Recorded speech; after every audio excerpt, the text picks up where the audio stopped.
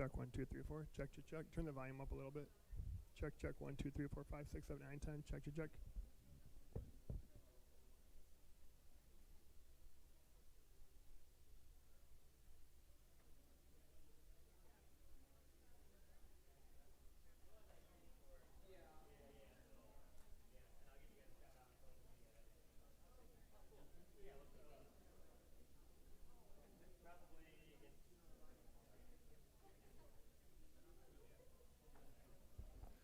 Check 1, 2. Check, check, check. 1, 2, 3, 4. Check, check, check, check, check.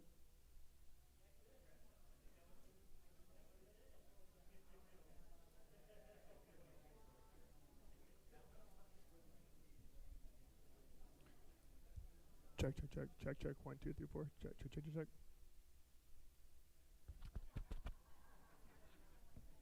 Why isn't it sending me?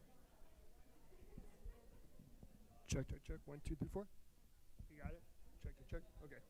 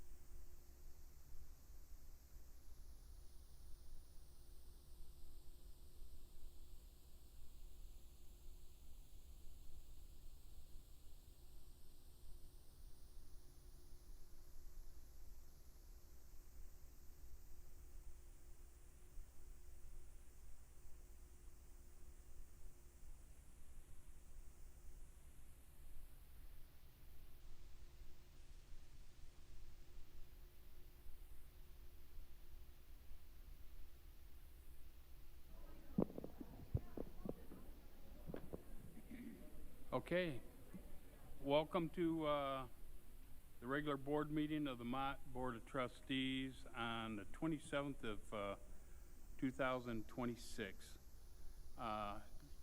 If everybody would stand, those who are able to, and we'll say the Pledge of Allegiance, please.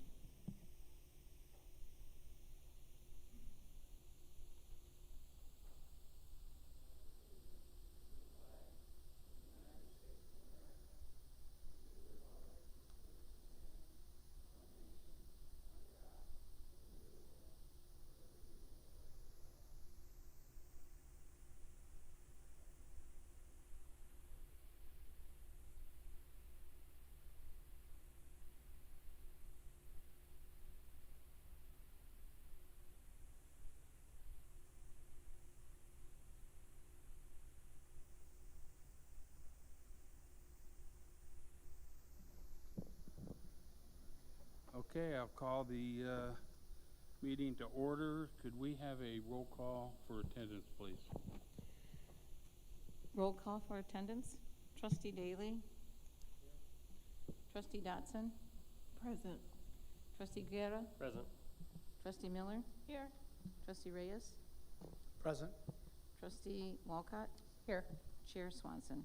Present. We do have a quorum. Okay. Before we get started, I would like to ask that we have a moment of silence for the United States Senator Don Regal, who passed away the 24th. He was an alumni of Flint Junior College, which is Mott College now. So if we could have a moment of silence just for his gratitude for his service to the community.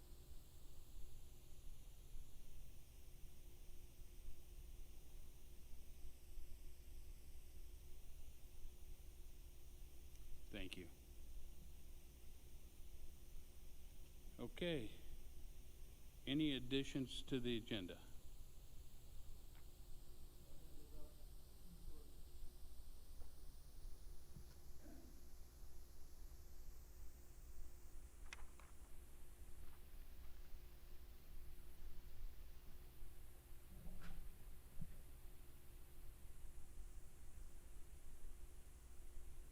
Yes, sir.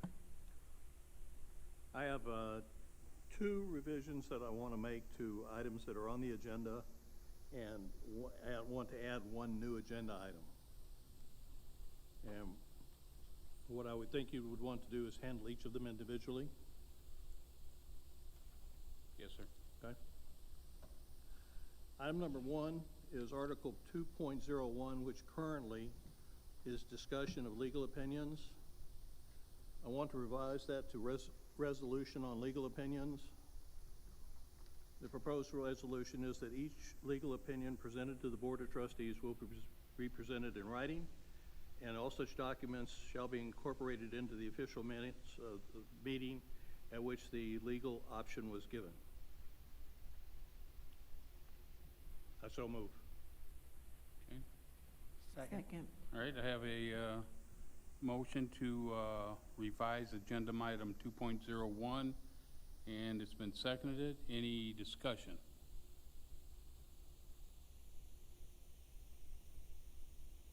Seeing none, all in favor, say aye. Aye. Aye. All opposed, say nay. Okay, 2.01 is revised. Go ahead, John. Second item is for revision is current item 2.02, which is currently labeled discussion on conclusion of investigations. The revised item is 2.02, resolution concerning investigations conducted on behalf of the Board of Trustees. Resolutions that upon completion, the results of all investigations conducted on behalf of the Board of Trustees, when completed, will be submitted in writing to the Board of Trustees.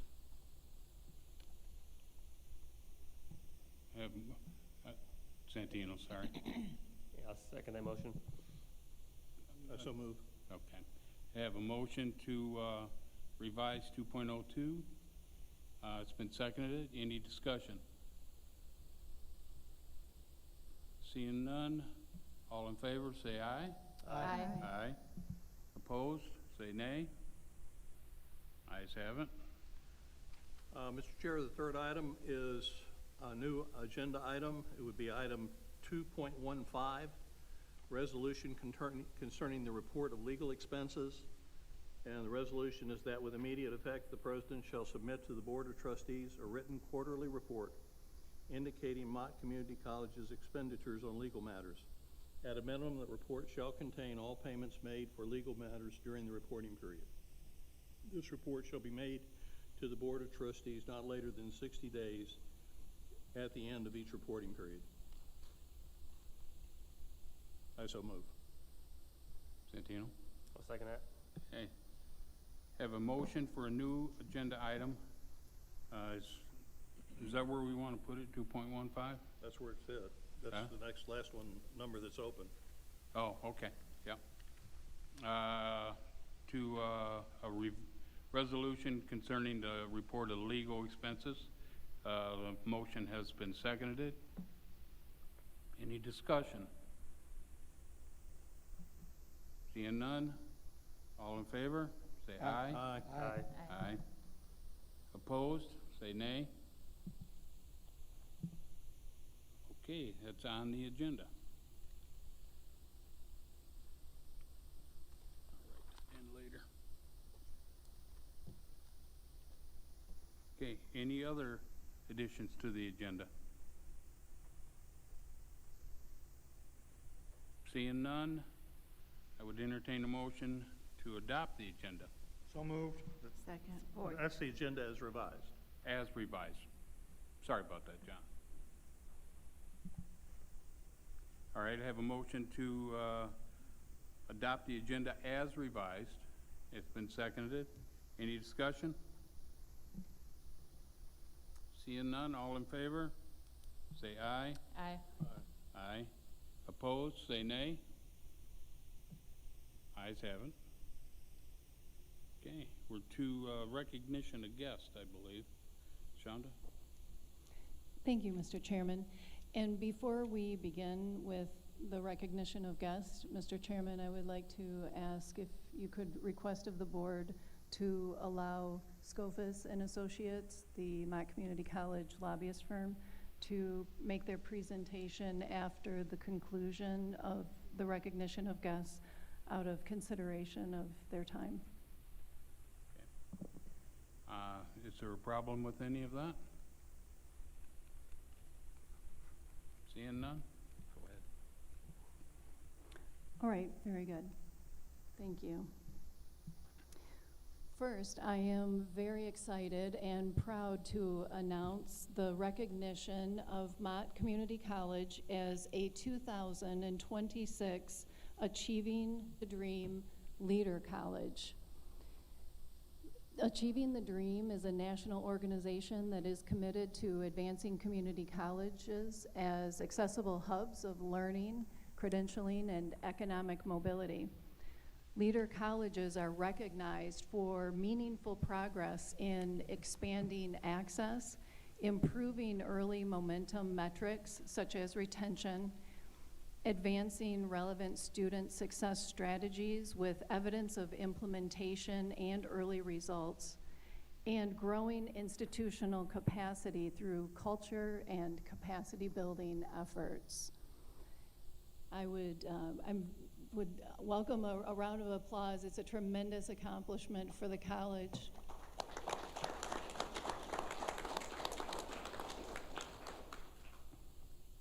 Being designated a 2026 Leader College is a testament to the relentless dedication of our faculty and our staff to ensure that every student has a clear path to success. At Mott Community College, we are very focused on creating extraordinary student experiences that produce successful outcomes. This recognition by Achieving the Dream validates our data-driven approach to redesigning student support services and delivering world-class instruction that is creating a stronger foundation for our students to achieve their academic and professional goals. We have been part of the Achieving the Dream Network since 2010. The 2026 Leader Colleges demonstrate sustained commitment and measurable progress in advancing student success. By using data to guide decisions and continuously strengthen their practices, these institutions are producing real gains in student outcomes, strengthening their practices, and deepening their impact in the communities that they serve. And that is a quote from the president and CEO of Achieving the Dream, Dr. Karen Stout. She goes on to say that the leadership of these community colleges sets a powerful example for colleges across the Achieving the Dream network, reflecting the focus, discipline, and follow-through that is required to achieve lasting institutional change. Mott Community College, we also, as many of you know, offer the Gateway to College program, which is a nationally recognized model that helps to re-engage high school students who have faced significant barriers to graduation in partnership with the Achieving the Dream organization. And by providing these learners with a supportive environment to earn their high school diploma while simultaneously earning college credits, Mott Community College creates that vital bridge to higher education and long-term career success.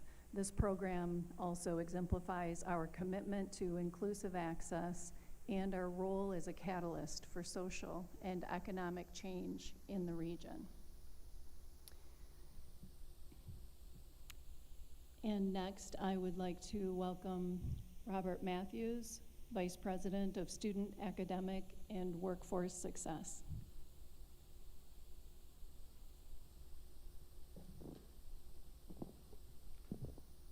Madam President, Mr. Chair, and trustees, excited to share a few things with you all this evening. It's been a busy and fulfilling semester, but it's also exciting to be able to have the opportunity to take a pause to celebrate the successes and the accomplishments of many of our faculty, staff, and students. So I'm going to ask Dr. Kevin Asman to join me as we get started.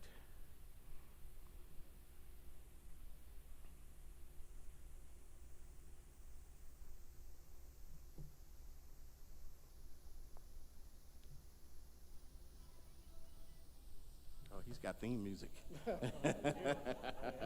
You didn't tell me that part, Kevin. That's an arrival. Sure. Yes. So one of the great accomplishments of our students in our graphic design program and in our media arts program is that they get to participate in local competitions. That is fostered by the faculty that lead that program. And over the years, we have seen a lot of students get recognition for the work that they've done.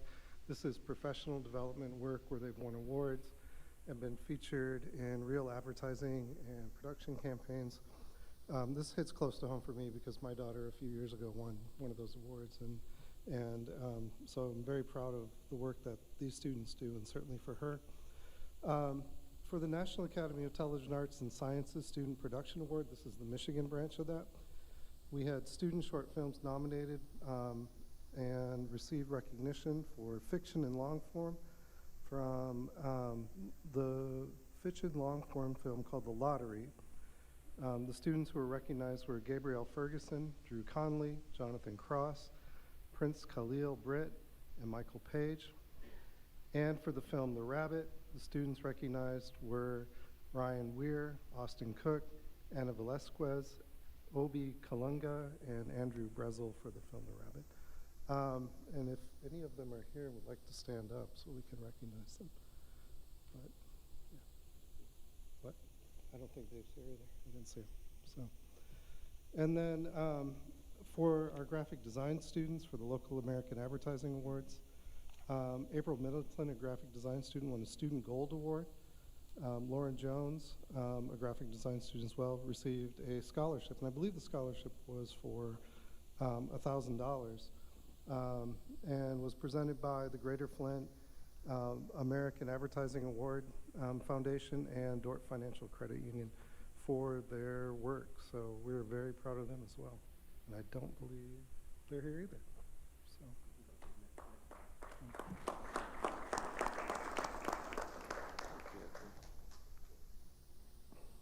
Next slide. Got it. Okay. Next one, Jordan. Okay. We have an honors chapter here on campus. Phi Theta Kappa is the National Honor Society for two-year colleges. We've had a chapter here for many years, long before I got here. But one of the great things that has happened in the last 5 years is that we've seen very motivated leadership and direction from our coordinator of scholar programs, Jessica Bixel. And I'm really happy to let you know that for the 5th year in a row, the chapter of Phi Theta Kappa has earned 5-star status, which is the highest status a Phi Theta Kappa chapter can earn. Not every school gets this because it requires a significant amount of work amongst the students, and one of the most important things that they have to do is a community service project. Our students made blankets for Carriage Town Ministries in this room. Some of you were here. I've seen you do it. We're very happy that you were here. But they also have to complete a learning project that goes along with that, a research-based project. And they did that this year once again. And we have dedicated leadership both amongst the staff and the students, and I think we should congratulate them for their hard work. Okay, please, sir. Jeff. Do you want to do that? Do you want to do it? Okay. Next slide, please. I have a, I'm sorry. Go yeah, ahead. just for clarity, you said, it says 4th year on here, and you said 5th year in a row? Oh, yeah, it's 4th year. I 4th year, misspoke, okay, I just yeah. want to make sure. Thank Sorry. you. I was going to give them a credit for one more year, so yeah, sorry about that. Okay, next slide we have recognition for the, I believe this is the 26th year we've been doing this, Brian? Yep. 26th year we've had the Mott Campus Clowns. These are the campus clowns that we have this year for 2026. And Dr. Brian Ivory, who's the advisor of the Campus Clowns, is here. And Brian, do you want to stand up and introduce? You guys can come forward.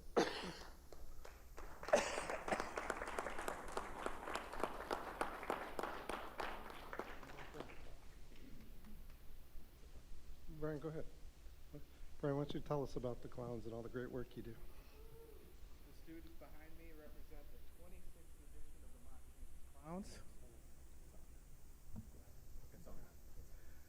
And they're also members of the Mott Honors Program, and they completed a class called Social Diversity and Civic Engagement, and in that class, they signed up to be trained as members of the Mott Campus Clowns. 7.5 weeks of training, and then they went into the community promoting goodwill through their anti-bully comedy magic shows.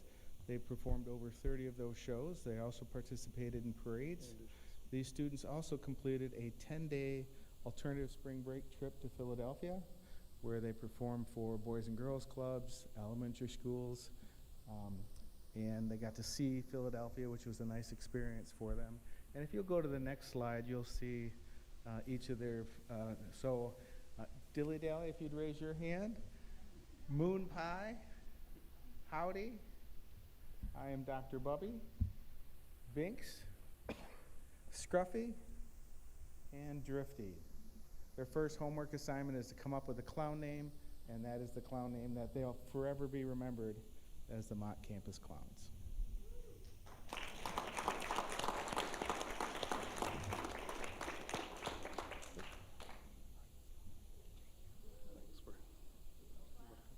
Way to go. You want me to stay? Yeah, you can start. Outstanding.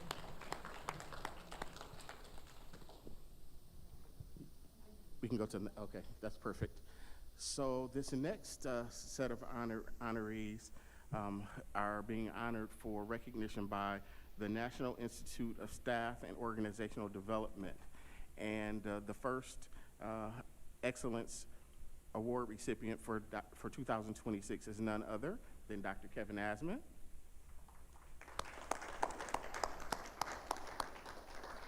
Dr. Michelle Dunham, I know I saw her earlier.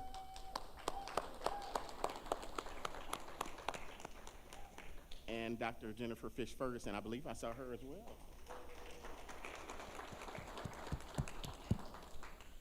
So the NISOD Excellence Awards provides an opportunity for colleges to recognize and honor the remarkable contributions of faculty, staff, and administrators who are helping to shape the futures of community and technical college students. It not only validates their hard work, but also strengthens a culture of excellence. And so we are really excited that this year these 3 individuals were chosen to be recognized, and we'll have an opportunity for them to receive their awards in just a couple of weeks, 3 or 4 weeks from now, at the NISOD annual convening in Austin, Texas. So we're very proud of them and the contributions that they're making to Mott Community College and the greater Flint community. Well done.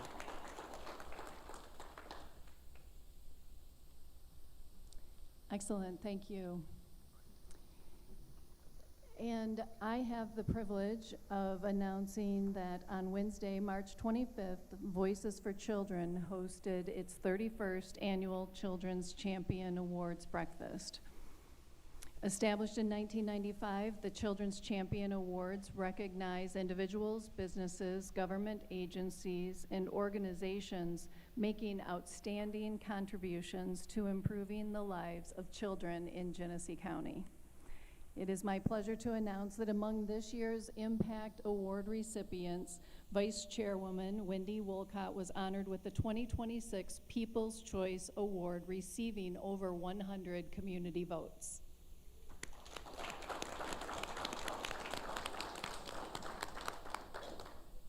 In addition to Wendy's service on the MCC Board of Trustees, she dedicates her time working with Big Brothers, Big Sisters, and also serves as a sworn court-appointed special advocate, advocating for children in the court system. She is also a certified member of Sheriff Chris Swanson's GHOST team and a dedicated volunteer with the Voices for Children Advocacy Center. Chosen by the community, the People's Choice Award reflects the meaningful impact of Wendy's work. Please join me again in congratulating Vice Chair Wolcott on this well-deserved recognition and her continued commitment to serving children and families throughout our community.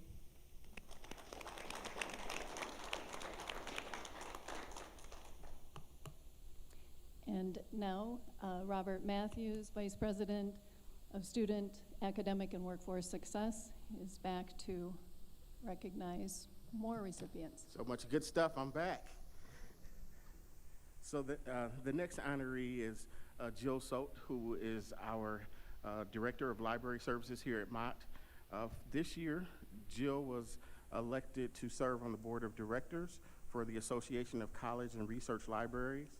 The association is the higher education division of the American Library Association, which represents over 11,000 academic and research library institutions.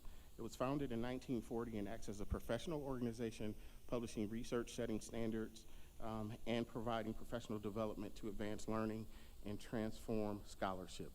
Jill was elected to a 4-year term. We should applaud her.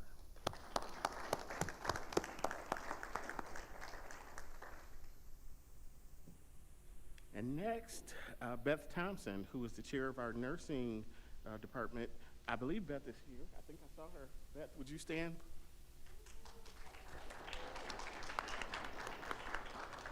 So Beth is being recognized by the League for Innovation in Community Colleges, and she has been awarded an Innovation of the Year award for some work that she's done around a community of practice.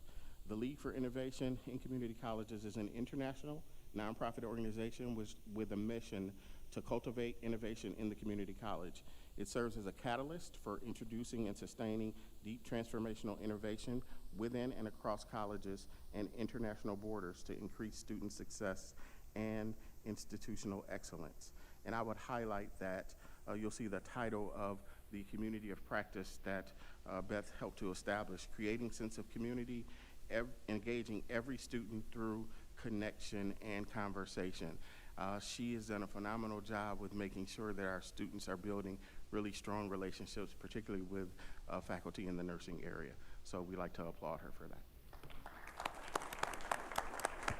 Thank you. Thank you, Robert. And next, Mr. Rod Whitney, the Executive Director of Facilities and Construction, has 2 recognitions.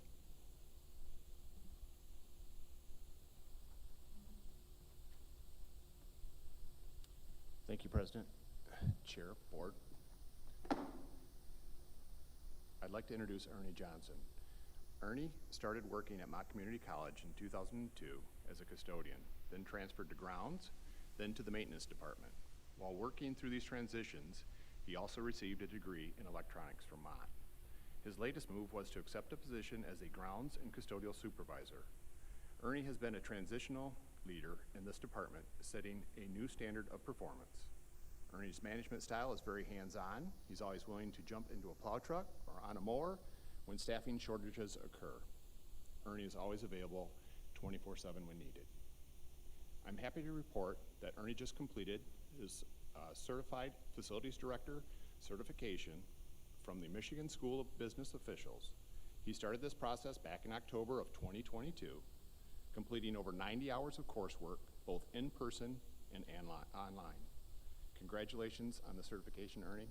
Keep up the good work. Thank you. Did you want to say anything at all? Way to go. Outstanding. Now I'd like to introduce Kim Main.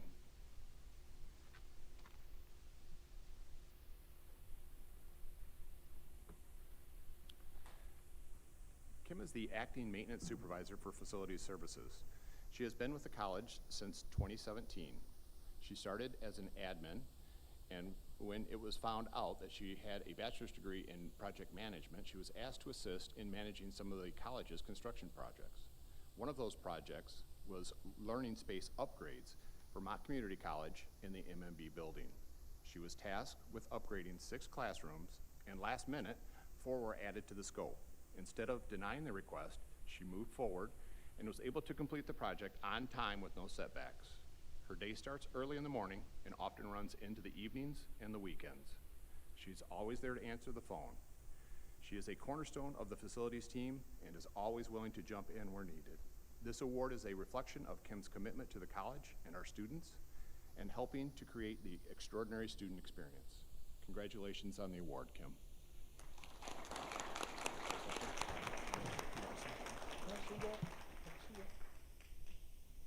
Congratulations, Ernie, and congratulations, Kim. Thank you, Rod. Next, I have the pleasure of once again calling forward Mr. Robert Matthews, Vice President, Student Academic and Workforce Success. And I would now like to recognize Vice President Matthews. Robert was invited to participate in a congressional seminar on workforce Pell by the Post-Secondary National Policy Institute, which took place on Thursday, April 2nd. Attendees of the seminar included a small group of 10 to 12 senior congressional staff from the Senate Help Committee and the House Education and Workforce Committee for a closed-door confidential discussion focused on how workforce Pell is being understood and can be operationalized at the institution and also at the state level. For background, PNPI provides professional development to current and prospective federal post-secondary policymakers who work on or aspire to work on higher education issues. They partner with researchers, policy experts, and administrators at the federal, state, and institutional level to produce seminars and boot camps that are focused on a pressing issue or an issue in post-secondary education. Please join me in not only recognizing but thanking Robert for all of his efforts to ensure that Mott Community College continues on with its mission of providing high-quality, accessible, and affordable educational opportunities for our students in this community. Thank you, Robert. Thank you. My pleasure.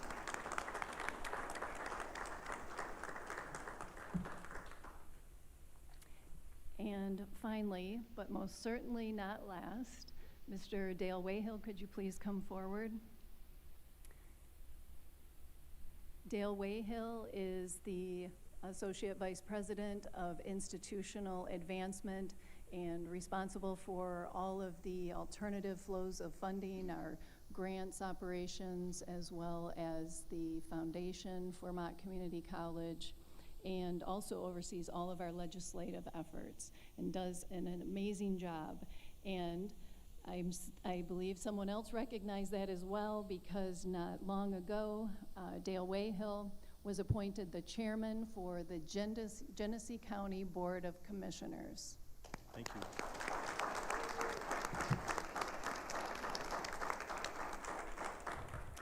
Just a moment. I have a little more. Okay. Don't run.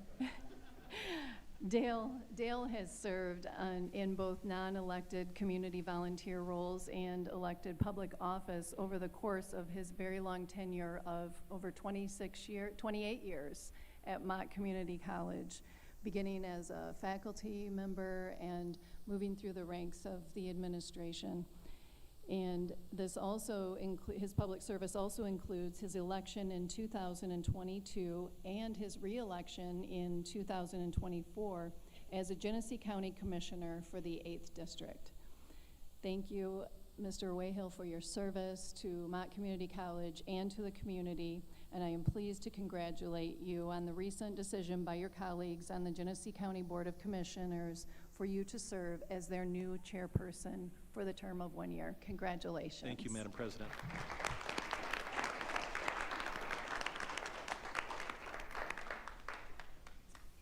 And that concludes our recognitions for the evening. And now I would like to invite our representatives from Scofus and Associates for an update on our legislative and lobbying activities.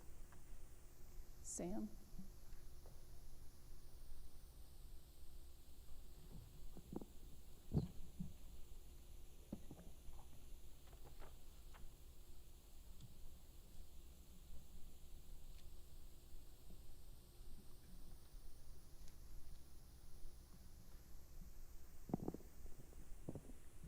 Good afternoon, Madam President. Good afternoon, Mott trustee members. My name is Sam Boomis. I'm with Scofus and Associates Consulting. I'm one of the partners at the firm, and I'd like my colleagues to introduce themselves. Hello, my name is Teresa Baker, and I'm an associate with Scofus and Associates Consulting, and I help manage the legislative bills and briefings and things of that nature. It's a pleasure to be here. Jack Pulte. I am a government affairs consultant at Scofus and Associates Consulting. Thank you. Thank you for the opportunity to speak with you today. During our presentation and discussion, please feel free to stop us, pause us if you have any questions in anything that we're discussing. It's meant to be an open conversation today. And as we proceed through our presentation, again, don't hesitate to pause us and ask any questions. We'll kick things off with our team. Again, my name is Sam Boomis. Our immediate team that you see on the slide presentation above includes some of the principals and fundamental people on this account that we are discussing today. Mott Community College, of course. Next slide, please. I wanted to discuss a little bit of our background and our track record for relevance purposes here, and specifically as it relates to Mott Community College. We have a history of working with other community colleges. One of those is Oakland Community College. Obviously, we've worked with them in the past. We are not currently affiliated with them, but for purposes of giving you a background, we wanted to present that we've done work as it relates to Oakland Community College. We've also worked specifically on a program called CREST, which is a program funding to support workforce development. We've been involved in negotiating TIFAs as well for Oakland Community College, as well as helping deliver budget appropriation and wins for Oakland Community College. We've also done work for Detroit Public Schools, crisis management. We've restored funding for several different legislative engagements. We've also worked with the Detroit Public Library, and we've protected an annual $1 million appropriation. We've also done grassroots and legislative strategy to secure ongoing funding for the Detroit Public Schools. Our commitment to Mott Community College. Our intent is to not have any type of conflicts. So if there is an opportunity for us to represent another community college or university, we will not engage in that opportunity. Our contractual commitment is specifically to you singularly as it relates to anything that includes community colleges and universities. Our goal is to continue to be transparent, loyal, and direct, and we are available to you and your team day or night. Our mission is to make Mott's priorities Michigan's priorities. Next slide, please.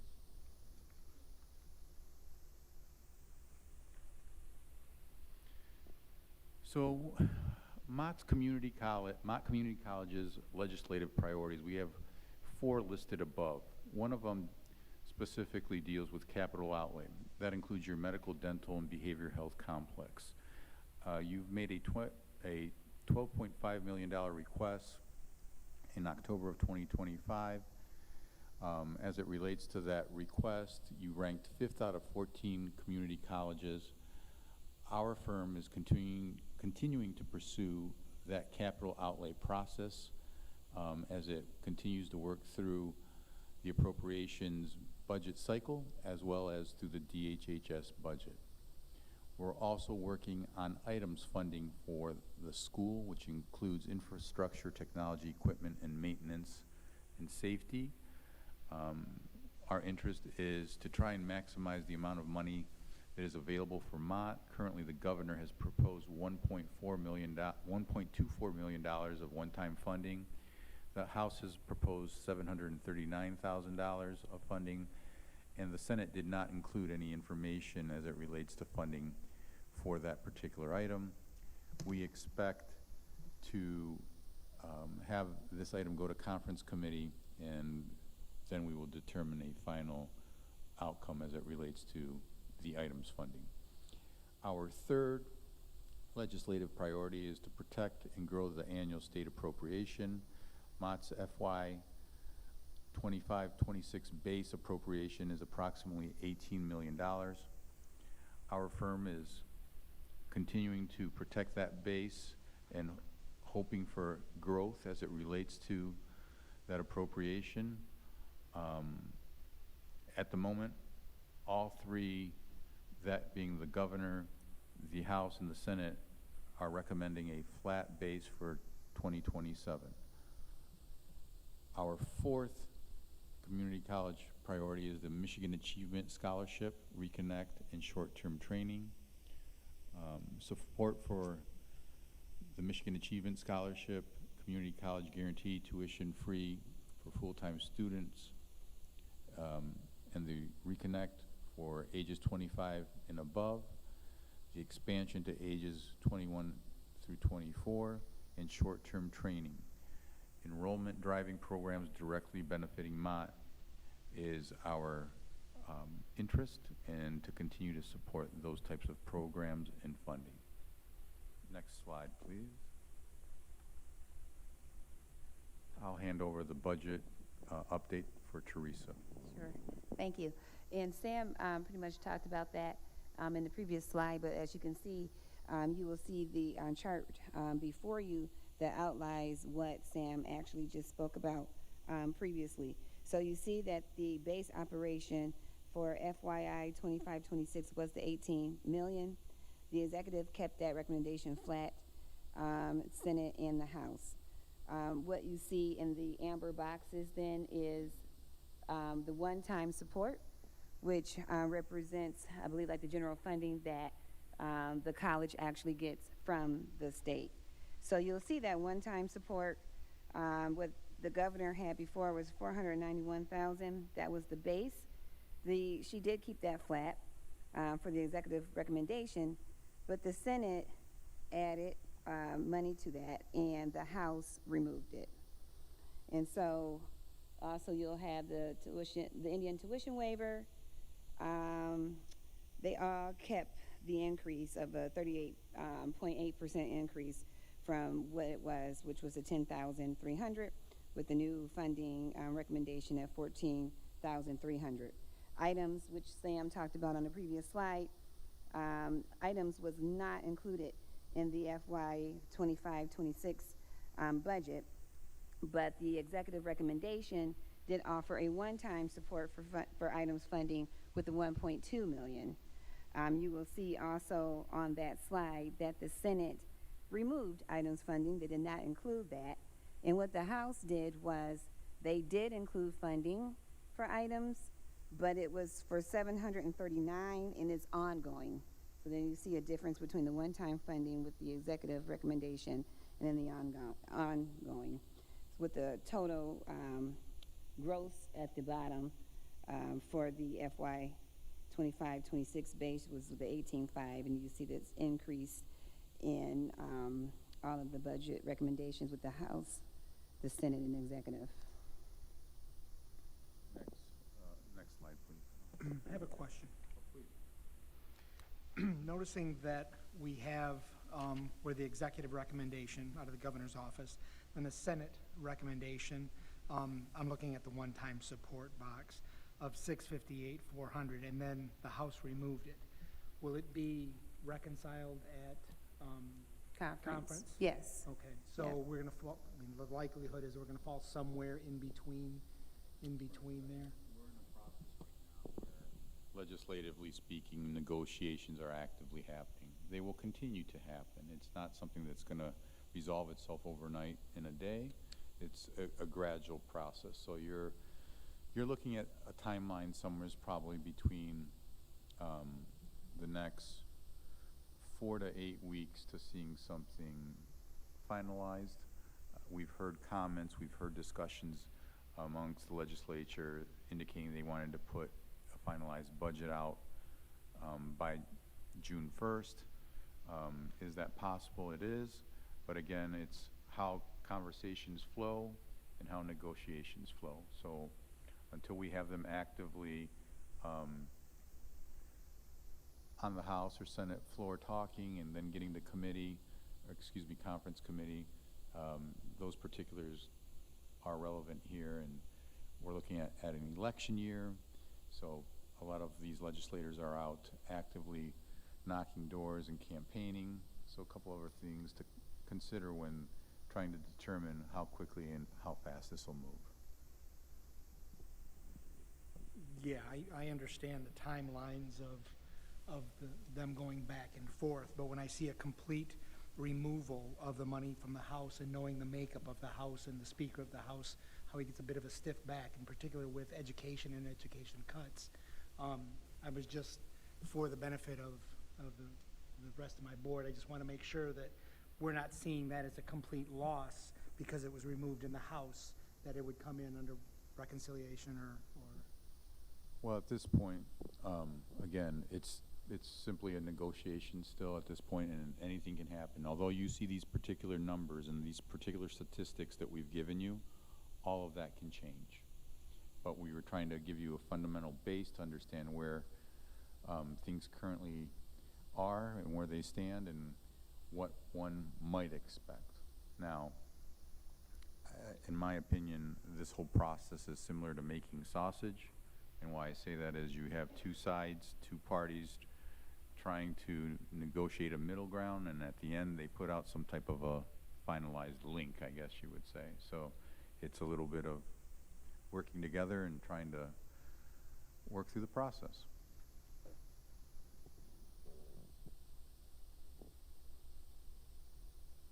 Is that, okay. All right. The real question is, how good is the sausage? We'll see. Depends who's making it, right? Yeah. Okay, if we can go to the next slide with the Michigan Reconnect and the Achievement Scholarships. And what you see there, you'll see two comparison tables showing how the Governor, Senate, and House differ on the Michigan Reconnect and Michigan Achievement Scholarship and the Community College Guarantee. You all know, and then maybe for our audience in the back, the Michigan Reconnect provides tuition-free access to community college for adults with a high school diploma but no college degree. So currently, adults must be 25 years or older to qualify. You see there on the screen, the Governor and the Senate both expand Michigan Reconnect from 21 to 24 years of age with an additional $25 million. for a total of $67 million. House maintains the current program with no expansion right now in place and no age change. Then we have the Michigan Achievement Scholarship and College Guarantee. There you see that the governor and the Senate propose $532 million for the Michigan Achievement Scholarship. There is a $232 million increase from the current year as the program scales to full utilization there. The House maintains the current levels, but adds meaningful policy change where students can now, who completed an associate's degree through Reconnect, become eligible for to continue at a four-year university. So that's strengthening Mott's transfer pipeline. Next slide, please.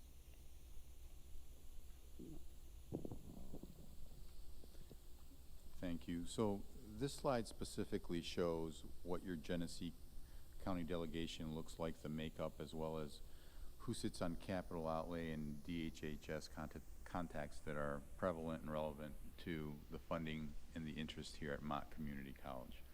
This is, again, something that we're just putting in front of you to understand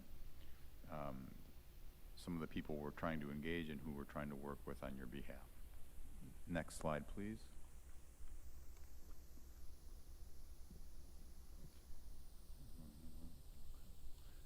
Mott's legislative briefing book. I don't know how else to put this, but I'm very impressed with what this book has meant to the people that we're working with as it relates to legislators. This is a one-of-a-kind booklet. All the years that I've been working on endeavors for different organizations or schools or companies, this is the first briefing book that I've ever seen like this that is very on point and relevant. It's something that I think most schools would love to have, and they don't. So I want to compliment Mott Community College for putting something like this together, because it's given you a voice with statistics that back up what you're saying. At the end of the day, I'm very proud of what you've got here, and I think you should be very excited that you've got people that can facilitate and put something like this together. Because I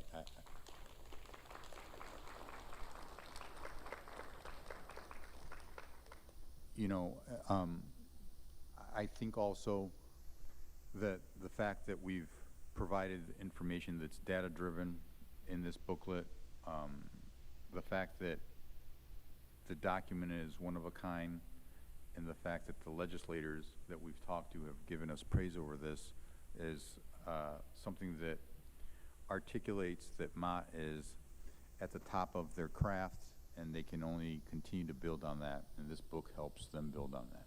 So thank you again for giving us this tool set, because usually I don't have a tool like that when I'm representing entities. I might have a flyer, I might have a couple of pages on something. This is voluminous, and it's great, and it's on point. Any questions here as it relates to this booklet? I'm sorry, go ahead. Which legislators are, who? Where you say legislators praise the transparency? Yes, I spoke to Representative Green. He was one of the legislators that thought that it was a great booklet and a great piece of information. Representative Neely as well.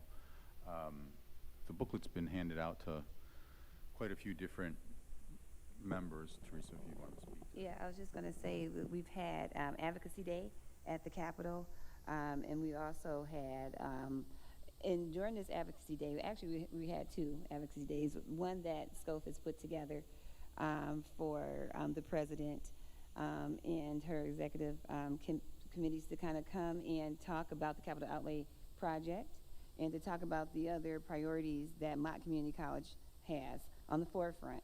And it was very helpful during those meetings. And these are the legislators that you see and on the screen.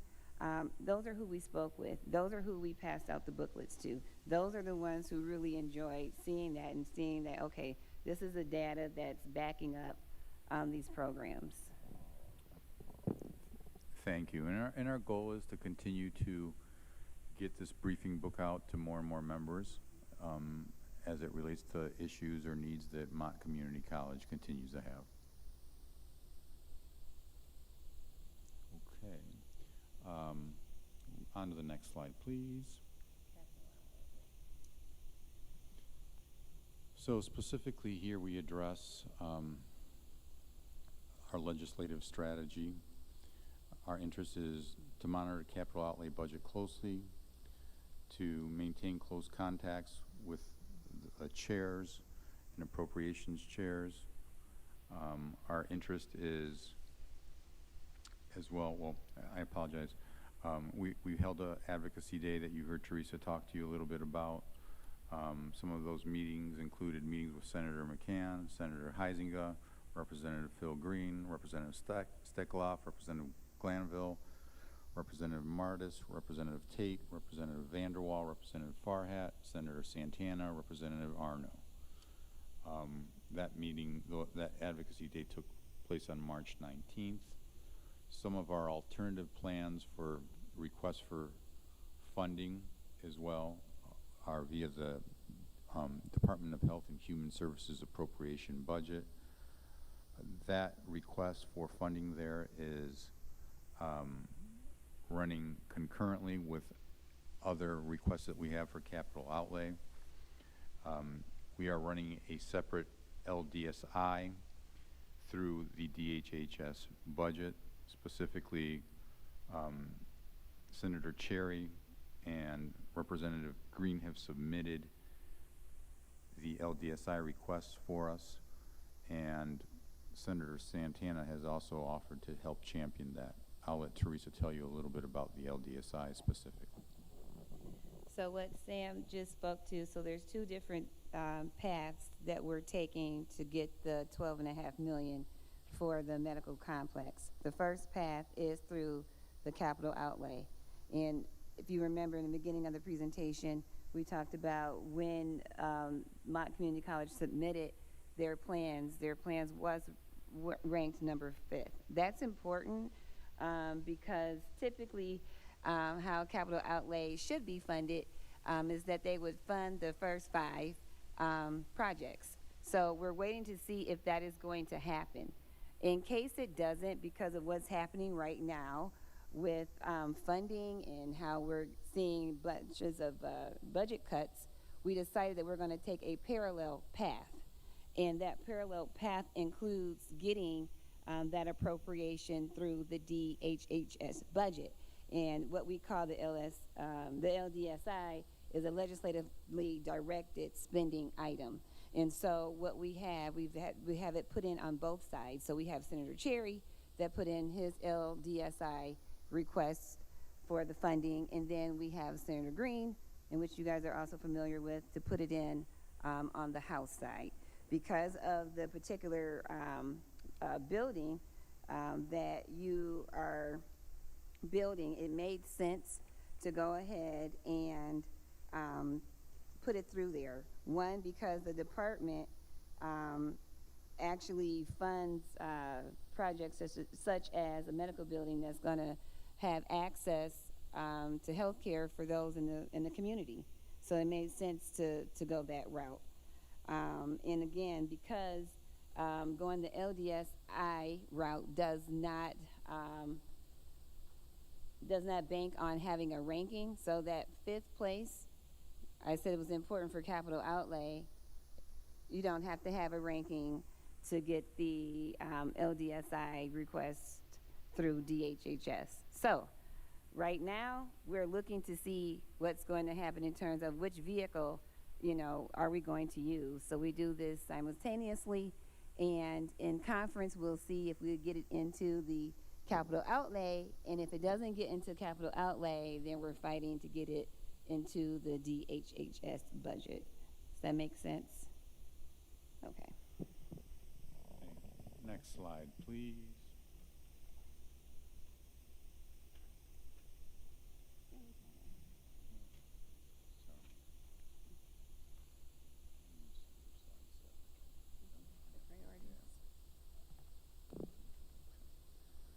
Okay. So our priorities include The capital outlay day. Thank you.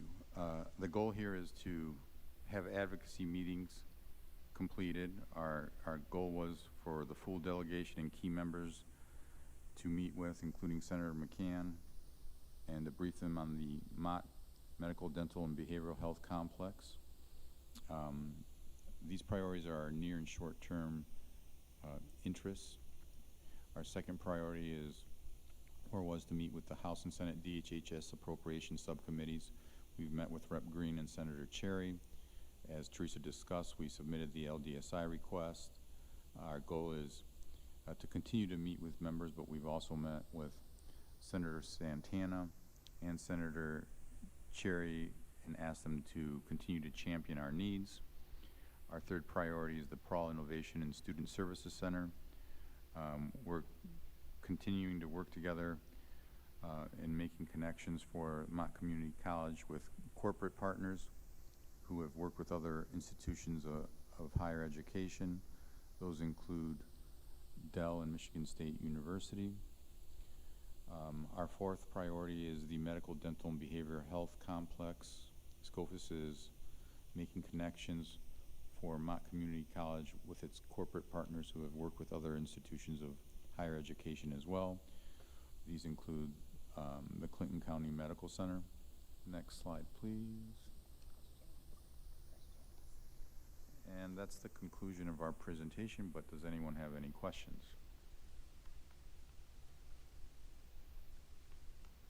Any questions?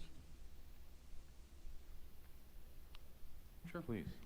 Yeah, I just say I really like the layout that you guys have. It makes it really clear what your mission is, how you're going to stay focused, and for us to be able to keep track of what's going on. So I do appreciate the presentation.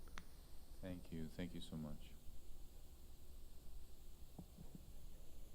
Try to get us as much money as you possibly can. All right. So That's the goal. yeah, That's the we goal. don't want a flat rate. We want to increase. Well, and that's part of the reason why you see us making requests in several different buckets.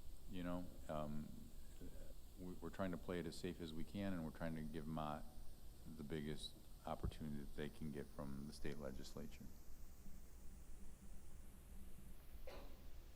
Chairman Swanson. Oh, yes. This question isn't necessarily for you all, but I was wondering who or what team from Mott can we give credit for the briefing book? Just wanted to acknowledge them or the team. So the real work took place under the direction, with my guidance and vision for the briefing book. Dr. Marcus Matthews, Associate Vice President and Chief of Staff, led the effort, working directly with our institutional research team to ensure that we have one single source of data, and ensuring that everyone has the same data and that we keep it updated on a regular basis. So it was a tremendous effort undertaken by Marcus and Drew Thyman, who is part of our institutional research team primarily. So yes, it was a tremendous effort. So Can we give them a hand clap just for that team?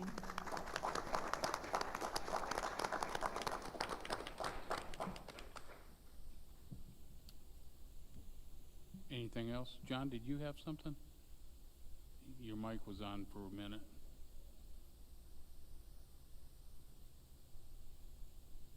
Oh, ask a question after? Okay. All right, so if there's nothing else, thank you very much from the board, and Shonda, I'm sure. yes, thank you for being here this evening and for your support. We are very very excited to see the outcome. So we appreciate all that you do to help us with our legislative efforts. Thank you. Thank you for the opportunity.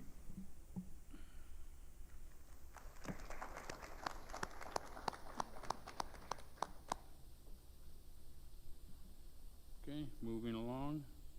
We finished everything? You're done? All right. Communications. Jordan? Yes, Mr. Chair, the board should have received 2 communications as part of their agenda separately. The first is from the City of Grand Blanc dated April 20th, 2026, from Bishop Airport Authority on the subject line of Grand Blanc City Downtown Development Authority, May 6, 2026, informational meeting 1 and fiscal year 26-27 budget. And that's in your, well, next to your packet for your review. The second one is a public comment that has been submitted by Elizabeth Jordan, and that's also for your review. Thank you, Jordan. Okay, moving along to comments from the public. Public comment is welcome at the meeting in accordance with the Open Meetings Act and Policy 1640. Just to summarize Board Policy 1640, speakers must identify themselves and any group they may represent. They must identify the subject matter of their remarks, and they are limited to 5 minutes each. In order to give each speaker a fair chance to speak, we will be timing the remarks, so they will be limited to 5 minutes. So if you go long, I will politely ask you to wrap up your remarks. Speech that is inappropriate or defamatory will be deemed to be disruptive, and the speaker can be removed from this meeting if the disruptive conduct continues. Personal attacks, name-calling, and unsubstantiated charges of wrongdoing will be deemed inappropriate and defamatory when directed toward an individual. Jordan?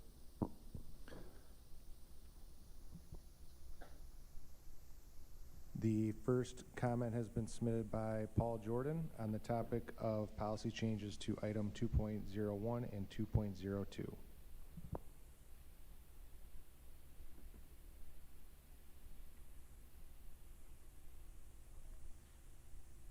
Which one should I speak to? Take your pick.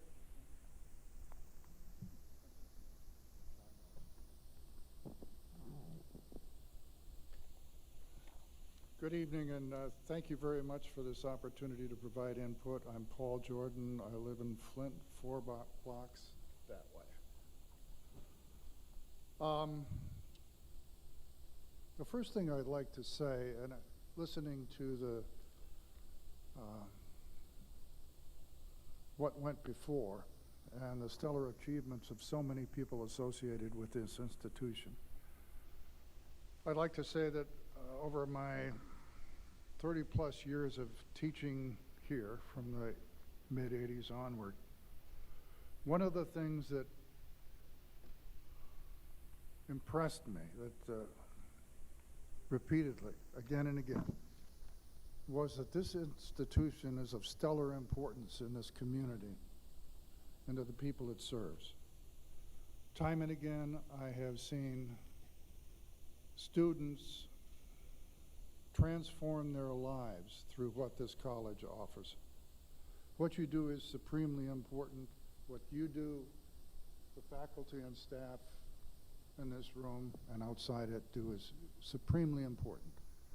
Mott has an open door, unlike many institutions, such as those that were the subject of Supreme Court judgments that the attorneys have referred to here and there. Almost any adult can walk through and get an education here. More the merrier. Come as you are. And the reason why the issue of affirmative action is so important is because people do come as they are, and they have to know that they are welcome in walking through that door, and that they belong once they get here. And that furthermore, while they are here, engaged in transforming their lives, they will be safe. No matter who they are, no matter how they present themselves, how other people see them. Okay, that's prologue. I want to address items 1.98 through 2.00 and item 2.08, removal of board policy 5601, affirmative action plan.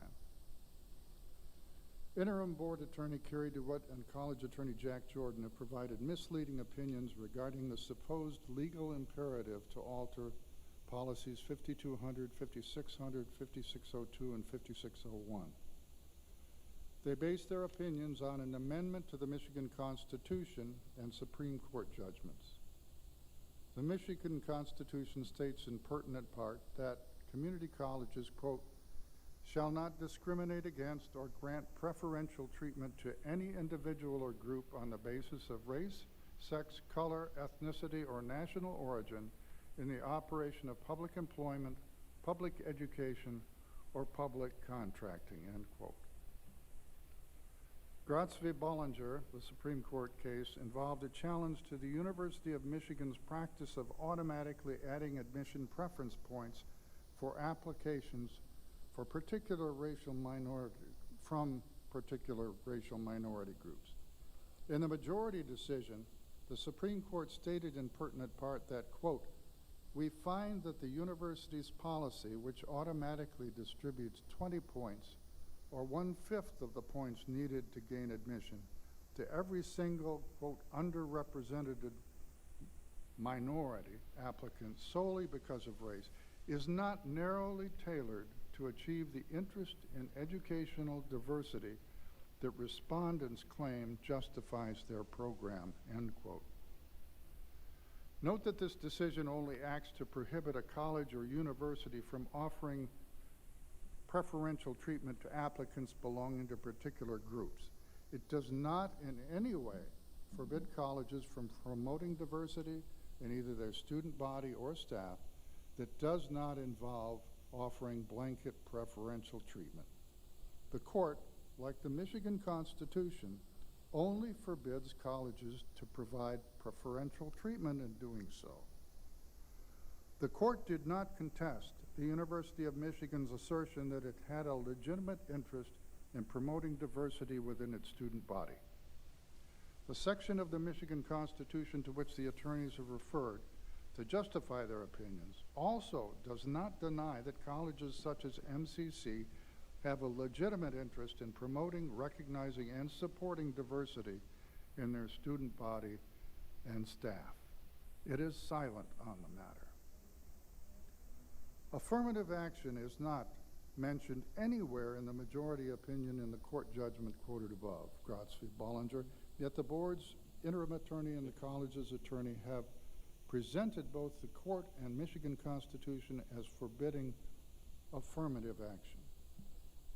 Hey, Paul, could you, it's been 5, could you? Yeah, absolutely. Okay. No problem. Policy 5601 Affirmative Action Plan contains a definition of what affirmative action means as far as Mott is concerned. It states that affirmative action refers to the collective measures taken to eliminate discrimination and provide equal opportunity in compliance with applicable laws and regulations, end quote. I therefore urge, there's nothing in that that involves preferential treatment or any other forbidden treatment. I therefore urge you to firmly reject the proposed amendments to the policies. Thank you.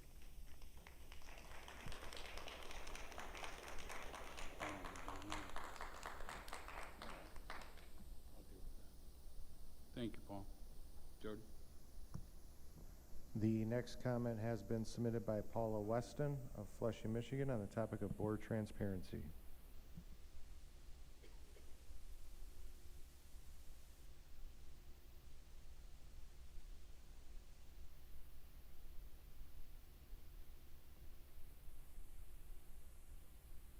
To get my glasses on, I'm sorry. I can't walk with them on.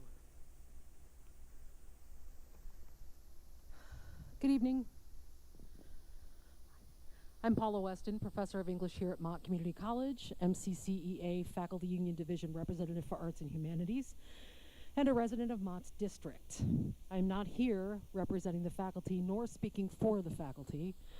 I am here, though, as a faculty member and as an employee of this college. The February board meeting was over 5 hours long, including the board's closed session. The reason for this is that this board collectively, not individually, but collectively, rejects transparency, rejects clear, direct communication, and refuses to work efficiently. A good portion of February's meeting was devoted to public comment, and I am grateful that people are attending and commenting. That is the basis of democracy and representative self-governance, and I applaud it. I respect the rights of speakers to profess their faith here at meetings and to defend Mott's president, Shonda Richardson Snell, as so many speakers did at the February meeting. What I take issue with is that these good citizens feel that defending Shonda's religious beliefs is necessary because this board has done nothing to allay their concerns. Nearly since the beginning of Shonda's time here as interim, objections to her appointment, especially objections from Mott faculty, have been framed by members of the public as an attack on her religious freedom. I go back to October 24th when Reverend Christopher Toma of Our Savior Evangelical Church and School in Hartford urged his congregation to show up at board meetings in support of Shonda, writing that, and I quote, "Once the overwhelmingly progressive faculty, woke student groups, and liberal community members discovered Shonda's spiritual and ideological framework, she was immediately targeted for crucifixion-like abuse during the public comment portion of the subsequent trustees' meetings." At that time, no one on this board spoke directly publicly to defend the faculty of this college, the students of this college, and the community members this college serves against these gross, baseless accusations. Almost more importantly, Shonda herself never spoke up and said, wait a minute, these are my faculty, my students. This is my community, not once. Here we are a year and a half later, and it appears that this board of trustees is content to let the lie that faculty are attacking Shonda for her religious beliefs malinger. Again and again and again, faculty have made it clear that our issue with Shonda's appointment has nothing to do with her professed faith. From the start, we have objected to the procedure by which she was appointed president. We have objected that a national search wasn't done. We have objected that without that search, Shonda herself wasn't vetted properly to assume her appointment as president of Mott Community College. We objected to a financial conflict of interest that was allegedly investigated behind closed doors by then Chair Andy Everman, an investigation that has not been made public or explained in any satisfactory way. We have objected based on the way this board ignored the faculty collective bargaining agreement, which spells out that the hirings of this nature must be done by a committee that includes faculty representation. But at no point have we objected to Shonda's hiring based on her faith, never, not once. Since her hiring, however, faculty, staff, and the public have come before this board to express legitimate concerns about how Shonda uses her office as president of Mott Community College to proselytize. As president, the way Shonda uses her office to spread her own personal faith can have a chilling effect on the rights of everyone else at Mott to disagree with her or to express their own faith and beliefs. Everyone employed at Mott Community College is subordinate to Shonda Richardson Snell. I am not exaggerating when I say that people at Mott are afraid of losing their jobs if they disagree with the president. It is the board's job to communicate to the public and to the faculty and staff and students at Mott that you are listening to us, that you understand fully the issues we bring before you, that you take us seriously, and that you are paying attention to what all stakeholders are saying and not only those with whom you agree. I have come before this board repeatedly, and I have no confidence whatsoever that collectively this board cares one bit about what I'm saying. And I am sitting here before you tonight to ask you to do what faculty and staff at Mott do every single day. Work for everyone at Mott Community College and the community we serve. Please do your job.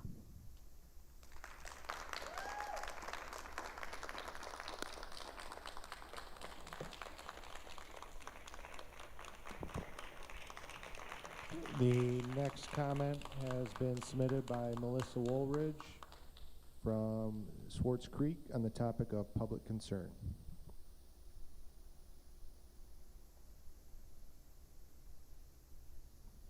Hello, my name is Melissa. I'm from Swartz Creek. Went to Mott when you guys, way back when you guys still had a program with Hurley for X-ray. I'll actually make it short and sweet, and I actually have some papers for you to go with my comment, if it's okay if I bring them to you, President Snow.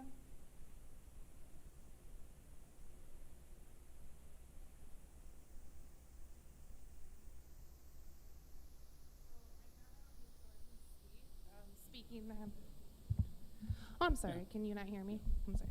So I'll make it short and sweet on transparency. You've been served.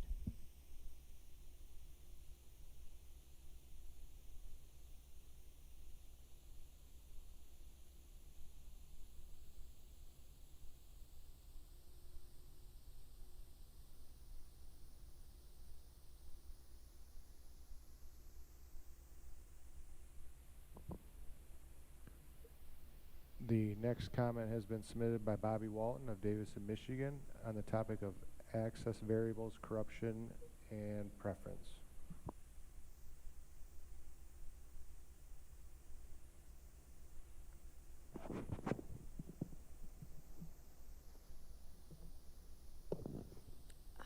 Unfortunately, I don't know how to be short and sweet. I passed out to each of you a copy of a postcard that went out in the mail just before the election in November of 2024. And I'm going to focus my comments tonight on the section of the front part of the card that deals with the agenda of the people who sent this card out. This card was sent out illegally because it was a campaign card that was sent out under the individual expenditure requirements of the campaign finance law, but it doesn't have an attribution saying who paid for it. It was mailed under first-class mail, so there was no bulk stamp on it to trace back to who sent it. So it's pretty much anonymous. And so the agenda has to be attributed to MAGA and the QAnon people, which are quoted on here. And they do say that they want to hold on to the MAGA, help us preserve the MAGA majority on the MCC Board of Trustees, and they advocate for the election of Jeffrey Swanson, Virginia Stepanek, and Candace Miller. So if you look at the agenda on the front of the card, excuse me, I got a pen back first page. You'll see that there are 5 items in there. And I wanted to talk to you about access, variable or variabilities, corruption, and preference tonight. Access. Equity is access, and access is, do you have access to the thing? Access is controlled by people who value the power of controlling access to the thing. And one of the things I've noted about this board is you try to control access to information, and I'll get to that toward the information part of my talk. If you look at the 2 sides you've received a copy of, I see the words in the postcard as controlling access. The 5 bullet points each describe control of access. Access to employment, access to free expression, access to economic development, access to the leadership of this college.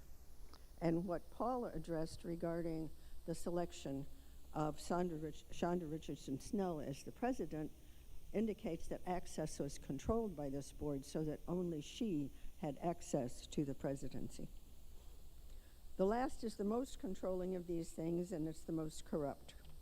Corruption is one of the words today. Consider the variables when measuring preference. I know that the attorneys that advised you when you were talking about doing away with affirmative action focused on preference. Well, preference is what this board has shown too many times, and what the president of the college has shown too many times in carrying out these 5 agenda items, and I'll read them.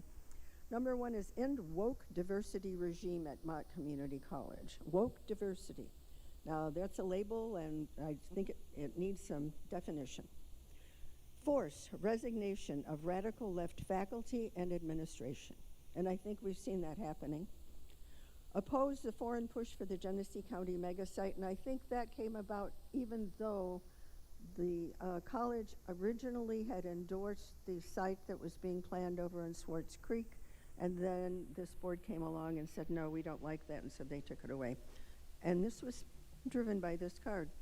Replace the current chair, Andy Everman, which was good, you did that.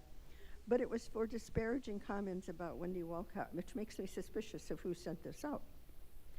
Hire current interim president full-time, and that was the admonition to hire Shonda Richardson Snell full-time. And at the bottom, we see the little, where one goes, we go all. Where one goes, we go all. That's QAnon.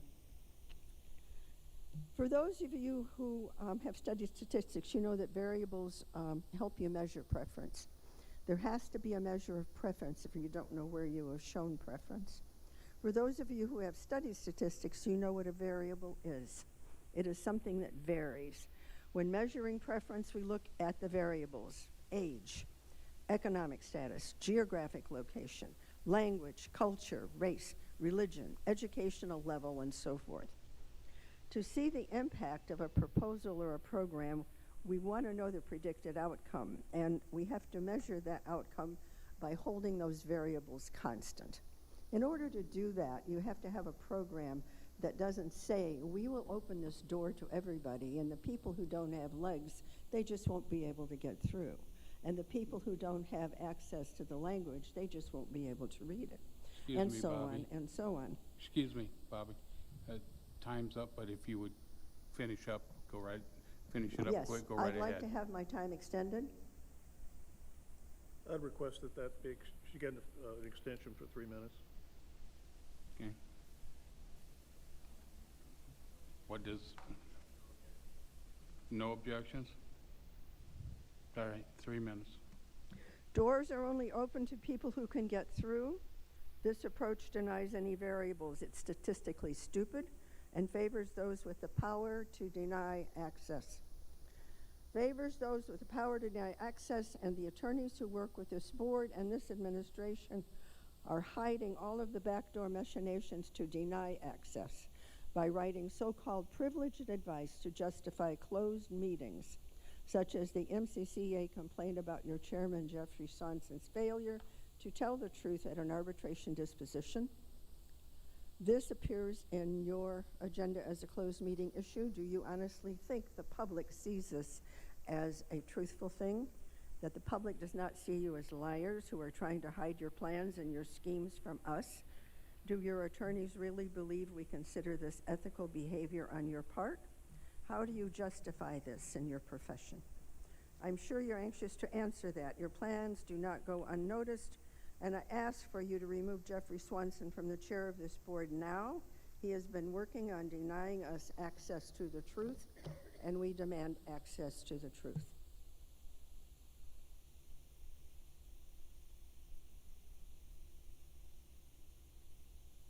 The next comment has been submitted by Patrice Steele of Fenton, Michigan, on the topic of affirmative action.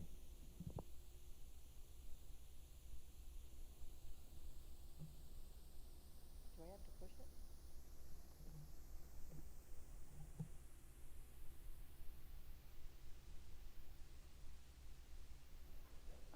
Okay. Good evening.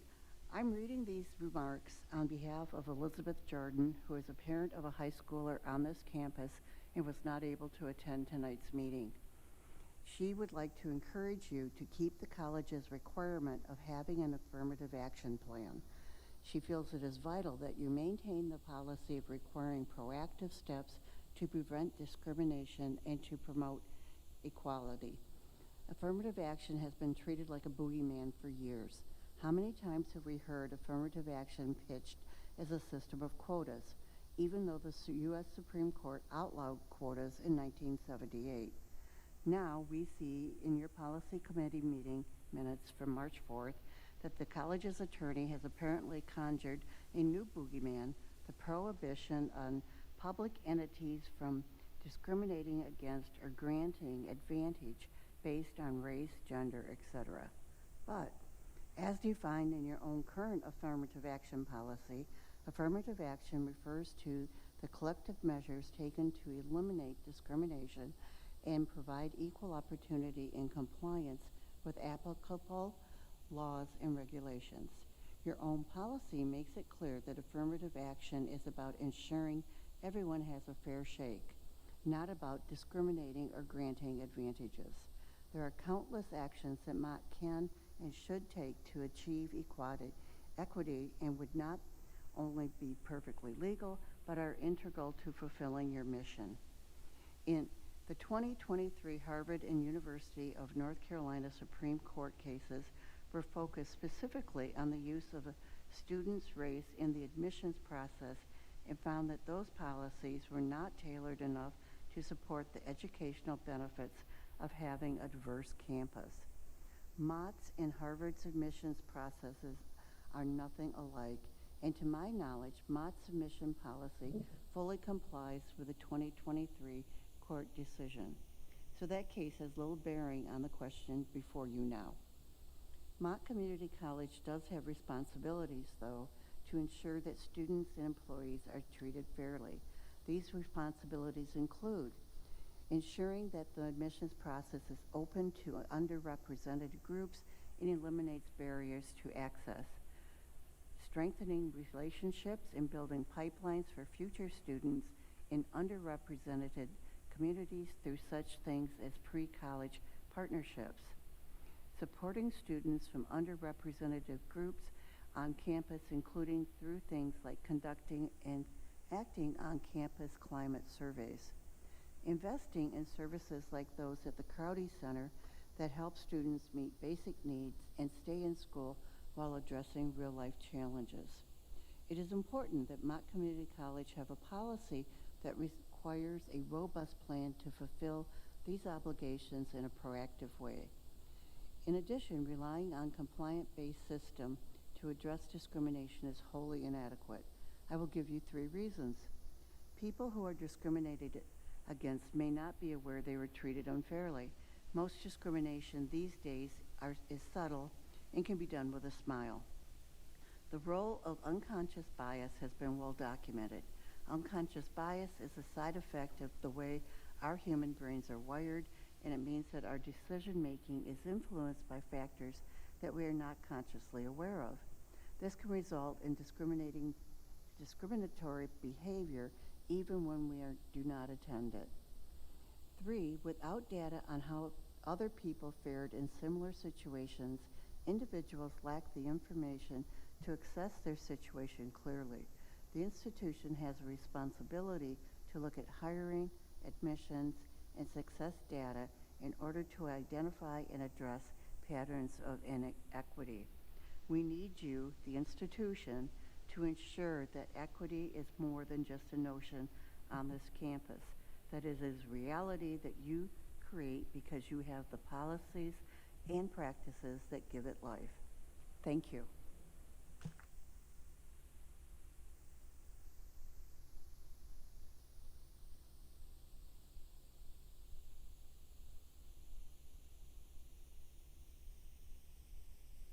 Jordan? We have Carrie Devon that will be speaking on the topic of item 2.0 to 2.10.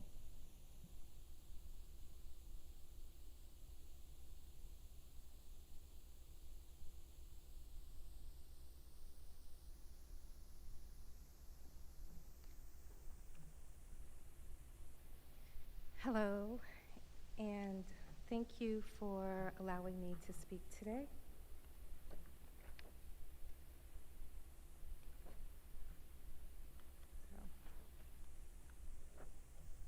Hello, my name is Carrie Devon, and like those who have already spoken, and those who have not yet spoken, and those who are afraid to speak but are concerned nonetheless about the ongoing activities at Mott, I am here to also share my concerns. Well, when I looked at the agenda items to be discussed tonight, I decided that I was going to focus on agenda item 11, God bless you, specifically section 2.08, the removal of board policy 5601, affirmative action, planned first reading, not for action, and section 2.10, amendment to board policy 7005, equal educational opportunity. It's also the first reading, but not for action, although I think it's going to be for action soon. Let's talk about the facts and honesty. On page 483, removal of the words affirmative action / equal opportunity institution, diversity, etc., is clearly setting a tone for the college. The federal government sued and lost in the courts regarding the removal of these words. In February of 2026, the United States Department of Education conceded in a legal fight vacating a February 14th, 2025 Dear Colleague letter, also known as DCL. That letter had threatened to cut federal funding from schools and colleges with diversity, equity, and inclusion DEI programs.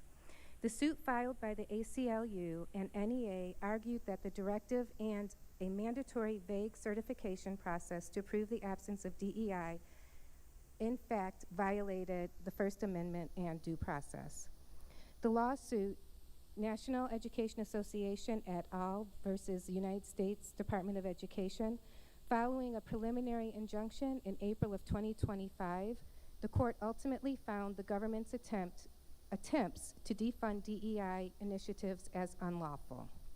So I must say it is concerning to see the proposed verbiage being removed on page 483 as it relates to Mott Community College, being an affirmative action / equal opportunity institution. I'm not sure why being an inclusive institution is under attack or why Mott would appear to be adhering to this type of behavior. The president of the American Federation of Teachers wrote in a statement, and I quote, "In this case, with the stroke of a pen, the administration tried to take a hatchet to 60 years of civil rights laws that were meant to create educational opportunity for all. They attempted to rewrite and redefine opportunity to eliminate diversity, equity, and inclusion, and threatened schools and districts with penalties if they failed to comply." Quote, "It appears by attempting to rewrite the current board policy," oh, this isn't a quote, that was my quote, that was in quote.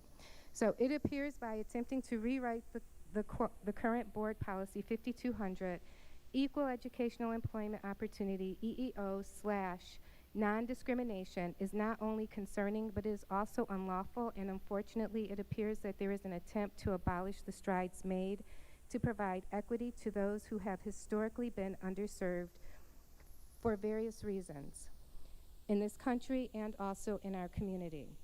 In some recent situations, DEI does actually mean didn't earn it, but historically, the meaning of DEI is diversity, equity, and inclusion. And the attempt to remove diversity from the language of Policy 5601 is alarming. The attempt or discussion of removing the verbiage pertaining to affirmative action is also disturbing. As we all know, the main campus of Mott Community College is in Flint, Michigan, a diverse and underserved community. Historically, Mott has played an integral role in providing a safe place for the community in which it has been inclusive and inviting for all people. It should remain as such. Unfortunately, the doors are no longer open and inviting. Case in point are the recent locks to enter the president's office. It is uninviting, it is not inclusive or welcoming to the employees of the college or visitors from the community. For over 100 years, the doors have been open and inviting without any incidents. Having to be buzzed in is a divisive, wasteful, and it is also unwelcoming. I request more time, please. Was that my 5 minutes? No objections. Another serious concern is the removal of books from the library. There are rows and rows of books missing from the library. Why? And if the reason is because these books are old and being digitized, why hasn't this been communicated or announced? Where are the physical books being archived? How do we, meaning students, faculty, employees, the community, etc., access the books? Digitizing the books creates a barrier for many people. We are not an online institution, and this is an added unnecessary barrier. This is a college, and books, all books, should be accessible. For the convenience of the Board of Trustees, I do have a packet that I've created with articles pertaining to the various lawsuits removing DEI initiatives and also pictures of the empty bookshelves in the Mott Community College Library. As a concerned citizen and employee of the college, these issues and many more are having an adverse effect on the morale of several employees and students. If you are not familiar with all of the concerns that have been ongoing and circling this administration and the many controversies of this college over the last 3 years and the impact it has had, I humbly request that you go back and you watch the previous board meetings. It won't take long to notice our concerns. If you are unsure of or think the changes of at the college are not having a negative impact on the students and employees, please take the time to educate yourselves. I guarantee you that most of us have the same concerns about what has been going on at Mott over the last 3 years. People are afraid to speak up. We know that our colleagues have been given ultimatums to resign or be terminated, neither of which are good selections. We know that one of the goals is to make it so unbearable for us that we resign. We heard it on the postcard. It was stated clearly in black and white, or red and white and blue, whatever. We have witnessed our friends and colleagues be forced out, and we also know the current struggles going on in various departments. But nothing is being done to stop the chaos and the uneasiness of current events on this campus. I know that some of you on the board want us to speak up, but we have spoken up for 3 years, and our voices were not heard. We have boycotted, and our voices were not heard. We have made complaints, and our voices were not heard. We have gone to the media, and our voices were not heard by this Board of Trustees. So no, we are not running to come and speak up again. Why would we when there is so much at stake for us? We are being stifled, limiting comments to 5 minutes, not reading submitted comments, canceling meetings, changing the venues for meetings. This all started after board member Art Reyes was the chair, and these tactics are continuing. We know it doesn't have to be like this, and it's not supposed to be like this. How do we know this, one might ask? We know this because when Art was the board chair, none of this was going on. It wasn't like this. Meetings weren't being canceled, meetings weren't being moved, meetings were held at the same time every week or every month, and we knew that. We have dedicated our careers to this institution. We are the heartbeat of this college, and we are not being heard. We, and many of us, are afraid to speak their truth for fear of retaliation, and this ranges from the EC on down. Excuse me. The 3 minutes are up. I just have like a paragraph and a half. If you could wrap it up, that'd be fine. Okay. We also sat here when outsiders who have no interest in this college, but they do have an agenda, who have come in front of this board, made disparaging comments and criticized us, particularly the faculty, and not one board member defended us or stopped them from saying untrue and damaging things about us. And yet, we still showed up to work day after day, and we gave our best, and we did our best for our students and the community. We have been dedicated employees. We care about our students, our colleagues, and the community. And it is increasingly difficult to witness what appears to be the deliberate demise of this institution, and the only people who can do anything about it is the board. It is because of the seasoned employees and faculty that the college has been able to sustain. Again, if you are not familiar with all the ongoing issues and concerns that we have had and have spoken about over the last 3 years, please do your due diligence and educate yourselves on the trials and tribulations that have gotten us to where we are today. Thank you for your time. I do have a little packet I'd like to pass out to the Board of Trustees, if that's okay. Okay, thank you.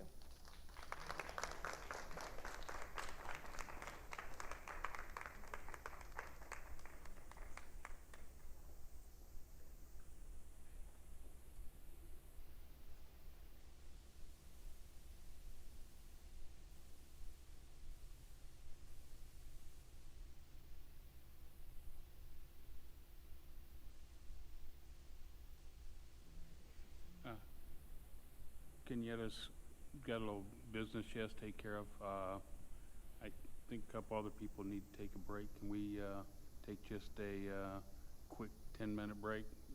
And we'll be right back. We'll try to hold it to 10 minutes.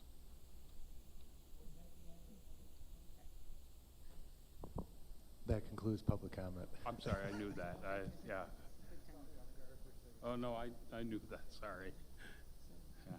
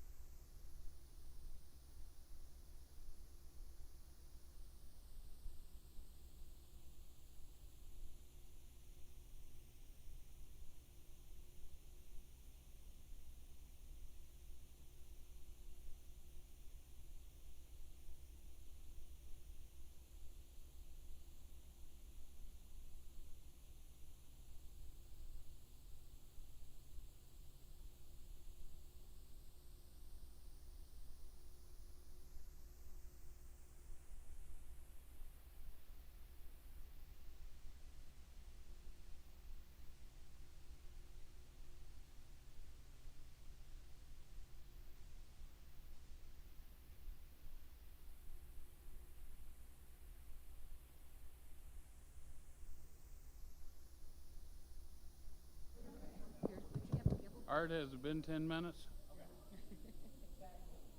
We gotta wait for Wendy and Candace. We're not And ready. John. Oh, and John. We were Hey. ready like 3 minutes. Shoo them over this way.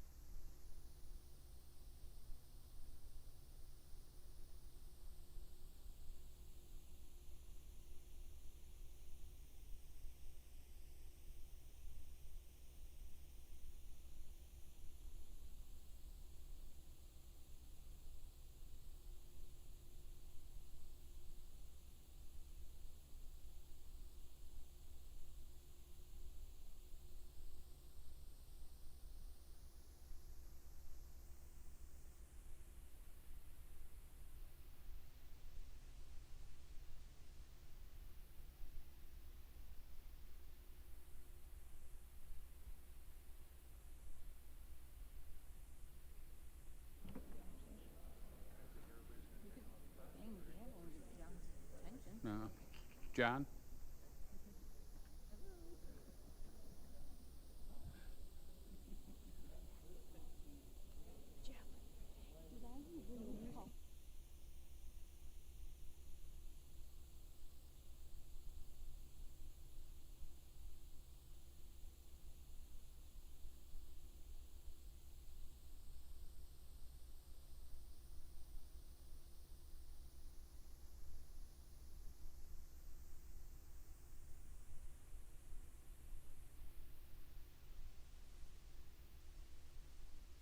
Alrighty, well, that's the longest time.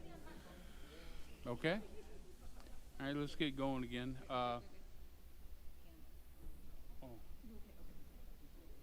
Kenyatta has stepped out. She had to make a couple phone calls. She said she'd be back in directly. She said start without her.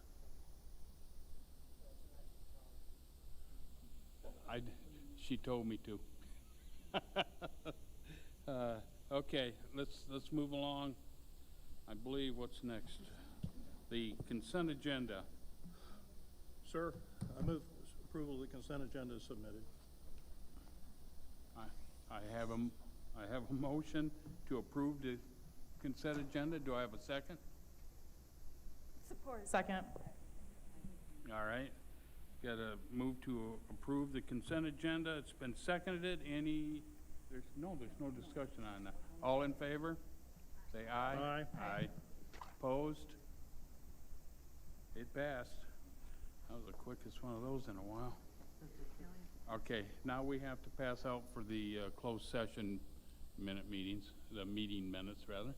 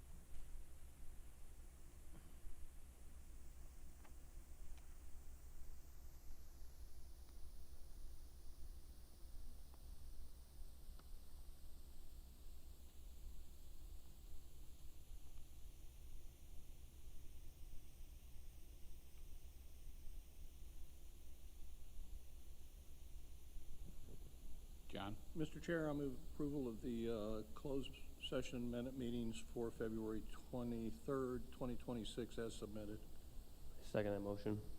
Again, motion that's been made to approve the minutes for the special, for the closed session. That's been seconded. All in favor? Aye. Aye. Opposed? All right, she's gonna pick those up now. It'll mess up the count.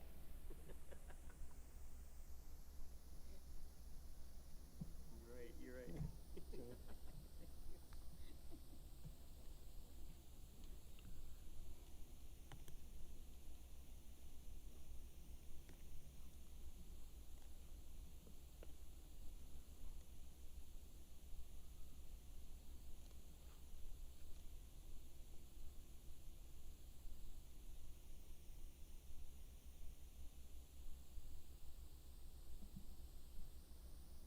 Got them all? Okay, informational reports, the treasurer's report. Larry? Yeah. Now, well, what I was going to ask the board is, we've got the report from February and a report from March. If there's no objection, we'll have Larry read the report from March and not February.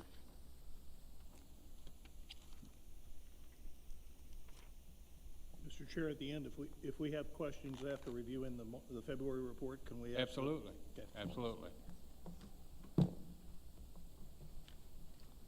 Okay, good evening. So I've been instructed to read the March report, correct? Okay, I can do that. No. You're right. Never mind. Okay. So just a few highlights from the March 26 Treasury Report. Total general fund revenues and transfers, about 7.2 million. Year-to-date, 81.3. Expenditures and transfers out, 6.9 million, and year-to-date, just under 65 million. Revenue highlights, you'll see the March credit tuition is lower than the prior year, but higher than 2 years ago, although it is all insignificant to the total. Non-credit tuition fees are higher than last year, but lower than 2 years ago, but both are higher overall year-to-date. March property tax revenue is higher than the prior 2 years, and the year-to-date property tax revenue is outpacing the prior 2 years as budgeted, and that's been the trend all year. On expenditures, March salaries and wages and fringes are comparable to the past 2 years. March contracted services are higher than the past 2 years, due in large part to the utilization of temporary contracted personnel compared to prior years. The other expenses are comparable to the prior years and in line with budgeted amounts. Year-to-date tuition revenues are outpacing both the budget and actuals from the prior year, and year-to-date expenditures are in line with budget amounts and comparable to the budget percentage compared to the prior 2 years as well. Accrued payroll, this has been up ever since we recorded the GASB sick pay liability, and so that's been up for the past 4 months. And then total assets and liabilities, you can see total assets in March was 40.2 million. March of 2025 was 36.5. 3-year average is 35.8. Total liabilities in March of 26 was 9.2. March of 2025 was 6.5, and then 3-year average was 7.4 million. And I did want to cover also at the last meeting, I believe on Saturday, when we were talking about the tuition, there was questions brought up about the state and where they were at and things going on, and you heard from the lobbyists already. I do want to highlight and point out a couple of things. So you saw what the Senate, the House, and the governor proposed, and they're all higher than the prior year, but only one is higher in the general appropriation in their initial budget recommendation for appropriation for community colleges, and that is the Senate. So everybody else is flat on the one-time and the general appropriation. The House took the one-time out, backfilled it with items funding, which is restricted. So those dollars have to be spent on those specific things. It's not for the general fund. And so I just wanted to point that out, that as we go through this, it's not the best way to look at it in total appropriation as a percentage, or total state funding as a percentage. Kind of have to dig into that a little bit and figure out what those components are, because there will be an impact to the general fund overall. And that's what, when I did the tuition presentation, I said that the state, this is the first time that I've seen the governor's office have a 0 general fund appropriation increase. And so there's a potential still that it will be less. We will get a, you know, right now, the way it looks, any increase in the general fund appropriation will be good, whether it's 0.1% or 0.2%, but it's not going to be much, I don't believe. So that is my March Treasurer's report. Move or receive the March 2026 Treasurer's Report. And did you want a motion for February 2026 as well? I think. I don't believe we need a motion to Okay. approve them. Okay. Second. Questions, John? Well, if we don't need a motion, then, Wait a minute, I'll give her a. Right, we're receiving the report. Yeah, okay. And if anybody's got any questions for Larry, have at it. On February's report, Yes. first page, transfers from future funding. Would you talk a little bit about that, explain that? Sure. Let me get to it, John. The $4.2 million we're talking about? Yes. The budget, yeah. So that future funding is a carryover from the HERF dollars. When we received the 3 tranches of the Higher Education Emergency Relief Funding, we were able to bring that in unrestricted and then save it, knowing that it was going to take more than 2 years or 3 years after it ended to get the enrollment back to where it was. So that's what that is. So how much is left? We have it roughly, with this 4 million, I think it's right around 15, 16 million, something like that. Okay. Yeah. Okay, and then on, yeah, I can't find it now.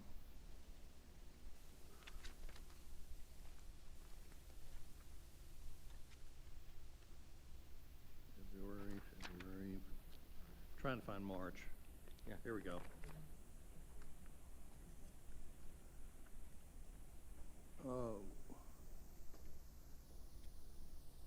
How much, what's the difference, when you're talking revenue highlights? Yeah. March credits are lower than the prior year, but higher than 2 years ago, although insignificant overall. Just out of curiosity, what is the difference? So we can look at that. That is, a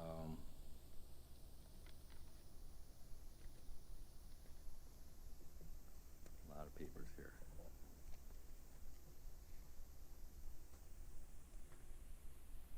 Yeah. So tuition and fees for the month of March 2026 was a negative 9169, which we have tuition appeals and people who dropped that we have to refund. Yep. In March of 2025 was $5,197. And then March of 2024 was a negative $38,331.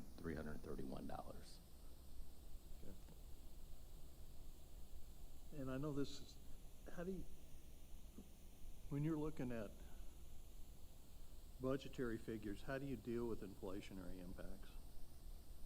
Well, in other words, we could have it actually have an increase of 2%, and that would not be enough to cover inflationary increases. So we'd have to do something to resolve from that. How do you handle that? Well, so when I did the tuition presentation, I explained the different components of our revenues and expenses that were going up. Mhm. And so we do a general allocation of whatever the CPI is for this area, 3.2%. Okay. And that's what we increase. Okay.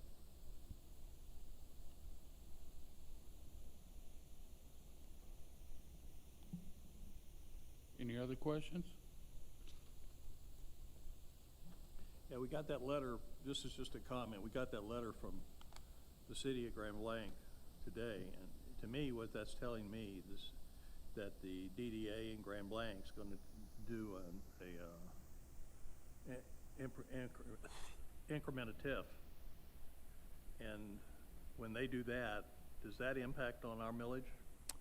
It would be, but that Grand Blanc, those DDA meetings, each one of those, either be it LDFA or DDA, are required to have informational meetings as a part of their bylaws. Right. So we've been getting those for ever since, or not ever since, but for the past several years. Yeah. But if they did pass a TIF, that would impact on our millage. It would, but I think they already have one. I think that's how they set the DDA up. Okay, Yeah, it's just an ongoing, yes. okay. Yep. All right. Thank you. Mm-hmm. Anything else for Larry? Thanks, Larry. Okay, thanks. Okay. Board Policy Committee report. Wendy?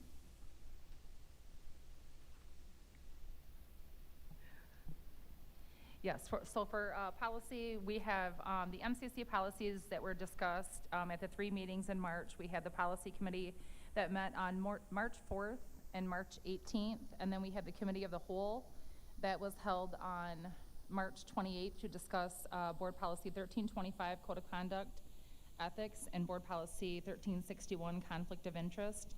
I also want to add board policy 5601. I didn't feel comfortable whatsoever even taking us voting on that whatsoever, so that's why I said I want to bring this to the full board. So on today's agenda, there are 10 first readings of policy changes representing the work of the policy committee, and we are going to continue to focus on board policy 1325 and 1361 in the future, and our next meeting is to be announced still. Thank you. Santino. If we're on unfinished business, I'd like to. We're on unfinished. All right, I'd like to make a motion that the board make no amendment to 1.98, amendment to board policy 5200, equal educational employment opportunity.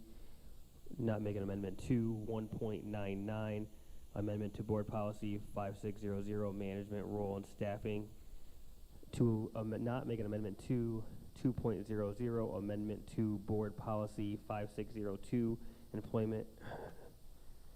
To not make an amendment to 209, amendment to board policy 5202, other harassment, first reading. To not make an amendment to amendment 2.10, amendment to board policy 7005, equal education. And to not remove 2.08, the removal of policy 5601, affirmative action, and to remove those from the agenda. Second. Okay. I didn't get all those I got all those numbers. I can make Could it you simple. state it one more time? Not the whole thing, but I'll give you the numbers. 1.98, 1.99, 2.00, 2.08, 2.09, and 2.10. And that is to make no amendments, and then except for 2.08 would be to make no removal of those policies.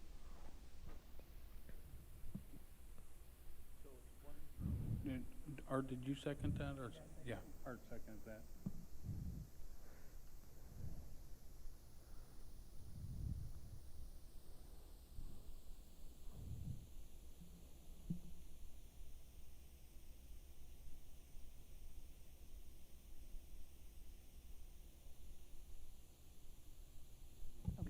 I just want to restate it. Your motion is to not accept the recommendations of the policy committee for any of those changes to our board policy and to leave things as they are. Is that correct? Correct. For those numbers? Correct. And just to clarify, that would not send it back to policy. That would just completely remove that from the agenda and or future.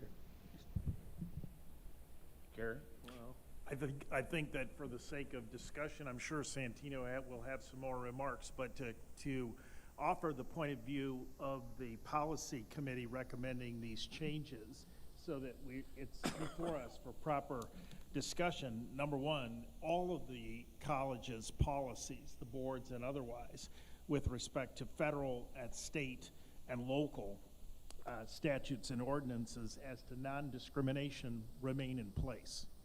The board, of course, and the policy committee are well aware of those continuing obligations.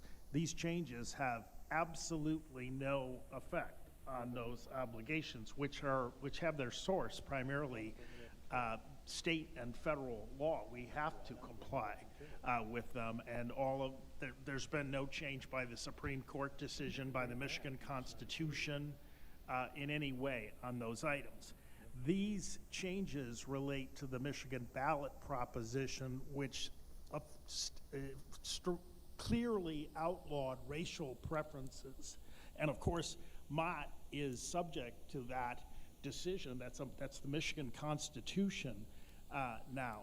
So if the board decides on a matter of principle, which my friend Santino may well articulate extremely well for us in a minute, not to bring our policies in accord with the Michigan Constitution, which has essentially rendered affirmative action as a racial preference null, then it's going to do so because it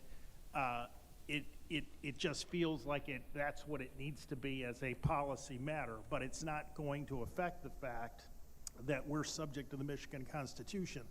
As a lawyer representing the institution and many higher ed institutions that have dealt with exactly this issue, I will say that more and more and more commonly, you are seeing lawsuits by people that are not minority members, and the refusal to bring policy language in accord with the Constitution, the federal Constitution, or in this case, the Michigan Constitution, is being cited in these cases as evidence of intent of the institution, unlawful intent. So I can't tell you when this would be a problem for Mott, but the policy committee's job and my job as someone that represents the institution is to bring the college into compliance with applicable law. I didn't make the law, none of us did, changing the Michigan Constitution, and not to keep something that is essentially null on the books because it feels like the right thing to do. But my friend Santino is about to tell us why it's more than something that feels like the right thing to do. Yeah, I appreciate it. I don't think that the words diversity, inclusion, affirmative action are bad words and that they're going to affect us in any negative way, keeping them in our current policies. I do think that we do follow the state constitution and we follow the federal constitution. So if we're following those constitutions, then we're not in any violation by having additional policies on the campus that affirm, the rights of our students, our staff, and our faculty. So I believe that removing these from the agenda and not voting to make any amendments or removal would be the best thing for this college to do. Also, I do have one more thing. With it coming from the policy committee, I know just because it's in front of us today doesn't mean the policy committee approved this. It just means that they're giving the opportunity for the whole board and the community to see it and for us to vote on it as a whole. So I don't blame this because it came out of the policy committee. I don't think it means that they wanted it passed. I think it's just they wanted to put us in front of us and have the opportunity to vote. To be fair, Santino, I think that John Godola and Jack Jordan and I generated our view that the policies should be updated. So if there's blame to be put on anybody's shoulders, we'll take it. Well, I was just going to say that. That's where Jeff, Art, and none of us had put those on there. It was from the attorneys, so that was something that was brought to us. Art.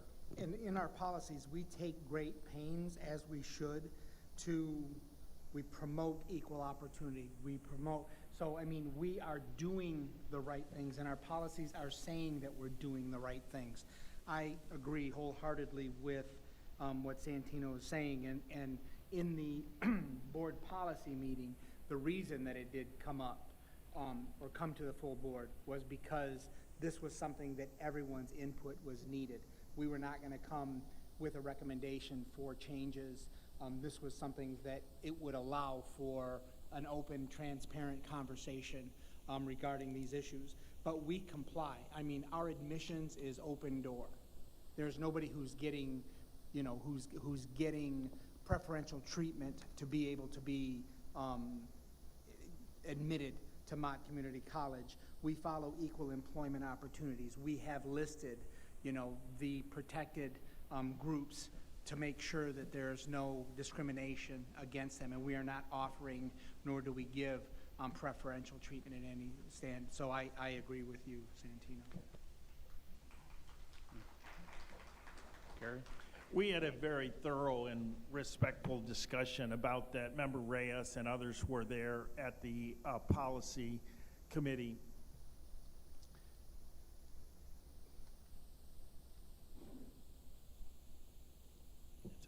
We had a good discussion about this at the policy committee, a really excellent discussion of the pros and cons. There's an alternative available to the board, and I suggested at the policy committee, it's natural for an institution of higher education to be sensitive on the topic of educational and employment opportunity. Well, it should be. These are the doors to the world that we're talking about for many of these people, as one of the presentations we saw earlier today demonstrated, and we ought to be aware of our obligations to have no barriers to entry, much less ones based upon race or sex or age or any other protected category.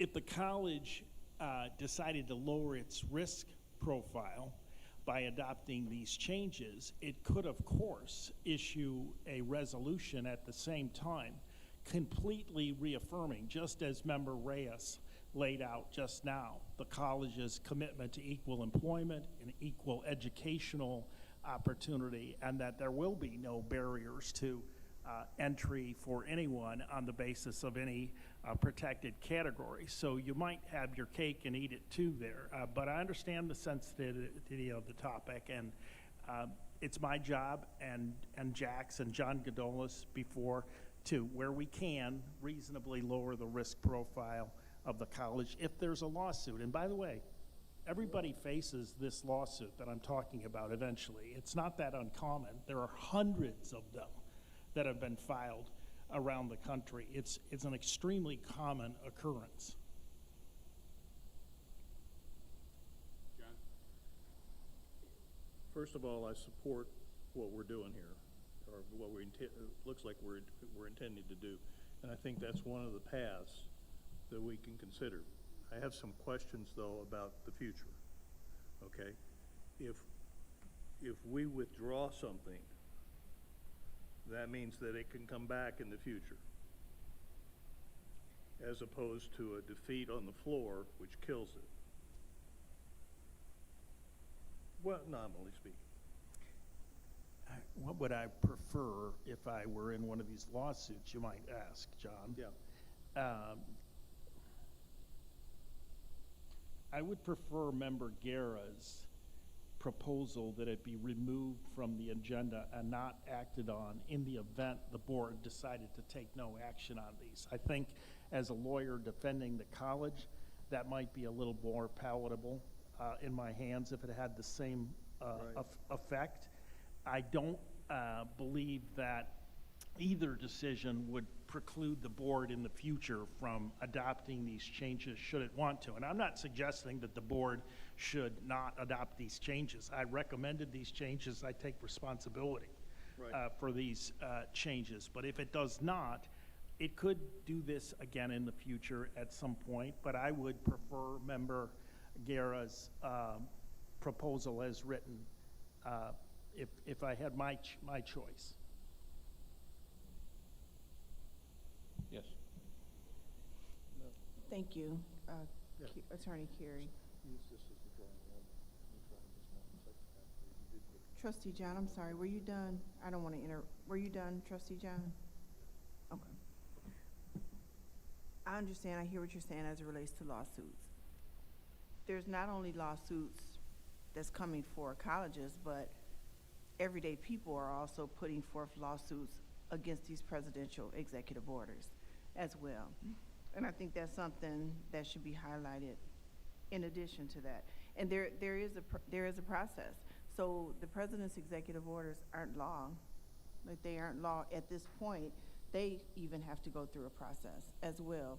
So we can't say that we're considering or that we want to take away affirmative action to align with the presidential orders. I think that's how it was worded in the, with the presidential executive orders, because that isn't something that has been solidified. And if we do end up going in a direction where affirmative action is put back on the table, we have, as well as other processes and programs, we have to really, that are designed to ensure an equitable system. You know, we've been around for over 100 years, and in that 100 years, it's been an open door policy. People have been able to come in regardless of their situation. So when we say all people, it's always been, things have always been designed to adhere to all people. It's just being changed in some type of way right now as to who the all truly is. And it is our responsibility, in my opinion, to create accessible pathways and opportunities truly for all people. So you can't take one thing away but then not put things, intentionally put things in place to ensure that those who affirmative action protected and ensure that they had access and access to opportunities, resources, and services. We can't take one thing away without ensuring that something else is put in that place, especially those who live in under-resourced communities and who live in poverty. I mean, we have to consider, if we're considering all people, we're considering them as well. And Mott has always done a good job of that, and that's not something that I can vote to go away. Absolutely beautifully said. I couldn't say the things that you described any better if I tried all day and night. That is the ethos of the college, and well, it ought to be. I would remind you that my remarks were primarily based upon the Michigan Constitution and the U.S. Supreme Court precedent in Gratz-Bollinger and in the Harvard case, which declared under the 14th Amendment, essentially, that affirmative action resulting in preferences is unlawful, is inconsistent with the Constitution in the case of the Michigan Ballot Initiative, the Michigan Constitution, in the case of the University of Michigan case, which has drawn so much attention in the area, the 14th Amendment to the United States Constitution. The executive orders, I have to agree with you. They come, they go. There could be other ones. There could be more just like this. But the 14th Amendment is interpreted by the U.S. Supreme Court and the Michigan Constitution as decided by the voters of the state of Michigan. Those are much, much more permanent instruments, unlikely to change. So these changes are based primarily on those constitutional provisions as interpreted by the U.S. Supreme Court and as stated directly in the Michigan Constitution. That doesn't decide the issue, but it's where I'm coming from. Thank you. Thank you. I believe I was in underneath the first reading that we're going to do, item number 7. I won't read all of it, but one part says employment opportunities for individuals in certain underutilized job groups throughout the organization pursuant to its obligation under U.S. Presidential Executive Order 11246 as amended. So I'm just saying I don't want to see what we vote on, especially as it relates to civil rights, equal opportunities. Can you? What number did you say? I'm sorry to interrupt you. 7.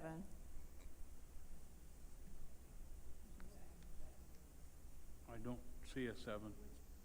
Which agenda item do you know? I believe we've taken that out already. Oh. Art just told me we have taken that part out already. Okay.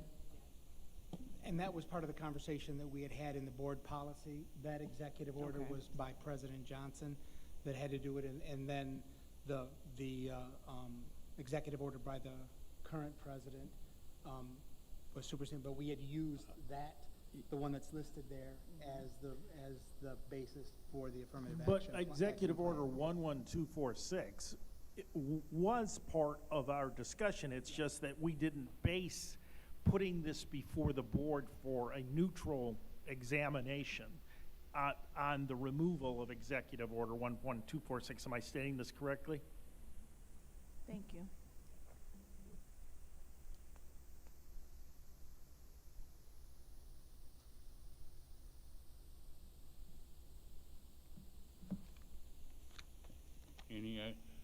still got the motion The motion was made, and seconded. And seconded. Any more Yep. discussion? Kenyatta? No? No. Okay. Let's do a roll call vote. The motion before the board is to not approve any of the recommendations and to not have the proposed amendments go forward and to leave board policy intact. On that motion, roll call vote. Trustee Guerra? Yes. Trustee Dotson? Yes. Trustee Wolcott? Yes. Trustee Daly? Yes. Trustee Miller? Yes. Trustee Reyes? Yes. Chair Swanson? Yes. The motion passes 7-0. I can only express my gratitude for your giving me a good listen. I feel like I got that. Thank you very much. Okay, so now we are on 2.01, correct? Okay, that's the resolution 2.01.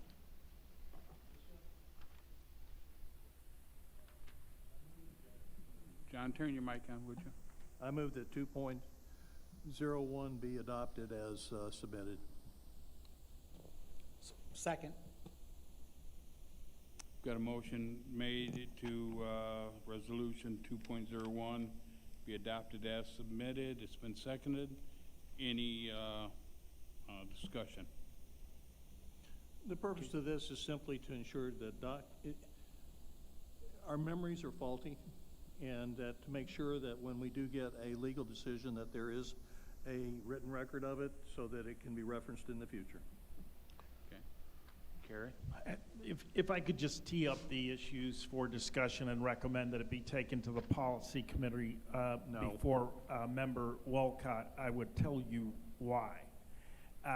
I have, in the time that I have been advising the board and just generally assisting with legal issues before us, I've probably, in open session or in closed session, mostly in open session, offered the board, could be 100 opinions, okay, from a simple 2-minute discussion, okay, to something as complex as what I just did, okay? There are a lot of opinions, so you're talking about reducing a lot of things to writing, but that's probably not my bigger concern.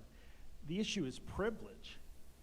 There are times when if you're going to incorporate my opinion into the official minutes of the meeting, there are some pretty sensitive things that every college and university deals with. Again, all of our higher ed clients, there are a lot of them. Most of the colleges in the state of Michigan, one time or another, they all have the same issues where they have closed or executive session here, and they take full advantage of the attorney-client privileged and closed session where appropriate and keep opinions quiet. I tell you from personal knowledge that happens hundreds of times a year in the state of Michigan for the colleges and universities, public and private, for this state. So there are some serious issues around this that I would ask Member Daly to attend the policy committee to discuss with us, this being his proposal.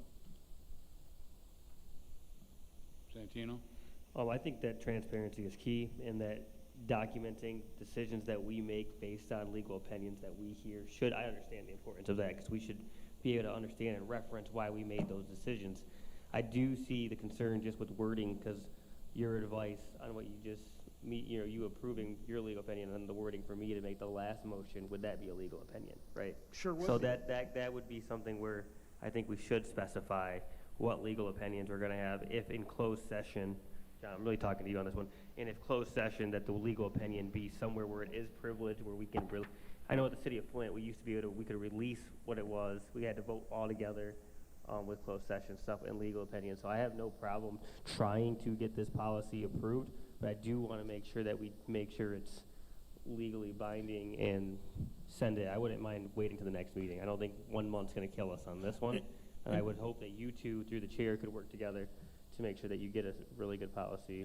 that we What can all I'd vote be on. willing to do is list the last 50 opinions that I can think of that I've given you. It's going to be a challenge to Member Daly's point because some of them are 2 minutes long, like the one I discussed with Member Guerra about how he would posture the motion that he just put before the board. I don't know that that's what Member Daly is referring to. Well, no, the reason when I wrote this, and I tried to stay specifically with these are opinions that are rendered to the board, not to individuals, to the board. And I think it's, and the second thing is that if we have an opinion that's legal opinion that's given to us in closed session, then the appropriate place for those, that the written documentation of that be made is with the closed session minutes. That's a great variance to the minutes of most closed sessions of which I'm aware. As you know, I have provided several opinions in writing to the board in closed session and otherwise over the time that I have. I just think this has a little bit of variance and hair on it that I invite a good discussion about before the policy committee. I understand the objective of transparency. I think you probably know that I share The board it. makes a decision based on a legal opinion, and then in the future, it's everybody, when we're called in to testify, if there's a lawsuit, it's everybody's best guess. I mean, we function as a government with records. I can It's simply so tell you hard. that if there are significant legal opinions, I have notes and records as a lawyer that would allow me to recreate the basis for the opinion and the statutory and common law issues that are presented. I simply request the opportunity to discuss this as a group in the policy committee meeting, come back to the board. It's been delayed this long, I don't have a problem with doing that. Is that a motion? So I'll withdraw the motion. I'll withdraw my second. Okay. Santino? Mr. Chair, I make a motion to send 2.01 to policy. Second. Have a motion to send 2.01 to policy committee by Santino and Wendy seconded it. Any discussion on that? Seeing none? Oh, go ahead. Just to make sure, I know when we worked through you to the attorney, are you guys all on the same page to actually work on this prior to policy, so you guys can try to get some type of draft in front of policy that's gonna go forward, so we're not starting from scratch when we see it again? Is that through? Everything's all good? Cool. Right. Sometimes, though, there'll be an issue like the one, as Art was describing it, where we just don't feel like we can usurp the position of the board, so we'll just put it before the board. But usually we have an opinion. And this was what this attempted to deal with. It wasn't dealing with opinions that were given to an individual. It wasn't dealing with opinions that were given to a committee. Okay. It's dealing with opinions that are given to the board on which the board is making decisions. Okay.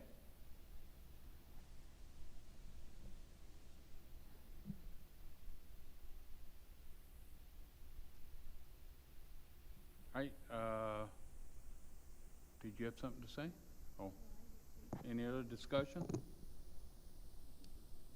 I agree with you, Santino, that it be pushed to where it can be defined exactly what we're looking for there. I agree that get with Carrie and Wendy and Art and get input from you, John, and to put it to the policy committee. I think that's a good idea.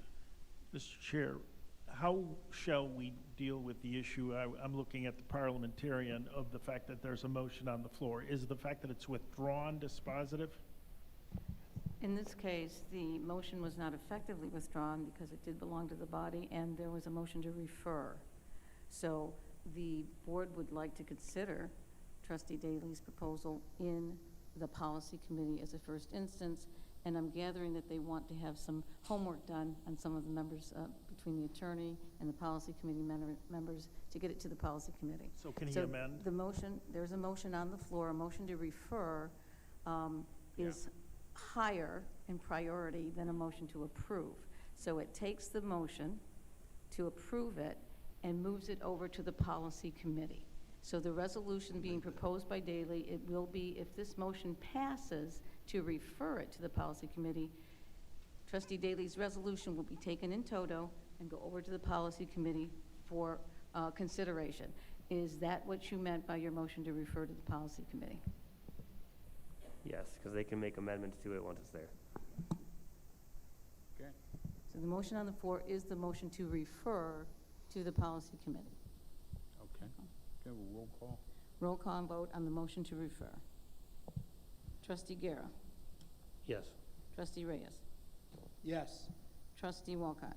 Yes. Trustee Daley. Yes. Trustee Dotson. Yes. Trustee Miller. Yes. Chair Swanson. Yes. Motion to refer passes 7-0. Okay, next item agenda, 2.02. 2.02 is I move that 2.02 be adopted as submitted. Second. Okay, I have a motion that 2.02 be adopted as submitted, seconded. Is there any discussion? Carrie. I promise you that I will not say this with item number 3 on Member Daley's proposals. I'm going to have no opinion there. I think that there are some similar issues presented by investigatory results. I think it would be a natural for the policy committee to examine both of these. There are some pros and cons to this. I think Member Daley's idea of private minutes for privileged information could also be a question that we apply with respect to investigations. It might solve the problem. I don't know. Why would the policy committee be reviewing an investigation that the board's directed? No, I'm not suggesting that the policy committee would review the investigation. I'm suggesting that the policy committee would examine this proposal with your assistance. Motion on the floor is always in order. Okay. What I'm saying is that I think it's a natural place for the policy committee for this proposal as well. And I think some of the same issues are involved. Okay.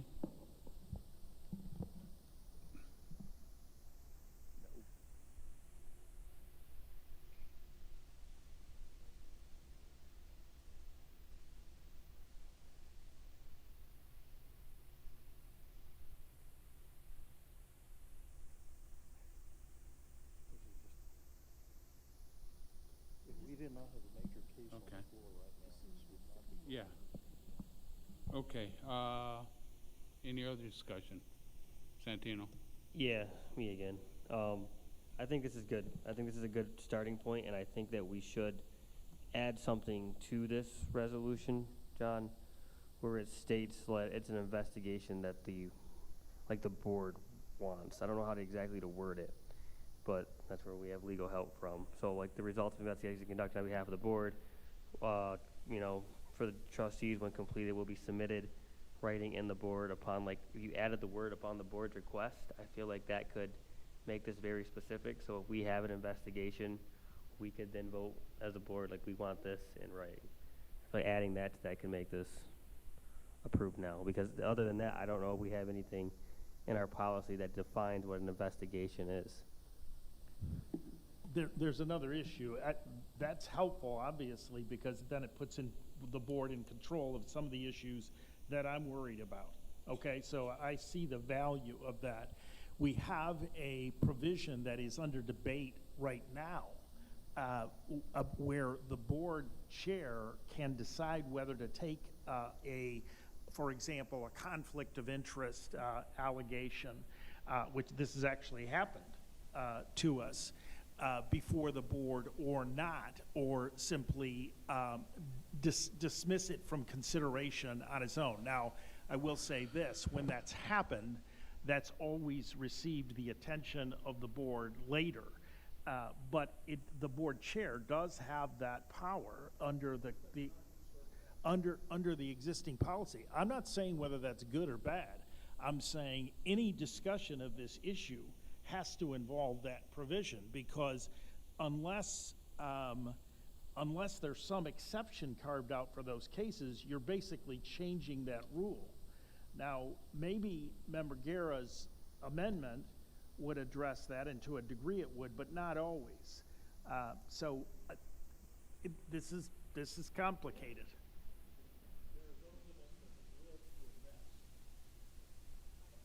Investigations that there are no records of.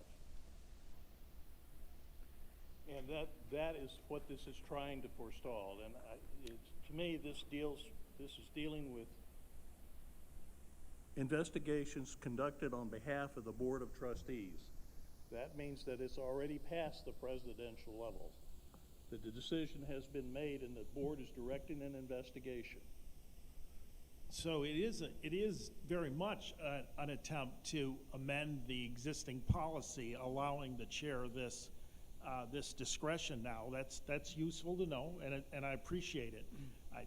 It's a very significant issue. Most boards have some out, like we have. Not all of them do. I would say that there are some allegations that are so baseless and scurrilous that there are boards that would not entertain them as a wide, much less public discussion. But I thought in reading the bylaws, that was the job of the president's review. If the president is not doing that, then that point in the bylaws is useless. Santino? Oh, I'm sorry. There needs to be a check on the president's actions. If I didn't this see could it. be an amendment, I'm not making the amendment, but at the end of this, you could say and upon completion, the result of all the investigations conducted on behalf of the Board of Trustees when completed will be submitted in writing to the Board of Trustees upon a majority vote of the board per investigation. That allows every single investigation to be terminated by the board if it's something that we want a written one on. That little line could be, and give us the option to vote on it every single time what we want.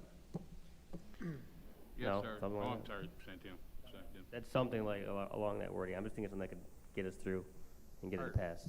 Yeah, a couple different things. First of all, the board policy does say that even if the board chair decides to dismiss whatever, he or she has done an investigation to get to that point, because they would have had to have gathered some facts in order to determine whether or not they're going to allow it to move forward or not. So that is an investigation.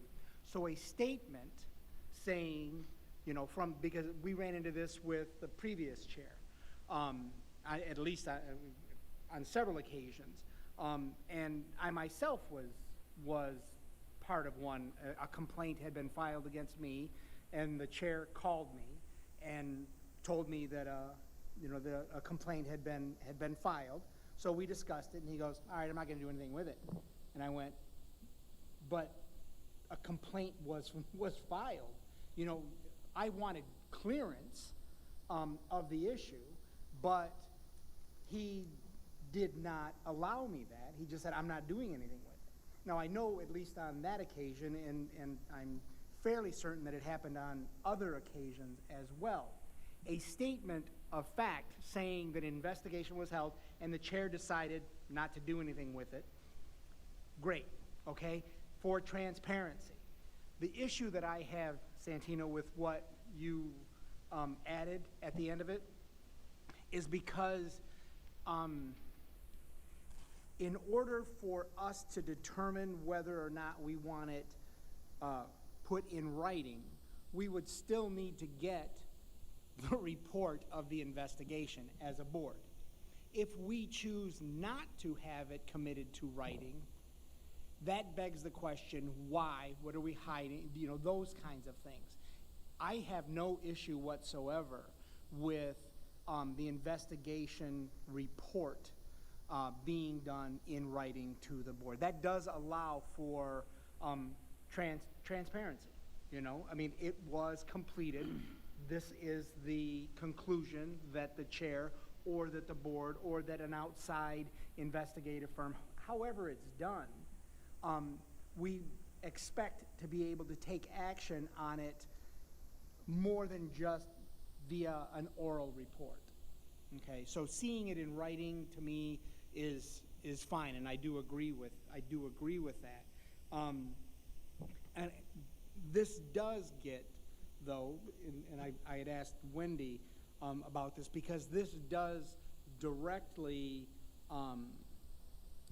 address a policy that we have that says complaints go to the chair. If not to the chair, then if it involves the chair, then it goes to the vice chair. That implies investigations are taking place. If not expressly saying, it implies that those are taking place. Otherwise, you can't come to any kind of conclusion. So I would like to see this be incorporated into that. Because this isn't a new policy, and in order for us to be able to do it on a steady basis, I think it does need to be part of the policy. But I agree with the sentiment, though. Okay. We have a motion on the floor, right? Actually, I would like to comment on for discussion. John, you're right. A written report, I'm all for that. The previous chair, he never did that. I have no problem with that, but what I'm worried about is if there's privileged information in there, we need to word the policy just right so that we don't break privilege.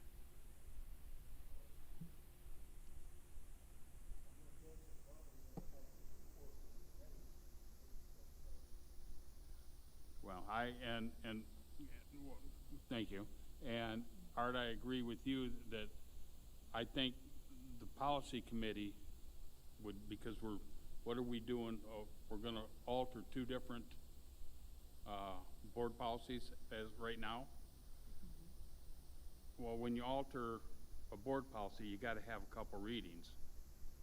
So that would be another reason why to send it back to the board policy to come up with the language that we want in there. So. Okay, I can see that. I do, if I may. Yes. You use the phrase breaking privilege. We don't want to inadvertently break privilege, but we may make the conscious decision as a board to do just that. Oh, I didn't mean that. No, I know. I just want to make because I know we can do that. For clarification's sake. Yeah, it's not the lawyer's privilege, it's the client's. It's the client's privilege. Correct.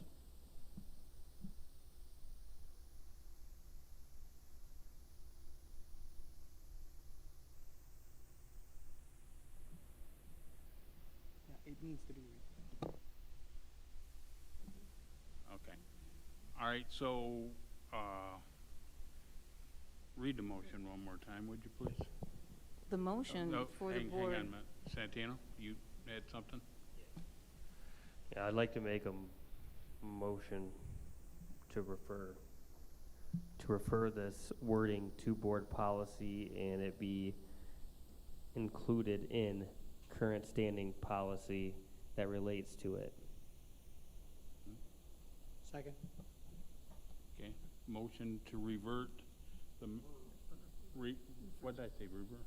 Oh, refer. Okay. What you said?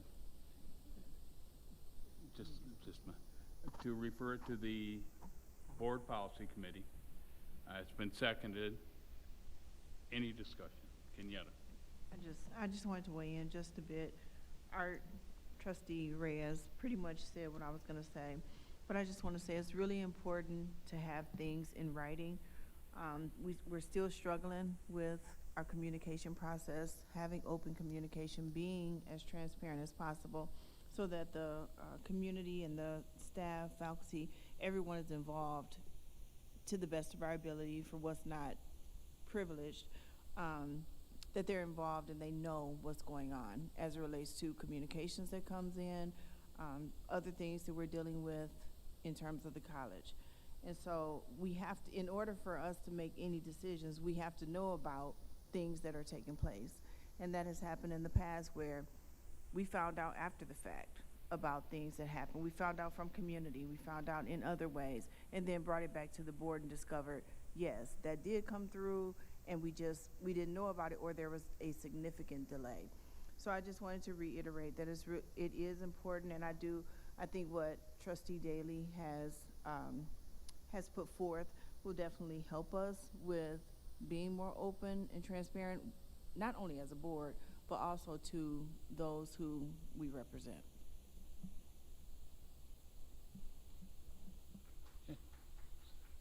Anything else? Okay, so this is the motion to refer it back to the policy committee. Could we do a roll call vote? On the motion to refer the resolution to the policy committee, Trustee Daly?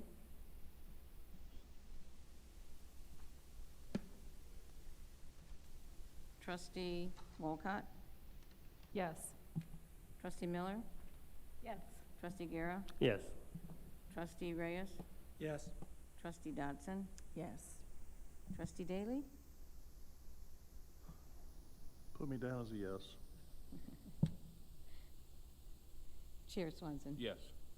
The motion passes 7-0.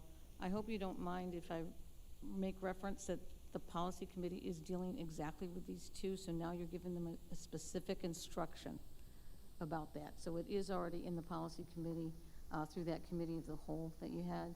So this is now a specific instruction.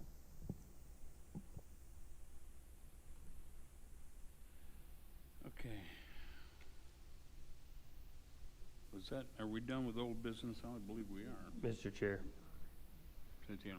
I make a motion to approve new business 2.05 campus asphalt purchase award and 2.06 ramp restoration. Support. Okay, I have a motion to approve 2.05 campus asphalt purchase award, 2.06 ramp J restoration purchase award. It's been seconded. Any discussion? Seeing none, do a roll call vote, please.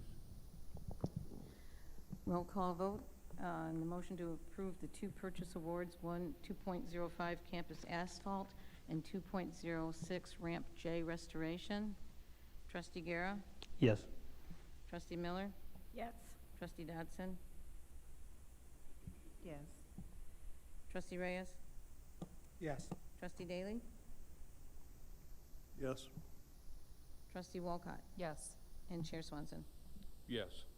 That motion passes 7-0. Mr. Chair, Sir. I make a motion to approve 2.07 resolution to submit millage renewal to voters. Support.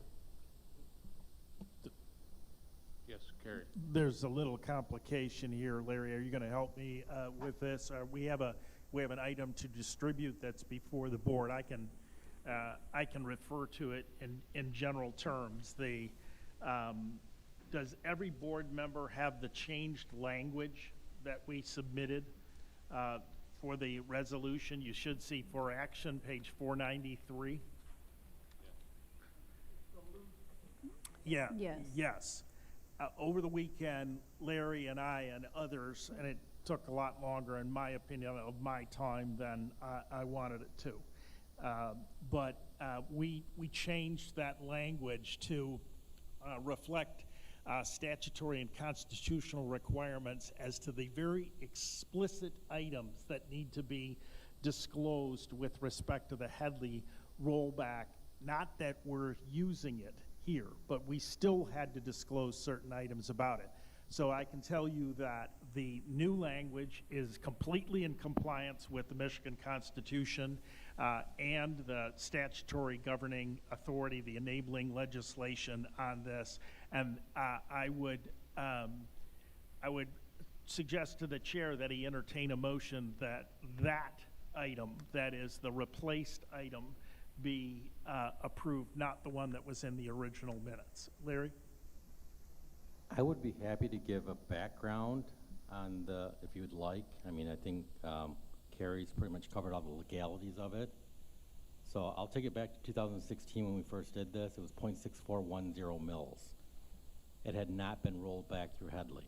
So when we put the ballot language forward, it was much cleaner, 0.641 mils, should the voters agree to renew that millage. We have had 2 or 3 rollbacks, and they're 0.1%. They're not, or 0.100% even. It's not like a significant amount. But currently, we are levying under the Headley, and we have to calculate this each and every year. So if property tax values increase greater than inflation, then they start to do this rollback calculation. It's a BRF and an MRF calculation factor that we have to complete with the treasurer. So our current levy is 0.6191. That's what we levied this year. And the research that Kerry and his firm did, because when Jack, we had talked about it on Friday, was I knew that this language had to be very, very specific. So if we get something in this wrong, then it's not, it can't be, well, we're in jeopardy of levying the millage.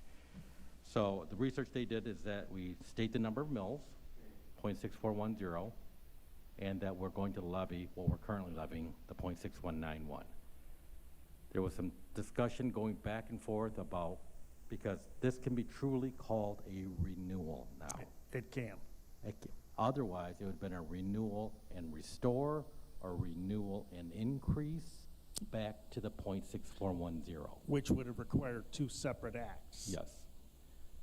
So, not that that wouldn't be great. I mean, obviously I've talked to you before about the Headley rollback and what the impact on the property tax values have been, but we have 2 components to our millage. We have a perpetual charter millage, and then we have this voted portion. The charter perpetual is 1.4 mils. This is 0.64, so that one's much greater. So, and then I think there was some community colleges that was referenced that have done this, and this is very common in K-12s, that they do a Headley rollback, or excuse me, Headley override. So that's why this language, you got a resolution on Friday afternoon, I think at 5:30, as we're trying to finalize everything. Yes, I think we're good. They did some more work over the weekend and said, hey, we need to figure out exactly this language. You have to include these components. So that's why you have a different resolution before you. But the focus, and Shonda and I talked about this too, is that we want to do a renewal. And we're legally entitled to call this a renewal under the governing authorities. There's no question about that on these facts.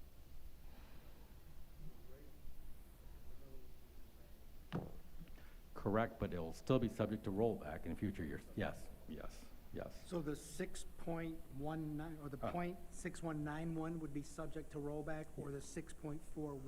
The 6.410 is gone. Okay, then why do we have it?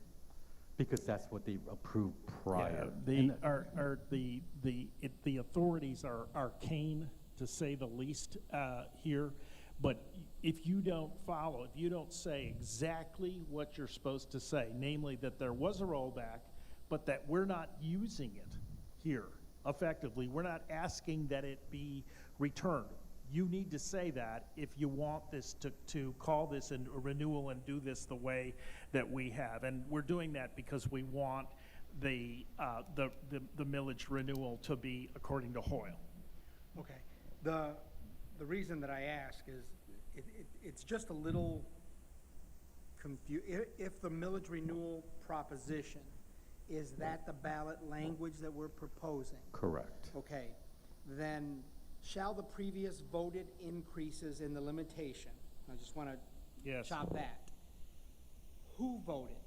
So that's a very good question, because I struggled with that too as I was looking at this earlier. So going back to the previous voted increases would be the initial adoption of that operating levy. Right, the community voted. Correct. The voter approved increase. That, I mean, to me, that, having that discern in there is important, because if I'm a voter who is not paying attention, I'm an anti-tax Sure. individual, but who the hell voted on, to increase this? And yeah, it's 6.91 or 0.6191 now, but who voted for this? If we're telling them up front, this was voted by, the voters approved 0.6410. It was rolled back to 0.6191, and we are looking to renew 0.6191. It just seems to be a little more palatable and less confusing to me.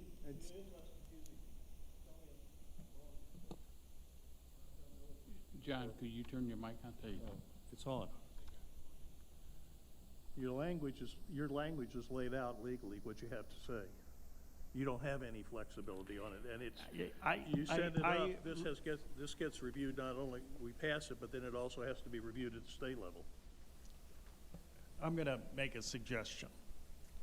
I believe that what Member Reyes is suggesting, because it's factually true, okay, would pass muster under the constitutional and statutory provisions that we have. And I take it the language would be, shall the previous voter approved increases, okay, in the limitation.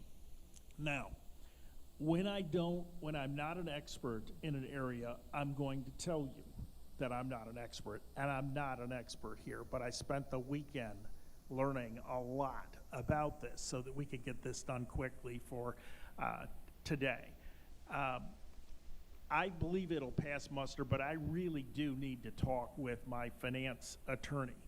In the event that he says, for some reason, Art, that it's not, that it somehow makes it less clear, because he was basing this on various examples out there that have been used. And in particular, there's an outstanding resource that everyone uses. It's the township's resource, which have a lot of millages. If for some reason he says that this doesn't work, then I would come back to you, and I would have to, it would shorten the time that we need to roll this out to the community, which is the concern here. So I estimate the chance that there is going to be a problem to be very, very small. But I'm not going to give an opinion where it's not my field. When, this is going to be on which election ballot? Fall. November. When? November. We got time. Yeah, we got time. Art? Yeah, I obviously do not know the legalities surrounding that, but I do know a little bit about politics and about pursuing these kinds of things. And unfortunately, you know, we're asking for a renewal, but unfortunately, we are doing so from not as strong a position as we normally would be. When we are talking about lack of transparency, when the community is coming to us and talking about these, I'm trying to, in my mind, do some opposition research on this. And when I see, shall the previous voted increases, okay, what the hell did that board do now? You know, I'm just looking at making sure that it is factually correct and that it is palatable to the average voter who's going to come in. This is a renewal. This should be a no-brainer. But we are not in a position to treat it as a no-brainer. And I want to be able to get out, and I will, just as I have the other, you know, before I was on the board here, be a cheerleader for Mott and make sure that we're doing everything that we can to get this to pass, volunteer my time and efforts to do that. But what I don't want to do is swim upstream unnecessarily. So I just, you know, if we remind them, this was voted on by the community, but this is what it is, and we're asking for this renewal. I think it's easy, it's an easier sell, from our perspective. Okay, Let me ask a I've question. consulted, I'm sorry. If- Go if- ahead, John. Okay. You should have a decision, you should get this, this is on Monday. You should be able to get this to bond council by Tuesday. Okay, let's give them the week to review it. And let's say you know a week from Monday. So we'd be into the first Monday in May. And let's look at the track. If it's okay, there's no problem. But let's suppose that they say no. Is there enough time? Is that going to have any influence time-wise where we can get back to the board with the correct language Well, in time to get it filed? obviously you could do that. There's enough time to do that. I think in light of the likelihood, which I consider to be very small, Member Reyes's suggestion being factually true, okay? And remember, this is all about disclosure, okay? Legally required disclosure, but disclosure of accurate facts. I think we could approve this today, and then if lightning strikes, and it could happen, I admit it, okay? I will come back to you. I will inform the board, the chair and the president that we need to hold on rolling this out publicly because we need to come back to the board at the next meeting. I do not think that is going to happen. I think that by tomorrow or the next day, okay, I will have an opinion from millage council, and it is likely to be that this language, voter approved, is fine, and that we can proceed. And then we don't lose the 3.5 weeks that we're concerned about here.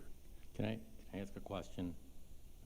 It's a parliamentarian question, I think, but, so, is there any possibility to adopt this resolution with both words, both, and then you'll have them both there? I was Go ahead, Santino. I was gonna suggest that we make a motion to amend with this, with the language that's stated to be proposed first, and if that motion is not approvable, then we go with the second motion. That way we don't have to come back in front of us. The problem with that is that there is a certification we need to do to the state, and it will complicate that greatly. What we don't want to do is have a lot of moving parts where we don't need them here.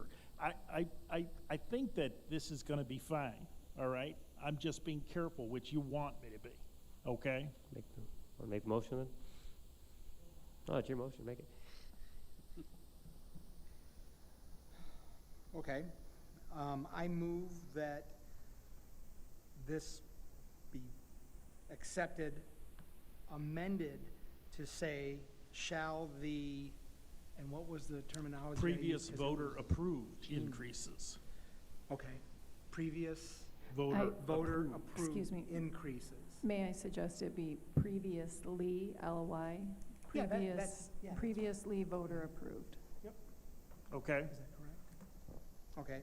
Previously Voter voter approved. approved increases in the limitation, et cetera, et cetera. And that the millage renewal proposition be accepted by the board by resolution as otherwise stated exactly in the Yes. resolution itself. Yeah. I second that motion. Just don't ask me to repeat it. So if you mind if I don't, if I repeat it, basically you're making a motion to substitute language. So in place of shall the previous voter increases, you are moving to substitute these words. Previously voter approved increases. Is that correct?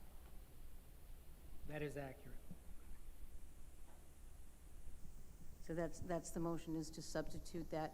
The balance of the text would remain the same. Okay, have a motion that's been made, and I'm not gonna read it. 'Cause Second. There, thank you, it's been seconded. Oh, We already are at that point. We're at the discussion. well, let's discuss it. Any discussion? Seeing none? Roll call vote, please. On the motion to substitute language in the proposed resolution, Trustee Reyes? Yes. Trustee Guerra? Yes. Trustee Dotson? Yes. Trustee Daly? Yes. Trustee Miller? Yes. Trustee Wolcott? Yes. Chair Swanson. Yes. The motion to substitute language has passed 7-0.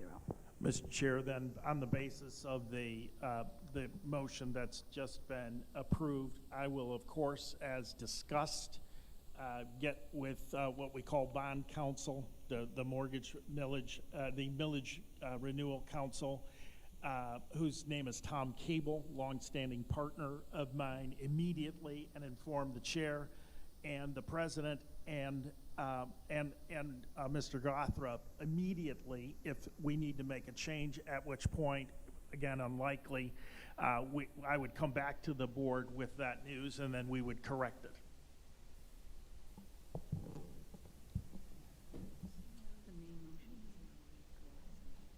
Oh, okay. We have to vote on, and we have to vote on the main motion And it's amended. in its amended form. So, and we're gonna do a roll call. Yeah.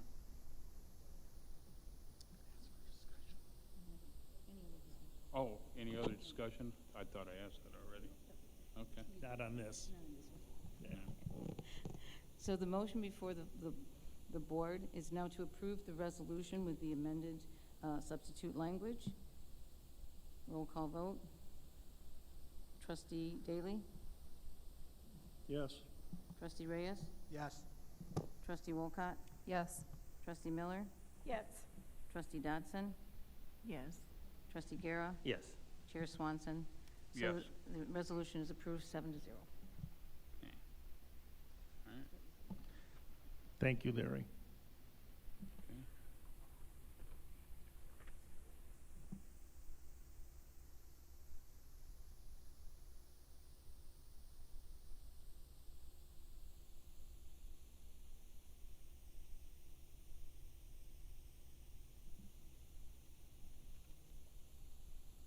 Art, did you need a minute? Okay, all right. All right, moving on to 2.11, 2.12, 2.13, and 2.14. These are all first readings. Huh?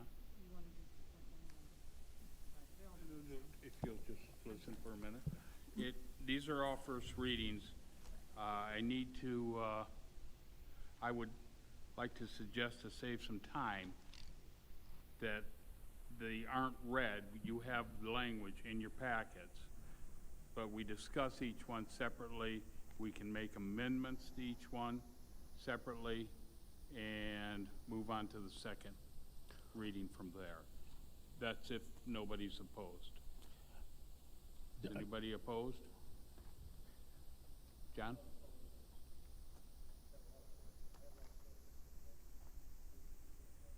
Well, and that's, we're gonna discuss each one separately. Okay? That is an important point, 2.11, because there's been a change since it was proposed, and that's the reason that I've asked counsel for the college, Jack Jordan, to address the board. Yes, thank you. We've done some additional research, and we think that there might be some modifications to the language of this particular policy. So we'd like to withdraw it temporarily. Withdraw 2.11? Yes. Can we do that?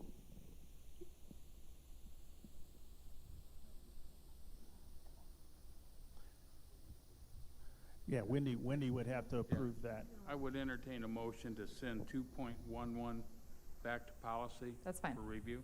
That's fine. I make the motion that we send policy 2.11, or I'm sorry, policy 4615 back to policy. All right, got motion to send item 2.11, the 4615, back to policy committee. It's been seconded. Any discussion? No discussion? All in favor to do that, say aye. Aye. Aye. Aye. Opposed? Nay? No nays, ayes have it. Okay. It's okay.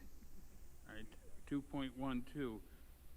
Art, I don't know if you heard when I mentioned that we could, instead of the first reading, they were in our packs, but we can discuss them, make any amendments to them. Are you good with that? Okay. All right, discussion on 2.12. Amendment to Board Policy 1620, Parliamentary Procedure. John?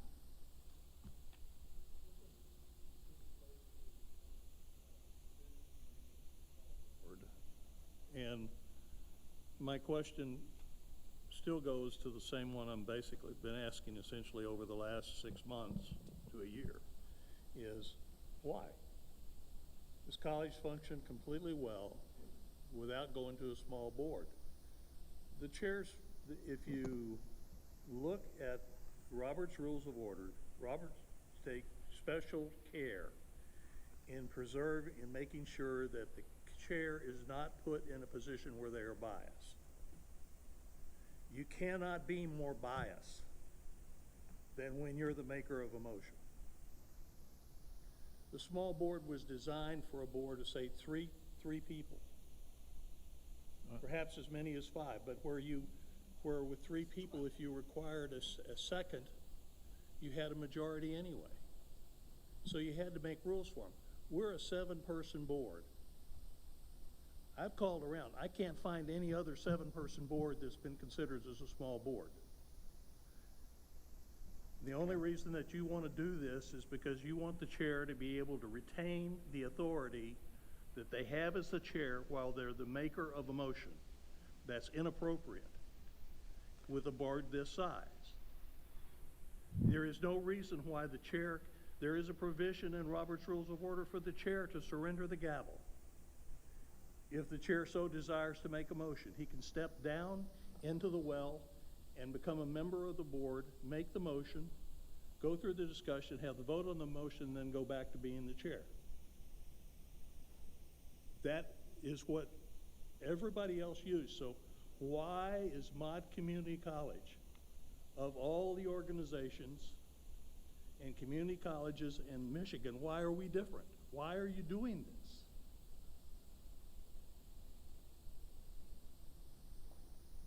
Anything further, John? Nope. Any other discussion? Carrie? Well, my research indicates that as defined by Robert's Rules of Order, a small board is 12 or less, which makes sense in my experience. The obvious reason, and John knows this, it's just that he perhaps doesn't think it applies, but I know he's aware of it. When you have a smaller board, it operates more informally. There are fewer people that can make a motion if it gets small enough, and 12 is thought to be small for the purpose of this rule. And given informal decision-making in a smaller board, it's thought to be appropriate. And I've been a member of a small board before, and there was no limitation on who could make a motion, but it was a 7-member board that I was a member of for 8 years. It's just the informality that comes with a board that is smaller. That doesn't mean it's right or wrong, but it is common to operate more informally. I'm a member of a board that's about 45 people.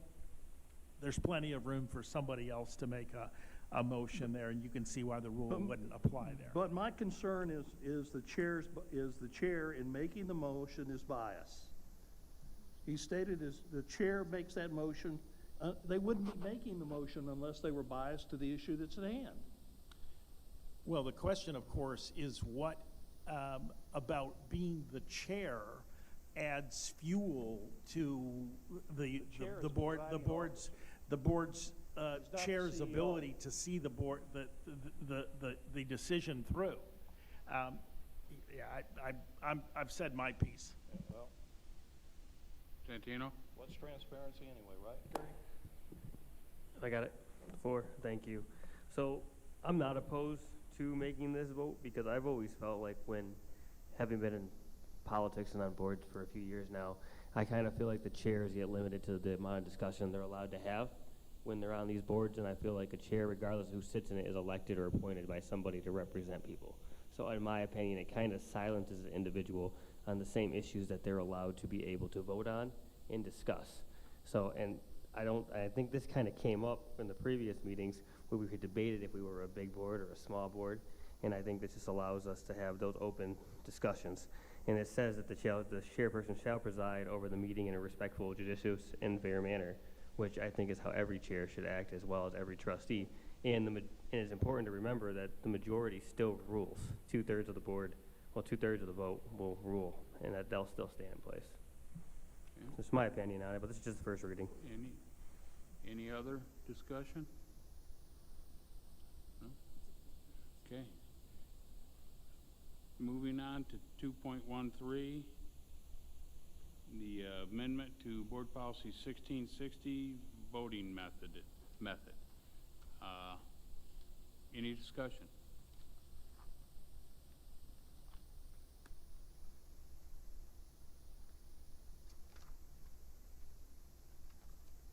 Seeing none? I would only comment and ask for help from Wendy and Art. This isn't something that personally I think is some earth-shattering decision, but I would simply emphasize that and I asked the parliamentarian for help because she's there at these meetings as well.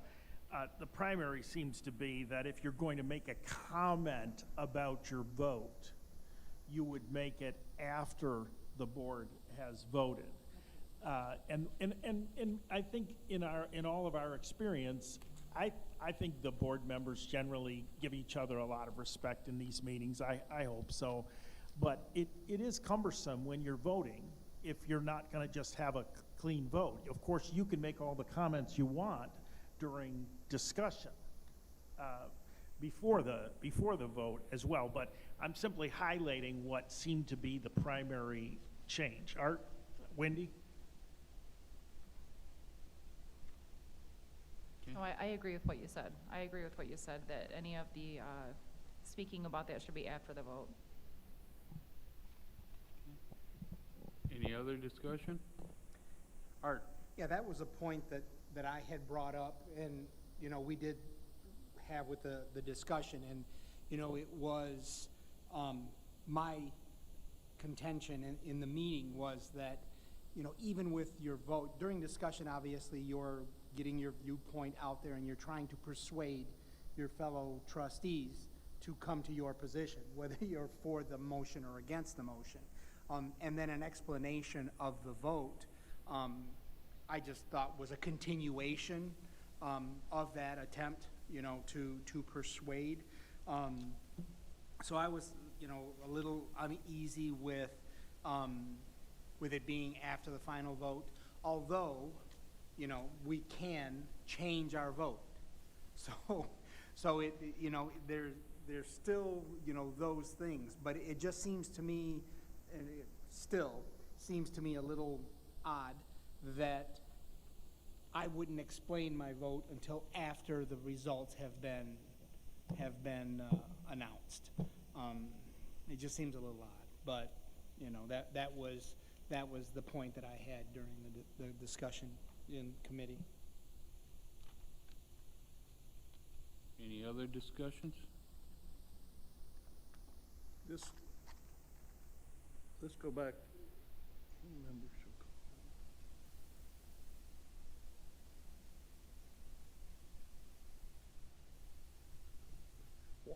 On the first page, on the roll call votes, there's a strike. At the last sentence there, what's being struck is any member for the roll call vote shall record the names of those voting yes or abstaining upon request. Why is that being struck out? If I may, that is because we have a minute taker and assistant secretaries that do that. So it's extraneous in your policy to say any member for the roll call because the members do not actually do that. that is why that is stricken out, is because we do have someone who is charged with the role of taking the minutes, and that is part of the taking of the minutes, the roll call vote, and that's the reason. I would also like to mention regarding to the vote, obviously, members are going to, for the most part, explain how they're going to vote during the discussion part and the debate part. Some may not, but there should not be any comment while they vote. So it should just be, an aye or a nay.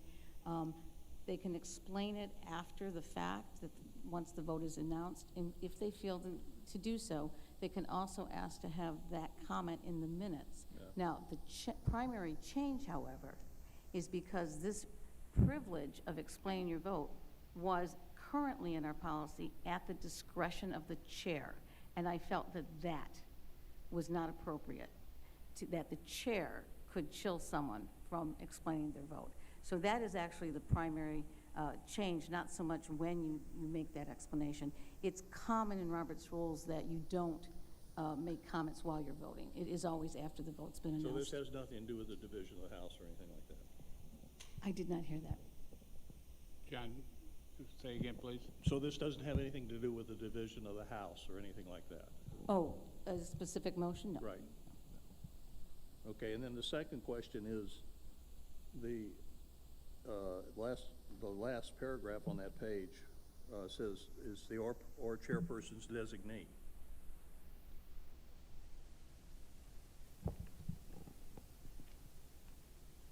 That is for regarding the announcement of the votes.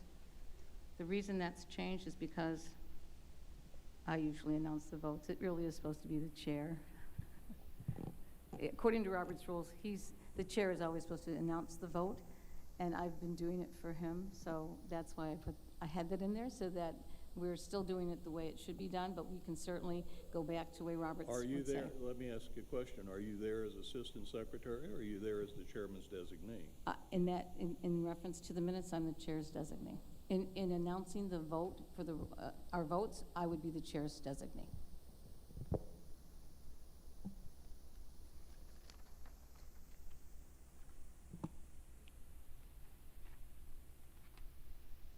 Or I should say whoever else might be. I may not be at the meeting. Something if Jordan was taking the vote, he would probably do the same thing, announce the vote.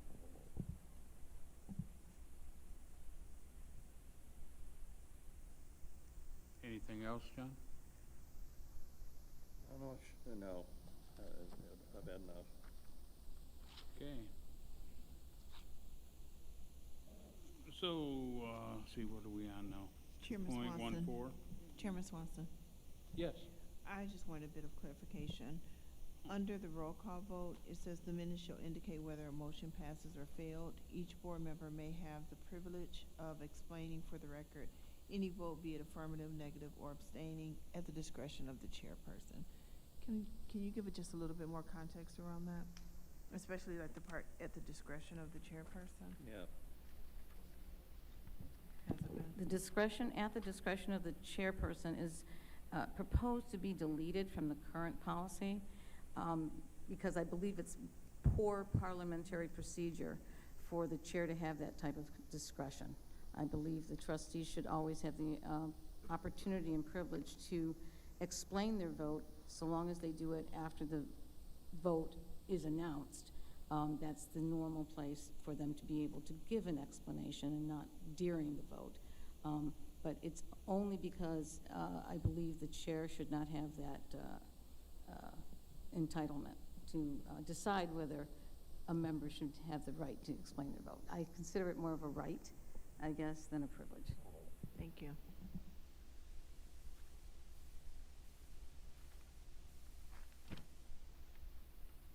Anything else? Any other discussion on that? That was 2.13. Yeah? All right, 2.14, amendment of the committee-related board policies. The executive summary explains why. Okay, well.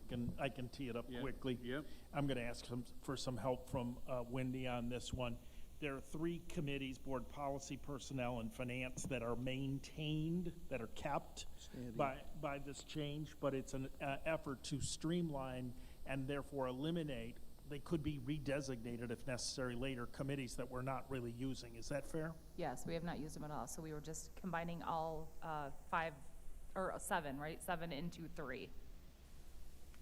That's about it.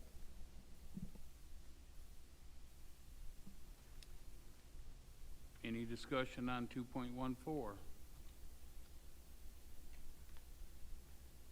John?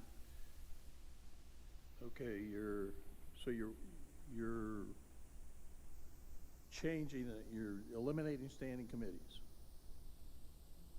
I don't believe so. Well, that's what it says here. No, we're not eliminating them. We're combining the ones that we haven't used into the 3, which are personnel, help me out, guys, personnel, finance, and policy. Policy, okay. 14, 21, 22, 20, and 24 were designated as standing committees, but you'll notice those were finance, personnel, and board policy, respectively. Those 3 committees are very much not eliminated by this policy. They're retained.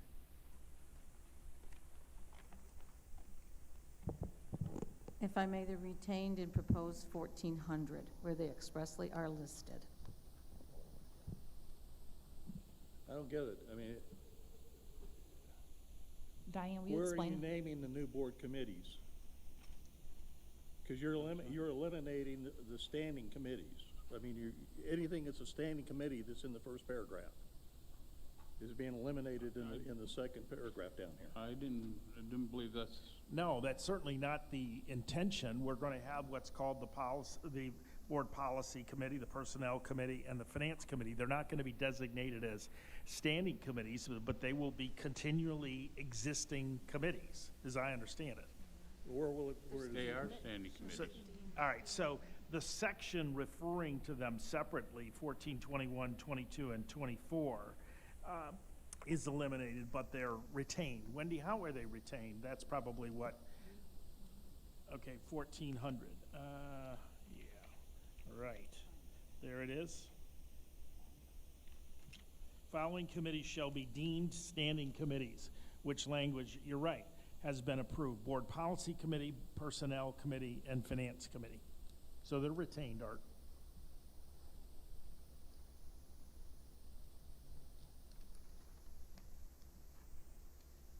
Who controls the audit? Since you've eliminated the audit committee, who controls the audit? Well, I'd ask for some help from the president and from Mr. Gothrop here, but as I understand it, the administration interacts with the CPAs for preparation of the audit. Is that correct?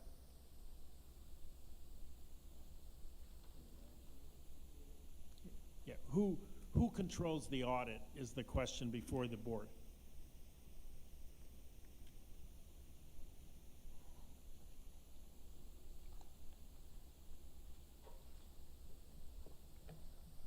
The administration controls the audit process. The board approves the final audit product. Right, and the responsibility is to select the auditors. It's the board. So, or the finance committee. what's being audited is the administration's function. Okay, and I understand that for clerical functions and routine matters, it gets there. But every organization I've been has a separate audit committee that represents the board in the audit process. Because that audit goes to the board, comes to the board. For approval, correct? No, for acceptance. There's a big Same difference. I think. There's a huge difference.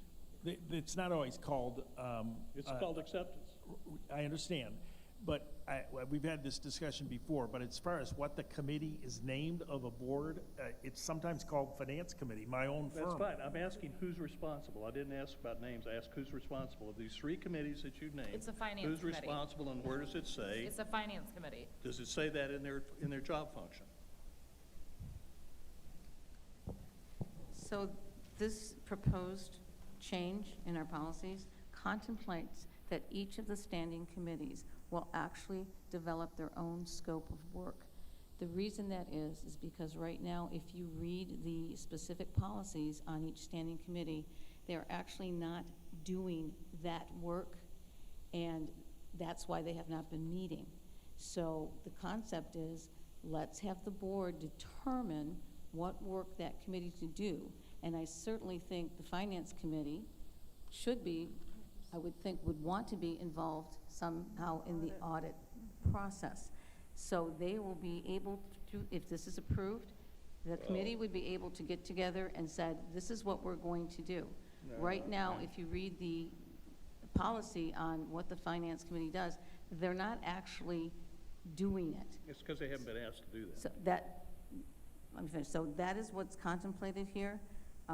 We certainly hope that the board members and the committees will come back with vigorous proposal on what they want to be doing. I am just concerned about the fact that you're basically eliminating one side of the equation, this finance audit, the standing finance audit committee, and No, how are we doing that, John? I failed to. What's the strikeout then? You got a whole, maybe I'm misinterpreting what this is saying, but to me, it looks like all these sections that are related to what the standing committees do has all been struck out in mine. Well, that's Mr. Chair. what, now, hang on, so what this is saying is that each standing committee will come back with of what their functions are going to be. Now, am I right in assuming that has to be approved by the board, correct? Yeah. That if they come through and say, we're gonna do this, this, this, this, and this, that has to be approved by the board before they would. Isn't it prudent to at least do that at the same time? Or in close time? In other words, we're eliminating these things right now, and those responsibilities are unsigned. I'm sorry, go ahead. Well, when we went over these, it's... Who's we? Who is we in this? The policy committee. Okay, but not the board. No, policy committee. Yeah. The policies state a whole lot of functions that each committee does, that's supposed to do, that don't do. Obviously, you used the right term, the second one's supposed to do. Yes, but doesn't do. But don't do, yes. Doesn't, yeah. So we changed the rules from what they should do to what they... No, that's what you not said. the way that's not the way I'm seeing it. I may be wrong. It's not the way I'm seeing it. That each board, once the board's appointed and approved by the board will say, okay, we're doing this, and this. That has to be approved by the board. That in fact, that's what they're doing. You know, if the board wants to add something to that, that's the place to do it. And right here's where it says it in Board Policy 1400, which begins at the bottom of page 506. The following committees shall be deemed standing committees: Board Policy Committee, Personnel Committee, Finance Committee. Then half an inch down, okay, the scope of work for each standing committee is to be determined by each standing committee upon proposal made to and approved by the board. Said proposed scope of work shall be considered at an initial organizational meeting of said standing committee to be held for the purpose of proposing its scope of work for approval by the board. So, okay, we're going to eliminate the standing committees. You know, yeah, you are. You may be replacing them. John, I guess I don't follow. So you're still going to have a standing committee for finance and audit? Yes. It will be called that? Mr. Chair. Yes. Mr. Chair. Yeah. Right. I don't know if you don't see it, but on at the top of page 507, it shows board policy, personnel, and finance committee. So on 506 at the bottom, it says the following committees shall be deemed standing committees, and then on the top of 507, it acknowledges board policy, personnel, and finance. Okay. Right, they're not going anywhere. Right. Okay. And if I may, maybe some of the problem is the title of the third standing committee. It was finance/audit. Maybe it should be called finance/audit to make it clear that it's not being changed. So that could be an amendment in this that I think that would I'm a be little appropriate. skeptical about the approach that you're taking on scope of work with regards to what's being done versus what needs to be done.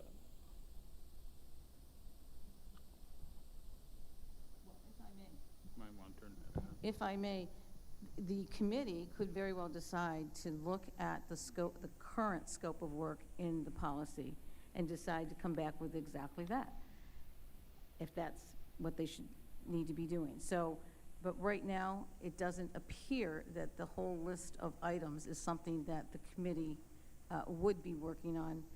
They're primarily administration-driven items. So that's what the proposal is all about. It certainly is not eliminating the standing committees. In fact, the composition of the current committees would be the same. Chair Swanson, just Yes. point of clarification for me.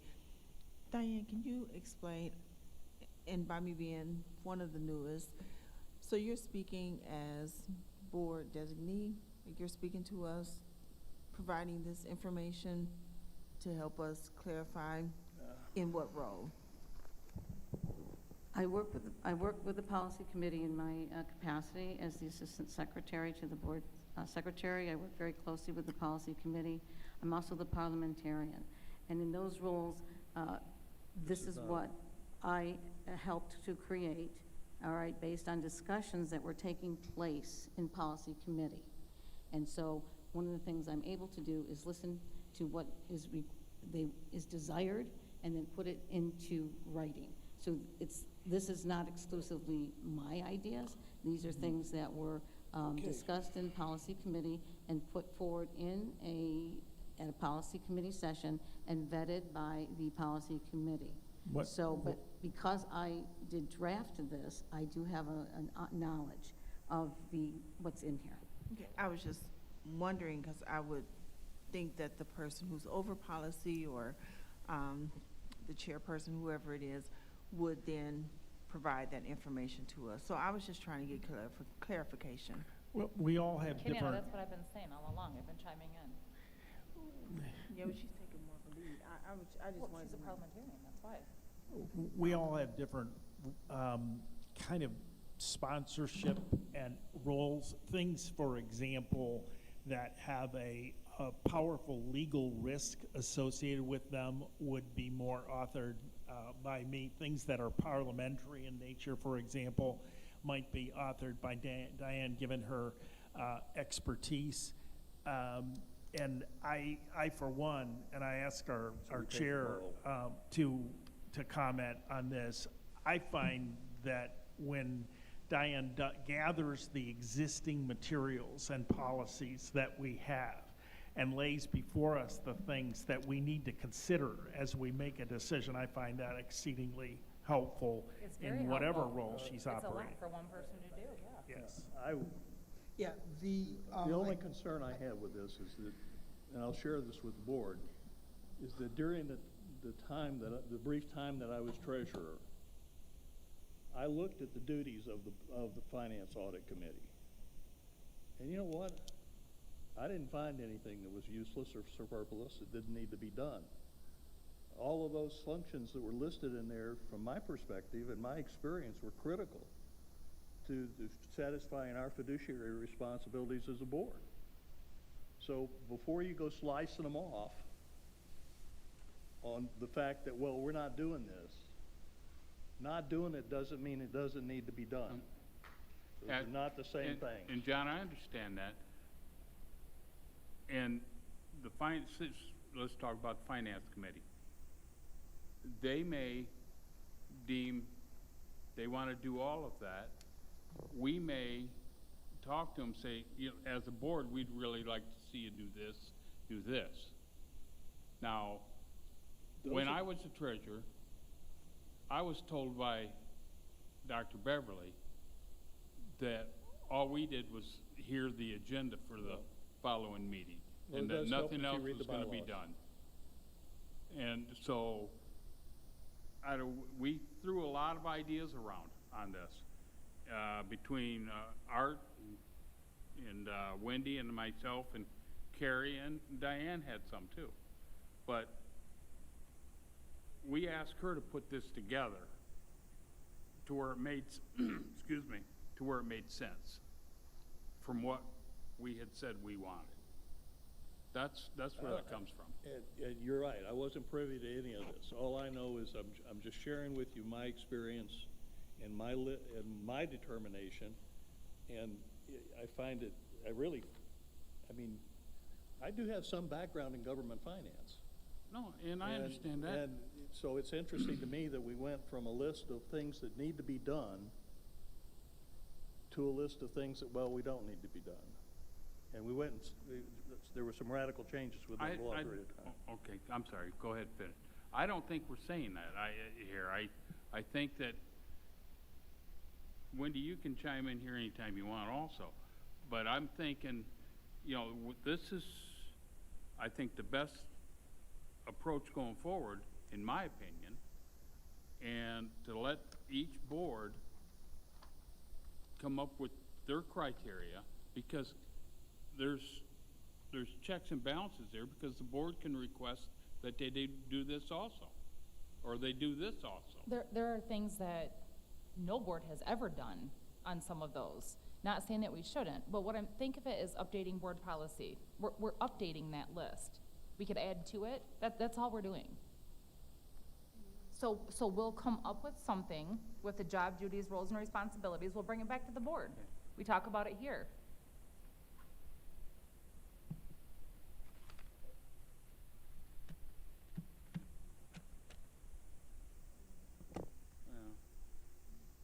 Is this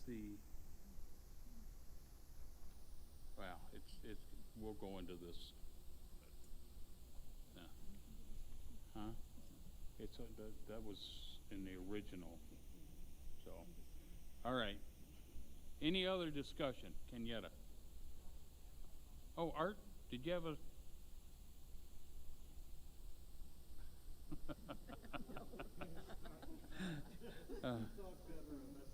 Okay.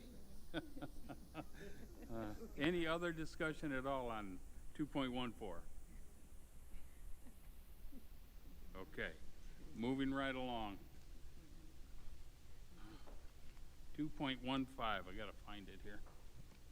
There we go. 2.15, resolution concerning the report of legal expenses. John, did you want to start out?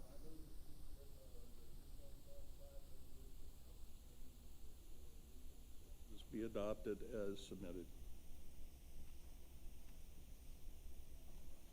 Second.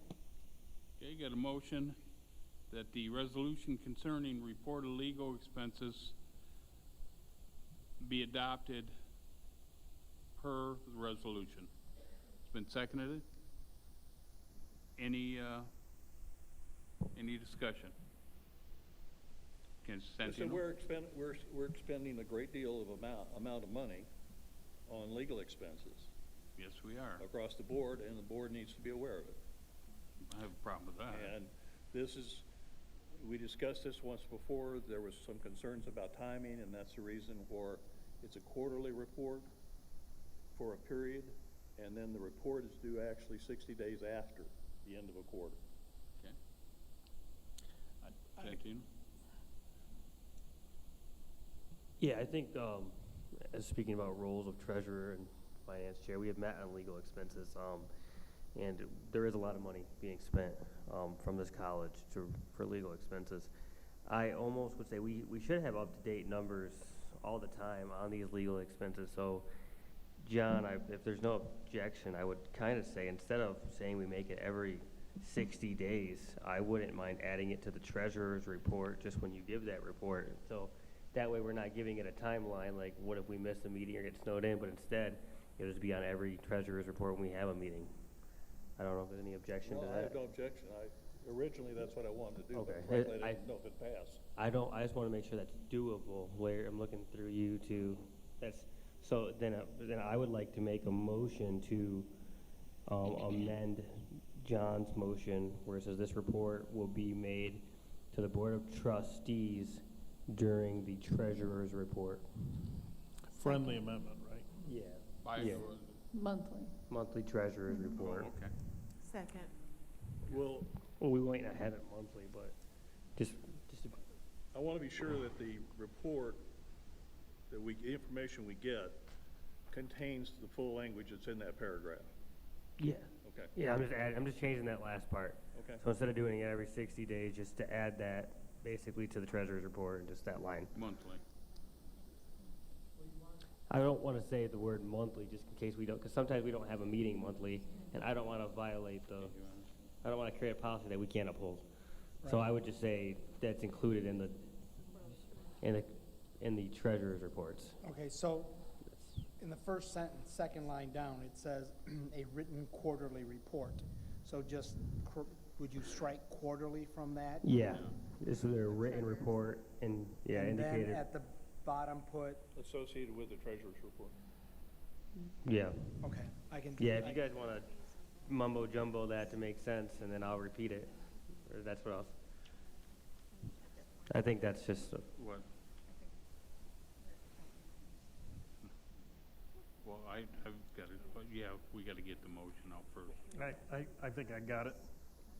and I'll, You still need a second, I believe, on the motion. well, I can repeat it just so it's clear if somebody has. Yeah, you want to make, I like to make a motion That's what I was too. going to clarify. You're going to say it? Go ahead. That with immediate effect, the president shall submit with the treasurer's report to the Board of Trustees a written monthly report indicated Mott Community College's expenditures on legal matters. At a minimum, the report shall contain copies of all payments made, we should talk about that, of payments made for legal matters during the reporting period. This report will be made to the Board of Trustees not later than 30 days. No, I wouldn't, no time frame. So No don't time frame. Remove the monthly. Okay, what about the copies, John and Santino? You want those attached to the board treasurer's report? Sure. Yeah, whatever's,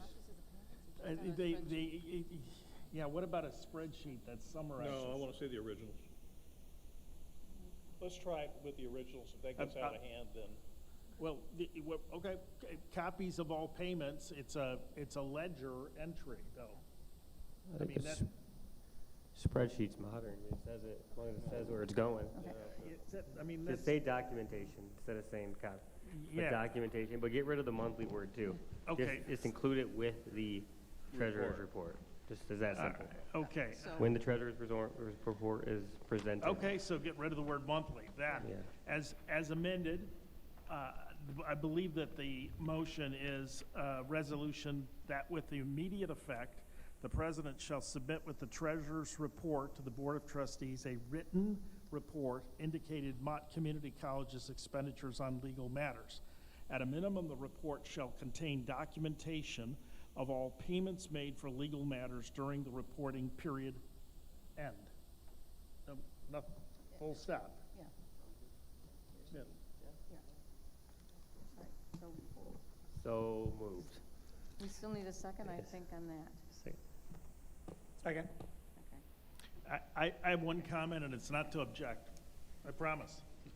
I simply think that when we depart from the policy that we have of Send it to taking policy a committee. policy committee, a matter to the policy committee, we should note that.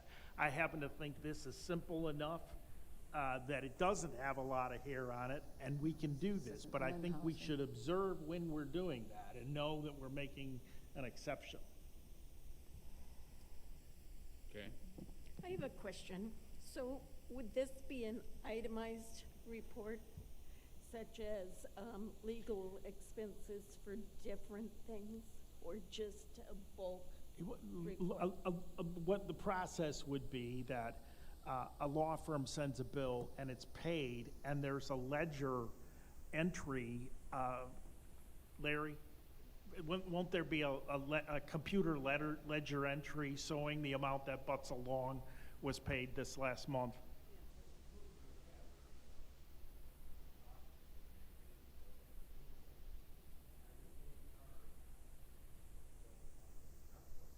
Yes.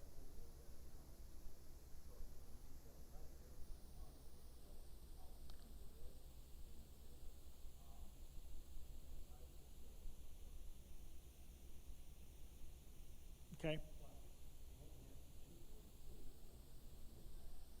Right. What the board wants to know is how much you're spending on legal expenses each month, and what you just described would be sufficient, I believe.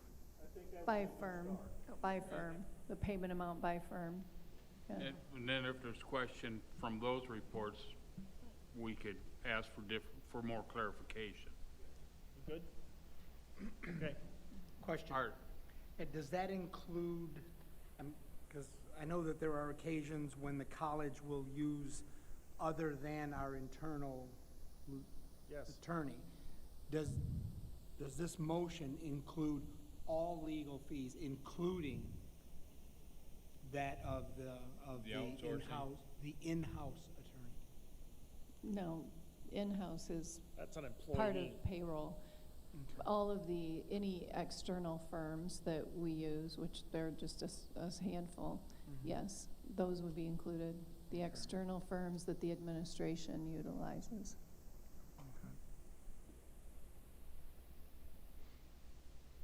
Okay. Any other discussion? Okay, help me sort this one out, if you would, please. The motion before the board is an amendment of 2.15, which is a resolution concerning the report of legal expenses. The resolution has been proposed to be amended to read as follows: that with immediate effect, the president shall submit with the treasurer's report, that's new language, to the Board of Trustees a written, and quarterly is being deleted, a written report I think it means indicating, I may correct that, indicating Mott Community College's expenditures on legal matters. At a minimum, the report shall contain and substitute the word documentation for copies of all payments made for legal matters during the reporting period. The balance would be deleted. The balance being this report will be made to the Board of Trustees not later than 60 days at the end of each reporting period. That is addressed in the amendments that are made at the beginning of the resolution. That is the resolution, the amendment that I have. There was no date? No, I'm saying that was deleted. Okay, Yeah. got it. Just want to make sure. Yeah.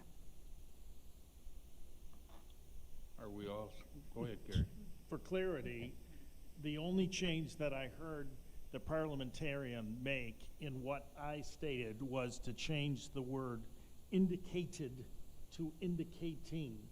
And I believe that John and Santino, with the friendly amendment, that's the motion before the board.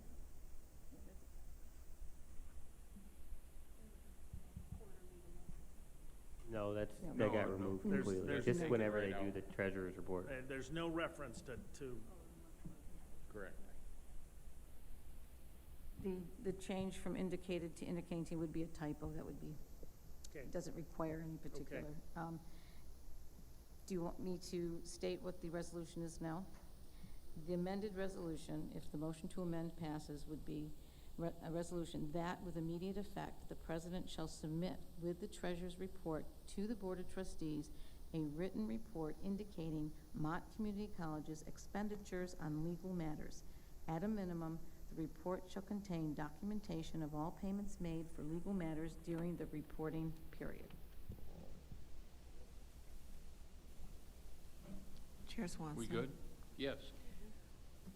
I just wanted to ask, I feel like this goes back to a question I asked a while back ago, maybe a couple of meetings ago, in reference to like, letting us know when there's some type of legal situation going on amongst staff, faculty, and the whatever the case may be, the board or whatever. So as it comes down to a report for legal fees, did we ever make a decision about how we inform the board of what legal matters are happening among staff and faculty? Because I'm wondering if that somehow would go with this. Is it a separate thing? Because I don't know if we ever had that conversation. Okay, I'm going to ask for some help from the chair, but I believe that the state of play on that is that we did have a separate discussion about that, not at all as part of a discussion about legal fees.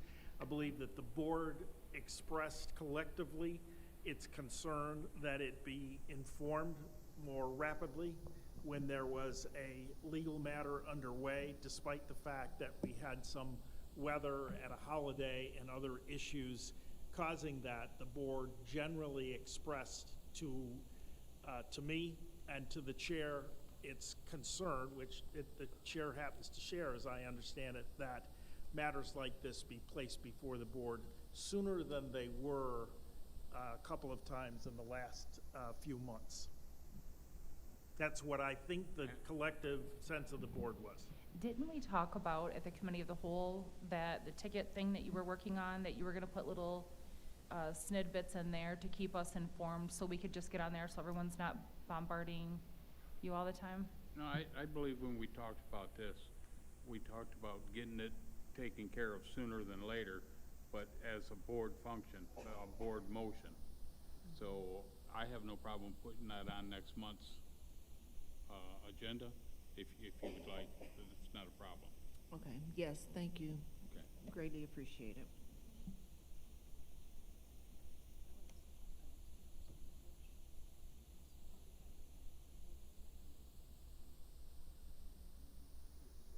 Okay, we'll circle back on that.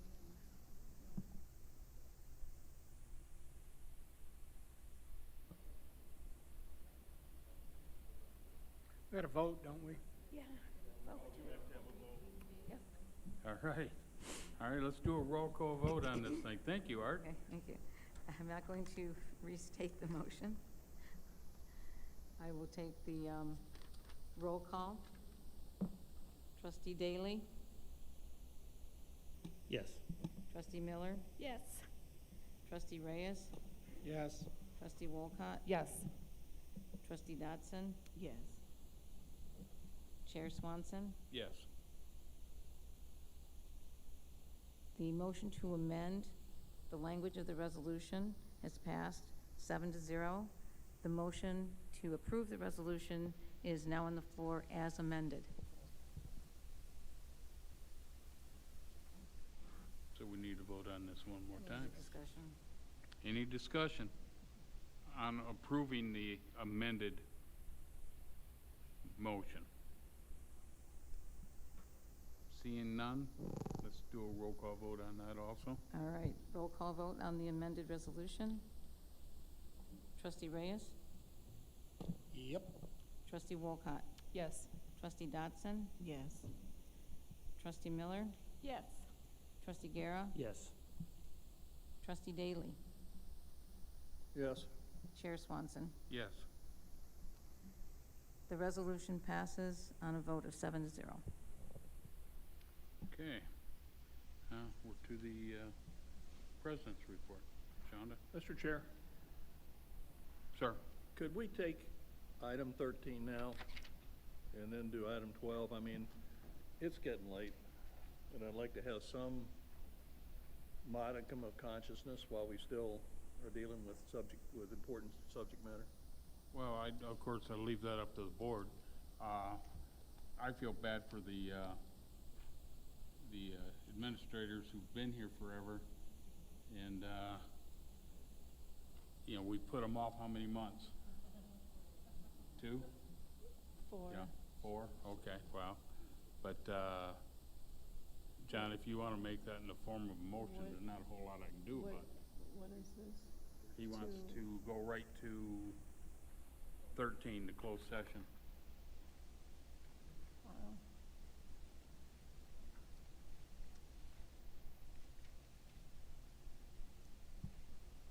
So moved. I have a motion to move right to 13. Well, I'll second that. Okay, Got a motion that's been made to move to 13. It's been seconded. Any discussion? I probably won't support this, just because, I mean, I understand the staff is here, but we also have members of the audience who has been here for quite some time. They may want to hear some of the presentations that's under the president's report, so I will vote no for this particular one. Okay. Any other discussion? Good try. I, too, feel the same way you do, Kenyatta.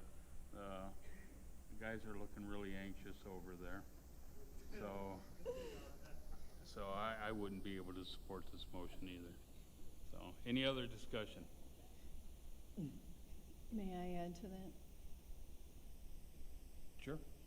I would also like to mention that we have our student from the Student Presidential Advisory Council that has been also waiting to provide his report to the board, and I think it would be wonderful to give him that opportunity.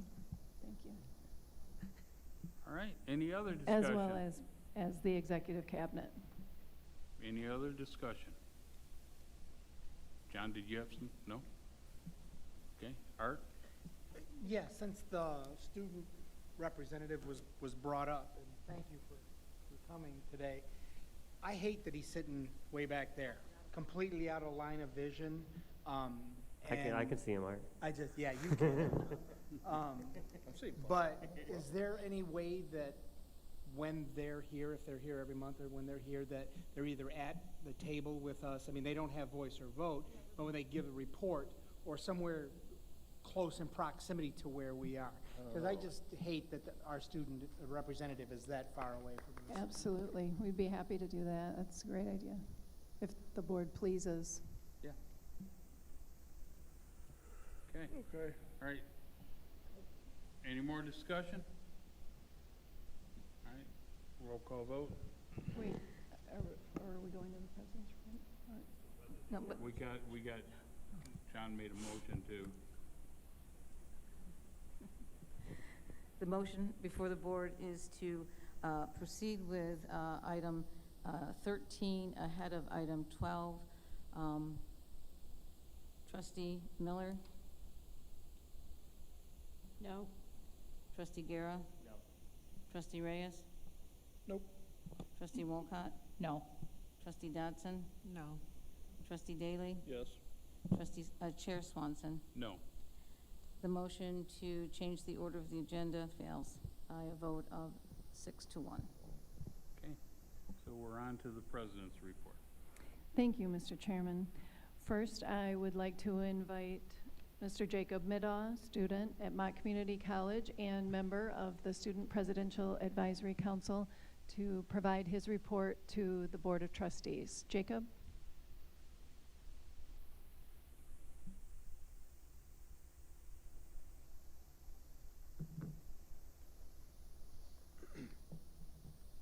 Thank you, President Shonda, and thank you, Board. So, my name is Jacob Middaugh, and I'm here as a representative of the Student Presidential Advisory Council to speak about our end of semester update. So first, I want to talk about our podcasts. So last time I was here, I told you guys about what we do, and one of those things is the podcasts. So I'm just here to say that our podcasts have been finished being recorded, and they're in the process of being edited to be posted onto the Student Life YouTube page. Excuse me. Some of the topics that we talked about were New Year, New Semester, the power of clubs, mental health matters, volunteer vibes, and beyond the classroom. And our discussion of these topics in the podcast is to encourage good habits in students, like budgeting, and also to make them aware of campus and community involvement opportunities. And the topics also highlight opportunities like the registered student organizations, the student clubs, different internships, and other civic engagement. And the topics they're meant to evoke important personal considerations like stress, motivation, and confidence, and to bring awareness and offer insight to resources for improvement. The next thing I want to talk about is our survey planning. So as part of SPAC, we come up with 2 surveys per semester to be sent out to the students. And with the help of institutional research, these surveys are made in the right format to be sent out and gain the student perspective on whatever the topic is. And so this semester, our 2 topics were safety on campus and parking and accessibility. And these surveys were just sent out last week, so they're still in the process of collecting data that we will compile and then send to the President's office for review. The next thing I want to talk about is our campus conversations. So the campus conversations are similar to the surveys in the sense that they gain the student perspective, only the campus conversations are more of an instant feedback for us. And so we met with students for them to come to us and give their opinions and perspectives on the topics. And one of our topics was about the new onboarding process. And so the onboarding process involves orientation, advising, registration, and more.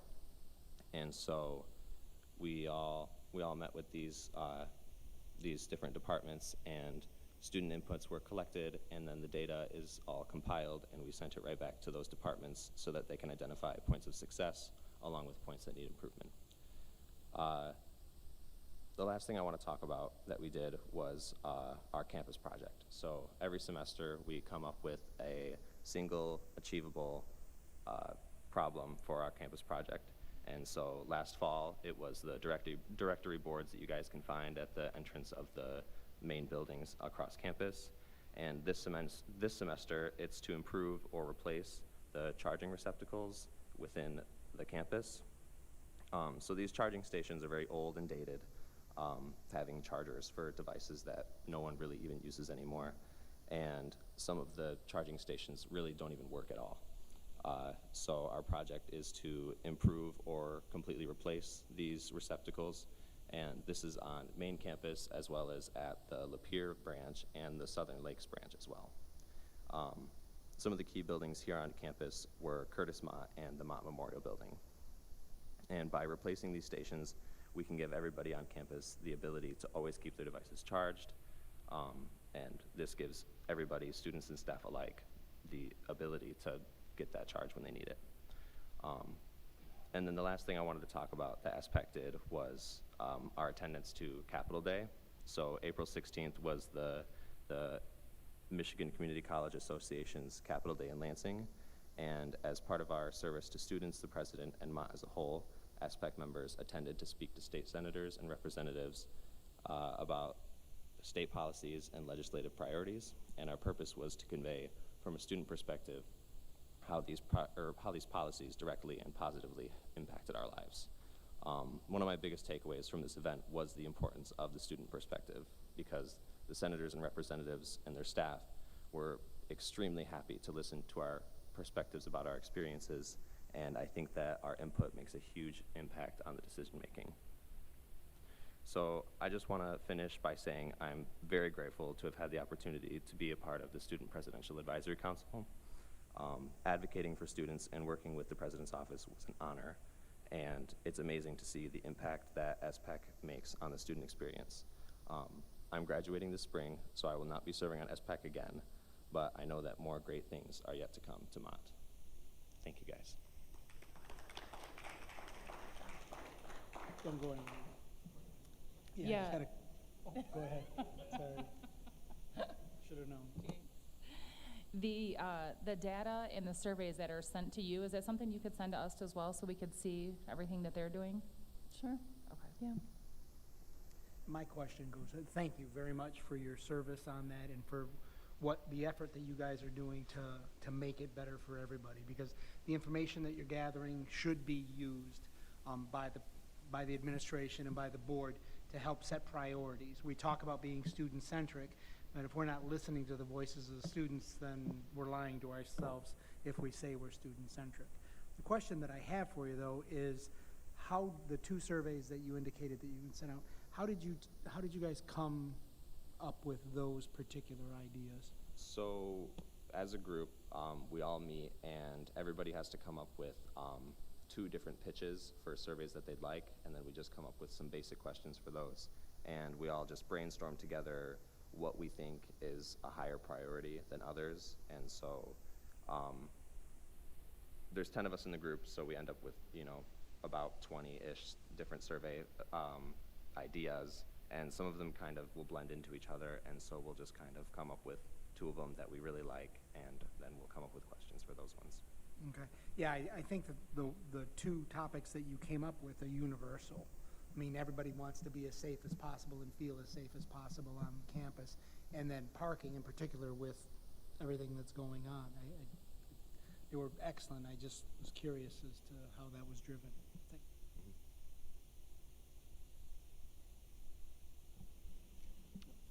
Thank you as well. Especially thank you for staying till, I don't even know what time it is, but it feels like it's 10 o'clock. Oh, okay. So thank you so very much for hanging out with us tonight. How did you tally up the results for the survey? Do you mean like how we came up with what the topics are, or like the results? The actual results. So it all gets, I believe the results all come to institutional research, and then they'll send us like whatever they got as like the final. Once the survey closes, they'll have the results from that, and then I think they send that back to us, and then we send that to the president's office. Okay. Have you received those results yet? We've not, because the surveys are still ongoing right now. They're still open for submission. Okay. When do you anticipate them ending, like the timeline? I believe they should close within the next week or 2, and then the results would come shortly after. Okay. Thank you.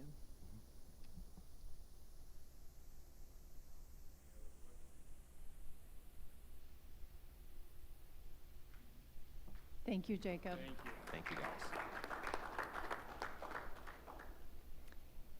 And next up is Chief Zeckman and Shane Stevenson, Manager of Risk and Safety. And they will provide an overview of our updated emergency operations plan.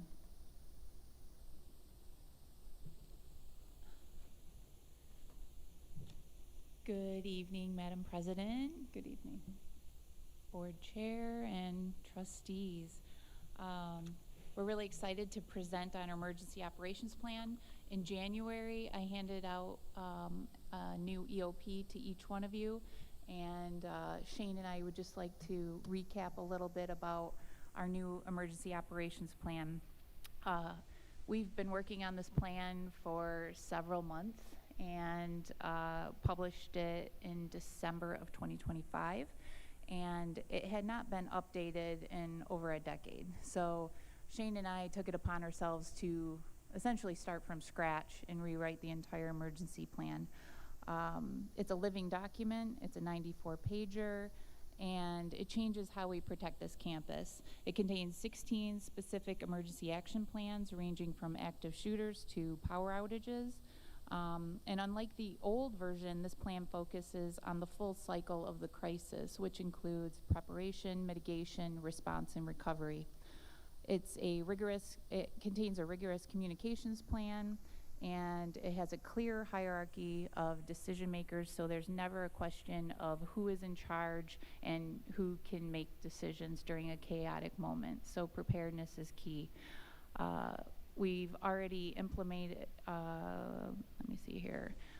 We've already completed our annual response to active violence drill that took place on March 26th, where we did incorporate some of the items into our drill from this emergency operations plan.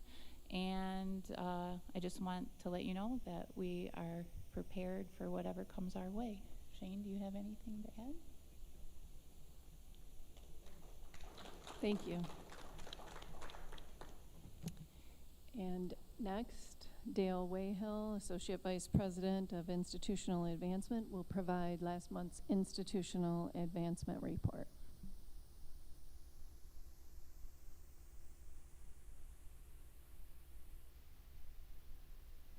Thank you, Madam President, Mr. Chair, Trustees.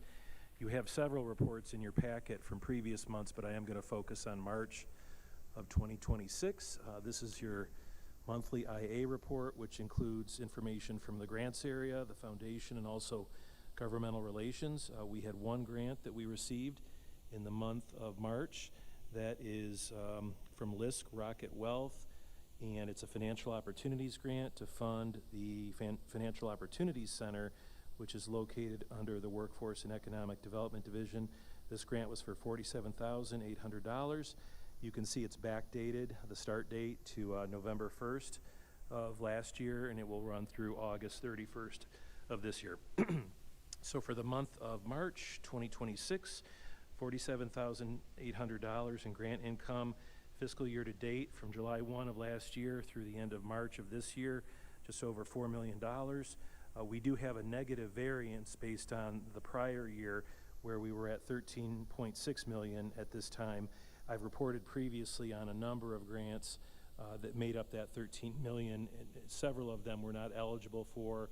We have them, but we're still spending them down, so that we're not able to apply for those grants again until sometime in the future. I will say that at the end of March, we had 18 outstanding proposals that we had not been acted upon by the funders, where we put them in, and those totaled just over $25 million. On to the foundation for Mott Community College. The month of March was a pretty good one for the foundation. You can see the categories there. Scholarships and other funds in particular were quite high relative to the prior year. So we actually have a positive monthly variance of $70,000, $70,578 for the month of March this year versus $41,000, almost $42,000 last year. The year-to-date variance is in the negative. We're at $597,000 current fiscal year-to-date, and last year at this time we had almost $642,000. The final piece of this presentation is governmental relations. You heard from our lobbyists tonight, lots of activity in this realm. I was saying to Shonda a week or so ago that we started this activity probably 10 years ago, but it's really taken off, I think, in the past couple of years, and very pleased, and I'm very pleased with Scopus and Associates and the hustle that they're showing, especially at the state level. So you can see that through the President's office, we mailed out invitations to our annual legislative briefing. Those went to every legislator that touches our service area, plus others who are critical at the state level, chairs of appropriations committees, people that are in education committees, even though they're not local. We visited, we sent thank you letters as well to those legislators on capital outlay subcommittee that we visited on March 19th. So that was the President, Larry Gothrop, Marcus Matthews, and myself. You can see that where we say meetings held with state folks. We were with Scopus and Associates all day on March 19th, probably talked to a dozen different legislators, including pulling many of them off the floor or the Senate through the chamber doors, which we've not done before. Other meetings, I meet bi-weekly with Scopus and Associates. We touch base in between as needed, and that's pretty frequent, but we have a standing bi-weekly meeting. Under other activities, we started planning with Jordan's help and Alicia Turner and Casey Newvine in Student Life, the annual MCC Capital Day, which occurred not in March but in April, but the planning started in the month of March. Under federal, invitations were mailed to our federal offices for the breakfast or the briefing that we had on the 17th, and then also our grants department under institutional advancement, working very closely with the staffs of Congresswoman McDonald-Rivet and Senators Slotkin and Peters on what are essentially earmark requests on behalf of the college. That completes my report, Madam President, Mr. Chair. All right. Thank you. Thank you, Dale. Dale, I must say you did a fantastic job, because I received a thank you note for talking to one of the individuals. I can't remember which one. Okay. And so you must have got the point across, because I wasn't even there. Okay. Yeah. You were there in spirit, Mr. Chair. Let me just say, Jacob was not wrong. The students that went with us, we had a dozen of them on MCC at Capitol Day, and we had 3 different teams with staff and students. Every single one of them told their story and about how Mott is changing their life and has changed their life, so fantastic to them.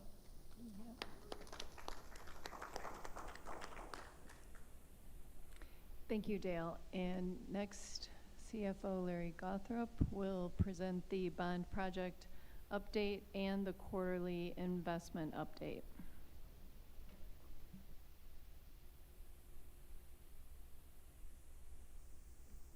Me and my sidekick Rod. He was worried he wasn't going to come up here. Look at how nice this guy looks. Go ahead, yeah. No, go ahead. Yeah, go ahead, yeah.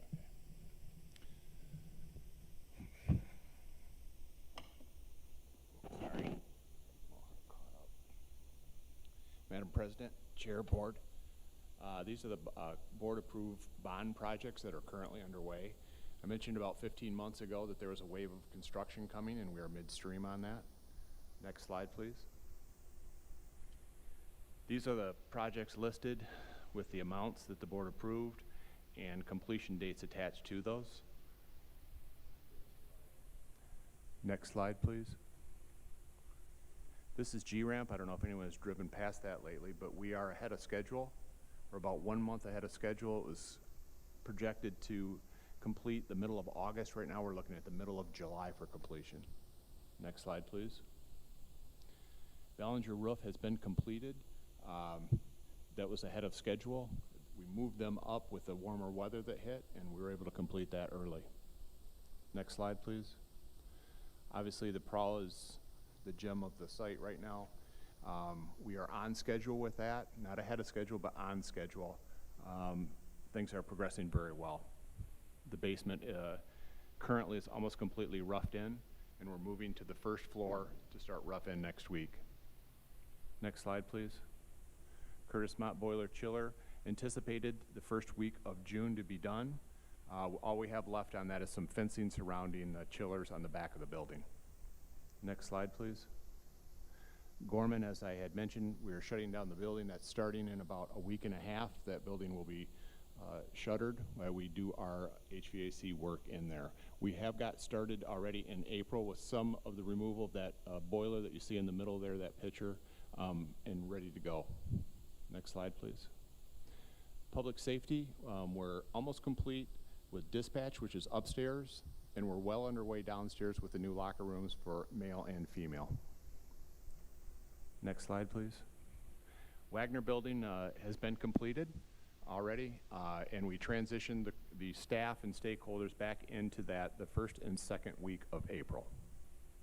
Next slide, please. Any questions? Sorry. The only thing there was Curtis Mott, which we brought to the board many months ago to update. But other than that, not at this point. Thanks, Rod. So I would like to go back in time here to the end of December because that's when this report is. So you get to see me again next month when I do March. But let me go through where we were in December. Next slide, please. Just as a quick reminder, the college's investments are governed and limited by Board Policy 3130 and Michigan Community College Act investment policy. The biggest takeaway from these two guideposts is that safety is paramount when investing, and it's evidenced by the type of investments that are allowed, which are very, very safe. Next slide, please. So the college's current investments of its operating cash and reserves are presented. There are 5 different financial institutions, brokers, investing roughly $73.5 million at December 31st, 2025. Of that, $57.4 million belongs to the college and $16.1 is owed to other college-designated restricted funds, such as grants. The interest rates range from 1.5 to 4.92%. Next slide, please. So the college has invested with Fifth Third Bank, the May 2024 bond issuance, what Rod just showed you, all the things that we're doing with that money. As of December 31st, 2025, there's roughly $23 million remaining of the $35 million issuance, and we have invested in cash, CDs, U.S. agency and treasury obligations, and these funds are separately invested, not pooled, as they're restricted in use to the ballot language, and we are required to keep them separate. But you can see the interest rates there are 3.54 to 5%. Next slide, please. So on income, the college's investment income was $2.8 million for the fiscal year ended June 30, 2024, $3.8 million in the fiscal year ended June 30, 2025. and $1.9 million for the 6 months ended December 31st, 2025. The two primary factors that impact the college's investment earnings are the amount available to invest in the Fed funds rate, as our investment are tied to it much more than if our portfolio included stocks or other more speculative type of investments, which are not allowed. And that ends, next slide, that ends my investment presentation. Any questions? Don't ask me to go back to December 31st and what I was doing or something. Well, I thought on what you just reported. I wanted to ask a question about the bond projects update. Rod. The Transition School of Cosmetology, where would that, are there going to be any changes with that particular building or where they're currently located? It is considered red currently on our green, yellow, red evaluation. At this time, there is no imminent plan to relocate them, but upgrades are coming to that area. Okay. All right, thank you. And we'll get information and slides just like we have here for like those upgrades as well? Yes, you will. Thank you. It's been identified as an area of need and urgently. It's in, meaning the red designation indicates that renovations or updates are required or would be hoped to be achieved within the next 12 to 18 months. That's one that we've not identified the appropriate, or a funding source to cover the cost of that. But it is an area that we're intend to work with Scofus and Associates. They actually have a long history of working with cosmetology schools and successfully connecting them with third-party and some corporate clients of theirs that are interested in helping to build out cosmetology training centers. Mm-hmm. So it's something we're looking at pursuing. We haven't identified the funding in order to move it. There is a vision to potentially locate the cosmetology, the hair that's in the VADC now, with the aesthetics and nail technician area, which is in Curtis Mott. So that way they would be all co-located together again, like they were before, in updated facility. Okay. Thank you. Yep. Thank you, Rod. Thank you, Larry. And next, Rebecca Martz, Acting Associate Vice President of Human Resources, has the Human Resources Activity Report.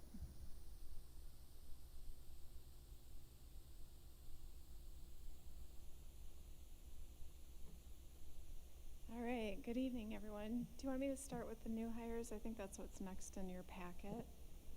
That'd be great, thanks. Okay, I'm going to take the next 20 minutes to go through the next 14 new hires that we had. No, I'll try to make it quick. All right, the first person is Brett Small. He's a sworn police officer. He worked as a police officer for over 30 years at the city of Flint before coming to Mott. So we're happy to have him here. The next person is Taquita Tolliver. She's a career navigator in workforce. She has an associate's degree from Mott Community College. She's been working in public health before Mott. She worked as a patient care coordinator, a community health worker at Genesee Health Plan, and a case manager at Educational Data Systems. The next slide is Yusuf Harris. He is a career navigator as well. He has a bachelor's degree in criminal justice from Wayne State University. He's been working in a variety of areas and human resources at Northgate and Meyer.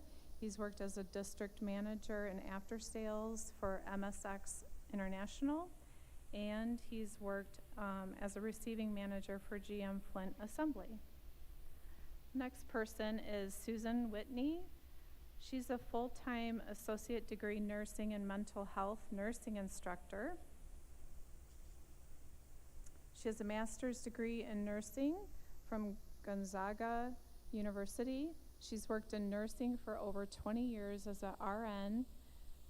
Most recently, she worked as a nurse practitioner for Hurley Medical Center and nurse practitioner behavioral health unit manager for McLaren.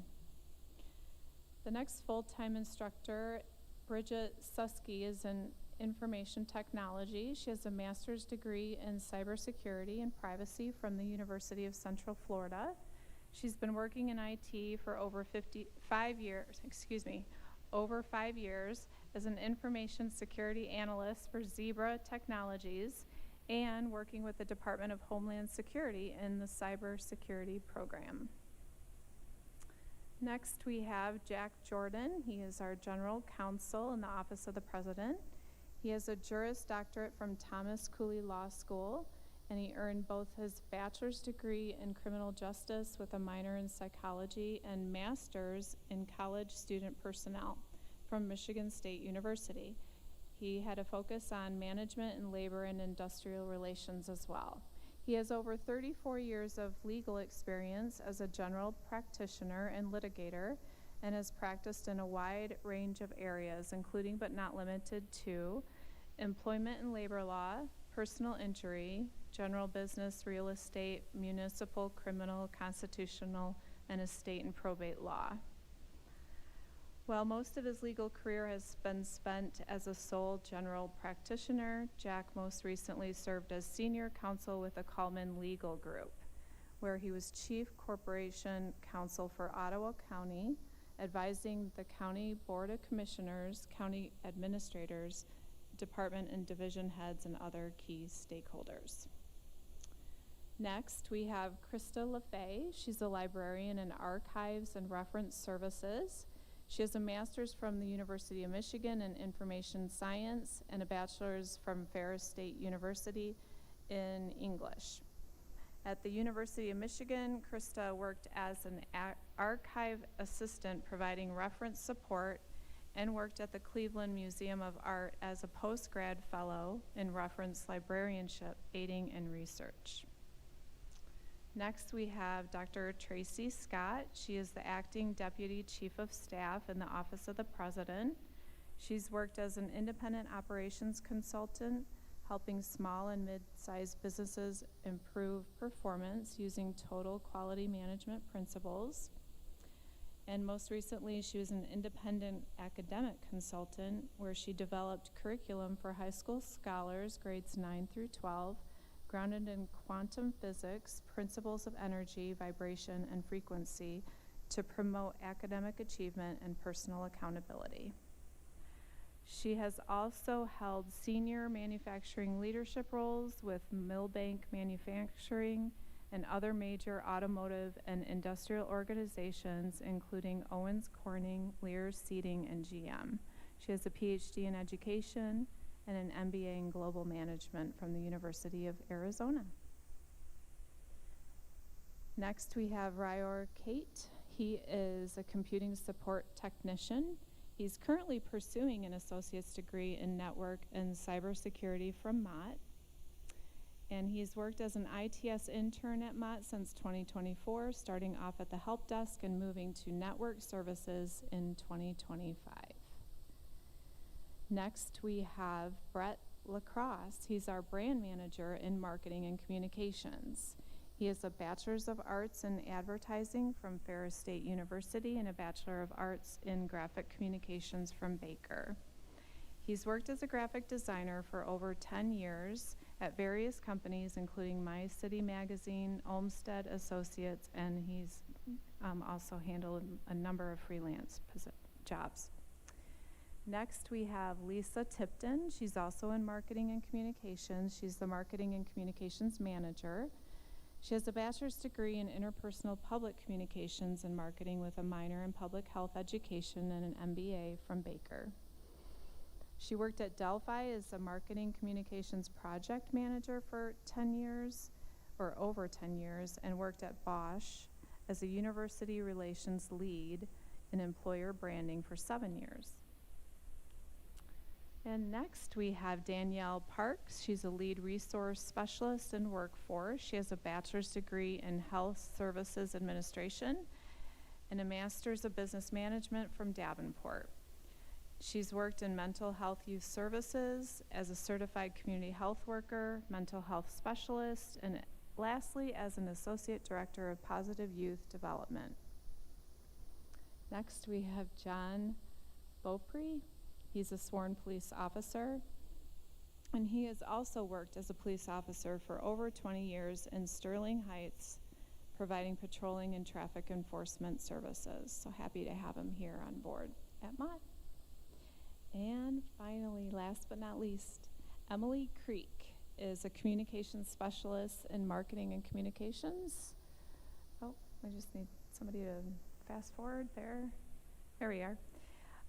She has a bachelor's in marketing from Northern Michigan University, and she's held several positions within marketing, including sports journalism at United States Collegiate Association, and marketing and communications at Eagle Mine, and sports social media content creator at Northern Michigan University. So sorry, I felt like I rushed through all that, but those are our 14 newest employees that we're so happy to have here on board.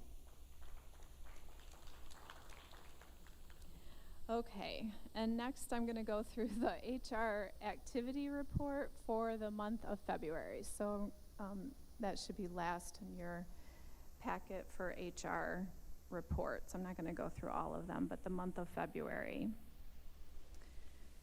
So the first chart there shows faculty new hires by semester. I just want to draw your attention to fall 2025. We hired 12 regular full-time faculty, 28 temporary full-time, and 9 part-time.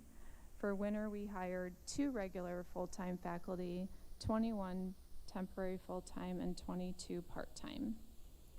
The next chart, called Faculty New Hires, shows the percent of change between academic years and semesters. The first row on that chart shows 100% change between winter 25 at 0 to winter 26 at 2 for full-time regular hires. For temporary full-time, there was a negative 13% change between winter 25 at 24 and winter 26 at 21 temporary full-time hires. For part-time, the percent of change was negative 4% between 23 part-time hires in winter 25 and 22 part-time hires in 26.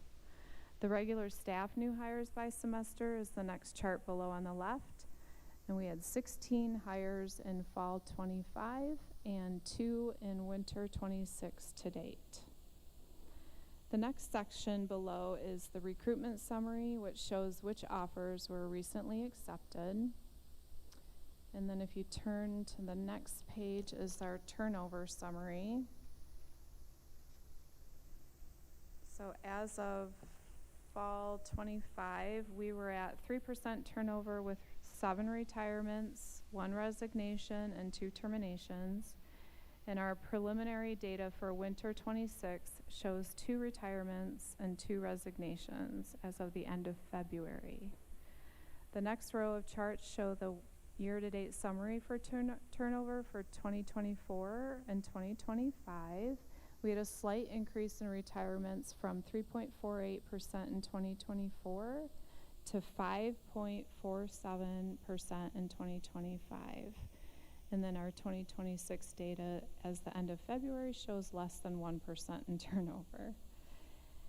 And then there's a chart there at the bottom right that shows that we had 91% filled and approved to fill of our current total count of board-approved FTEs.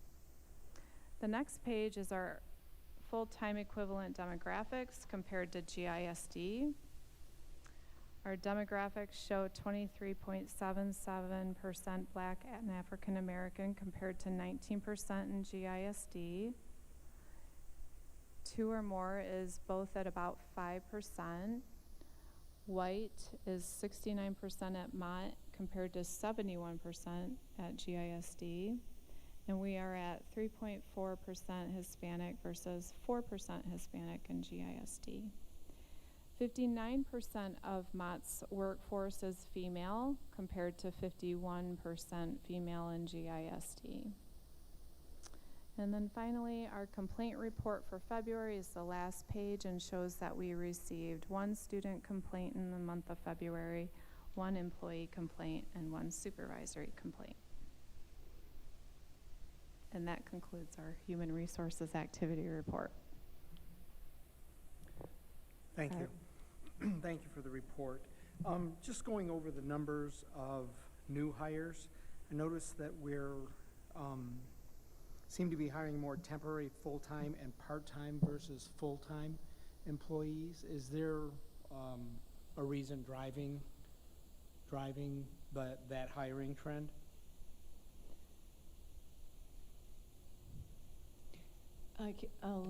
I'll start with my explanation, then you can chime in. So you're referring to the faculty on the Yes. first page. Yeah. So we were ramping up in order to manage the growth in enrollment, and one way in order to do that is to create a pool of temporary, full-time, and that is an approach that was used last fall. Now, over time, those often, if the demand for their teaching continues, we'll convert them to either part-time or full-time.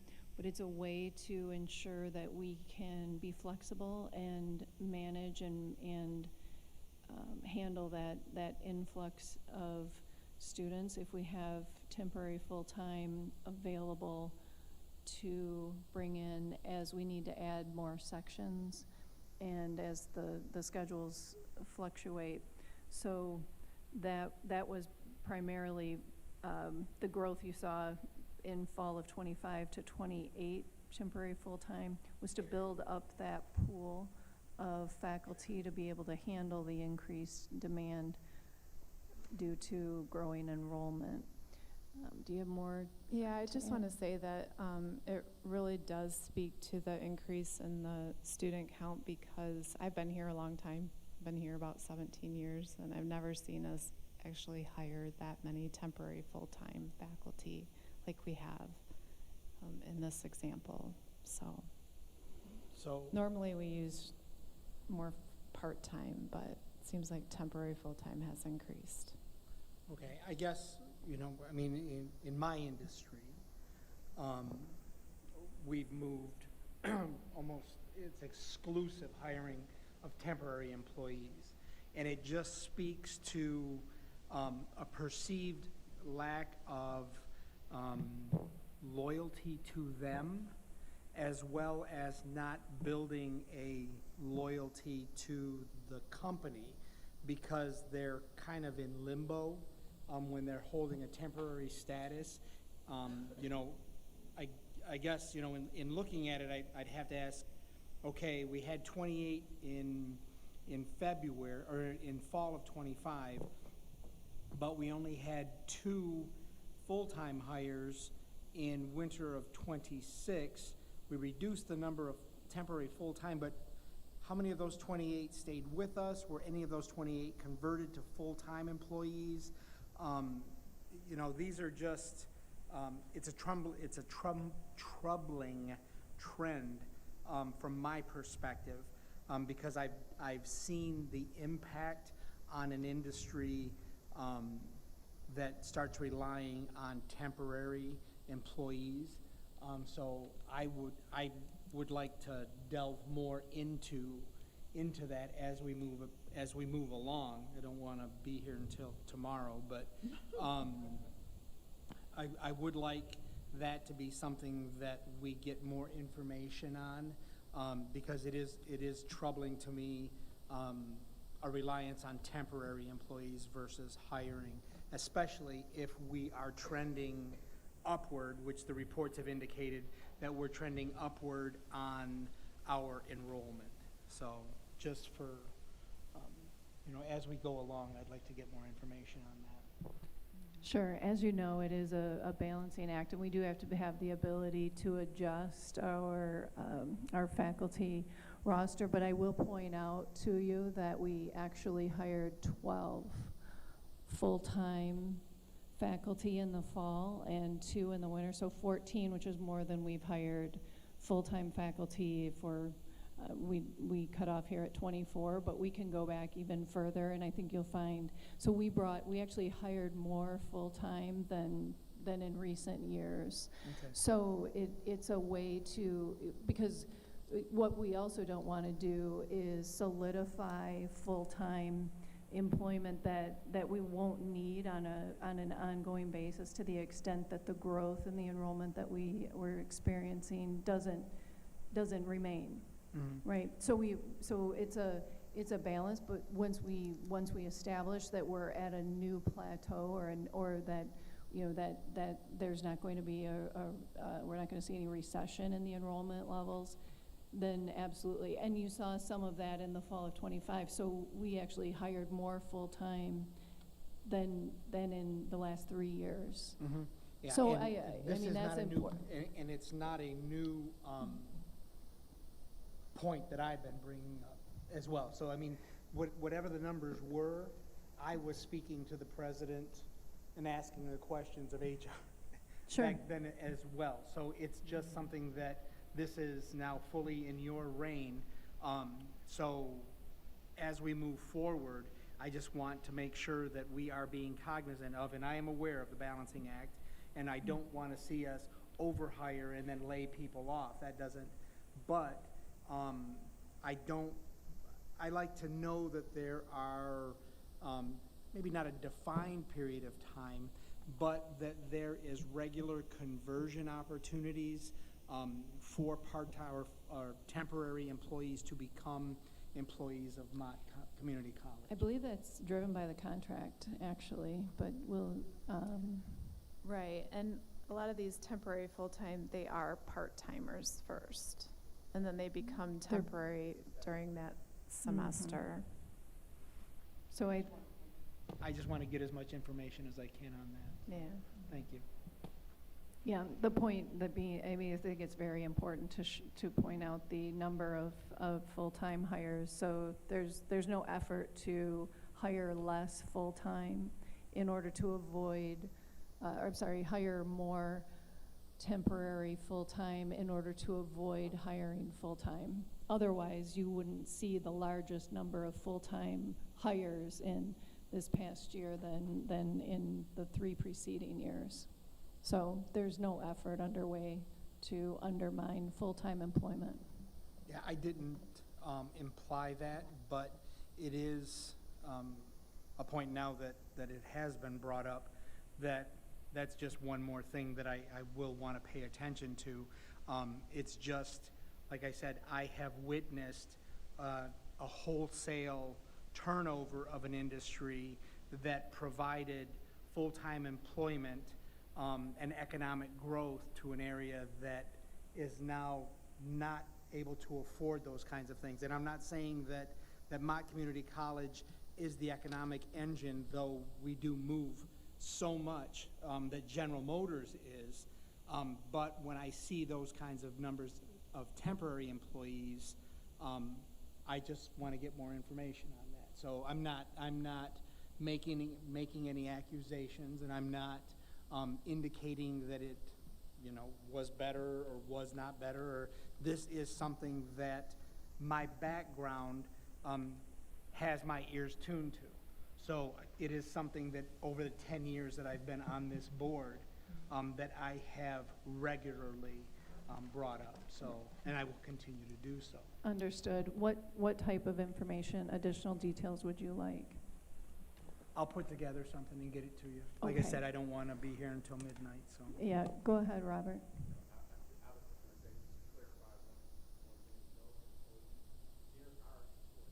Yeah.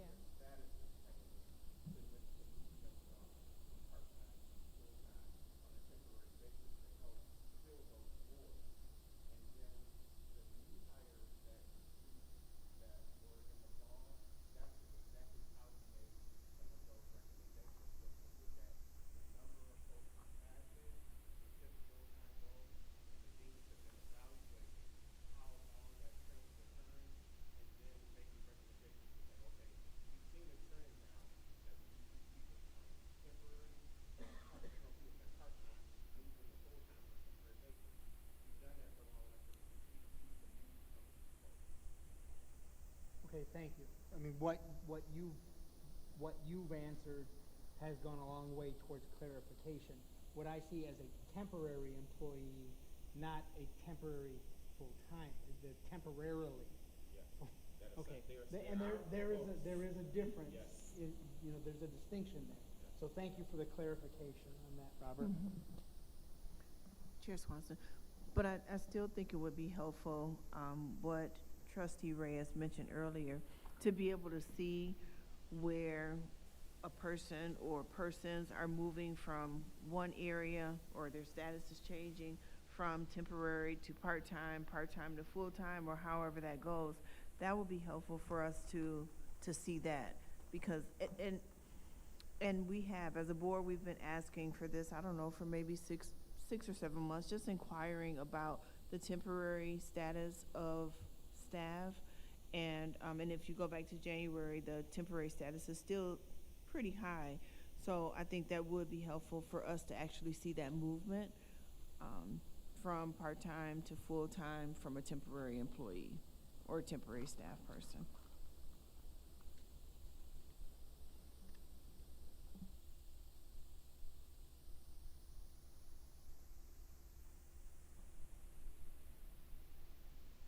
Can you clarify what it is that you would like to see? I believe it's going to be in Trustee Reyes' write-up, because I was just building off of what he said. I'm in agreement with what he said, and the board has been talking about the temporary employment for quite some time. So I think if there's 28 people who are temporary full-time, and then 4 of them, their status changed to part-time or full-time, it would be nice to see that transition. We'll take a look at you know, what Trustee Reyes submits. And, okay. Thank you. Thank you, Rebecca.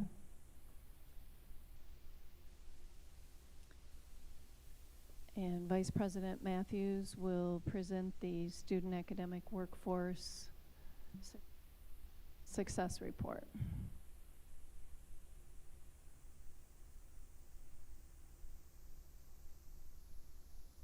There we are. Yeah, we're live now. Thank you and good evening again, trustees, Madam President.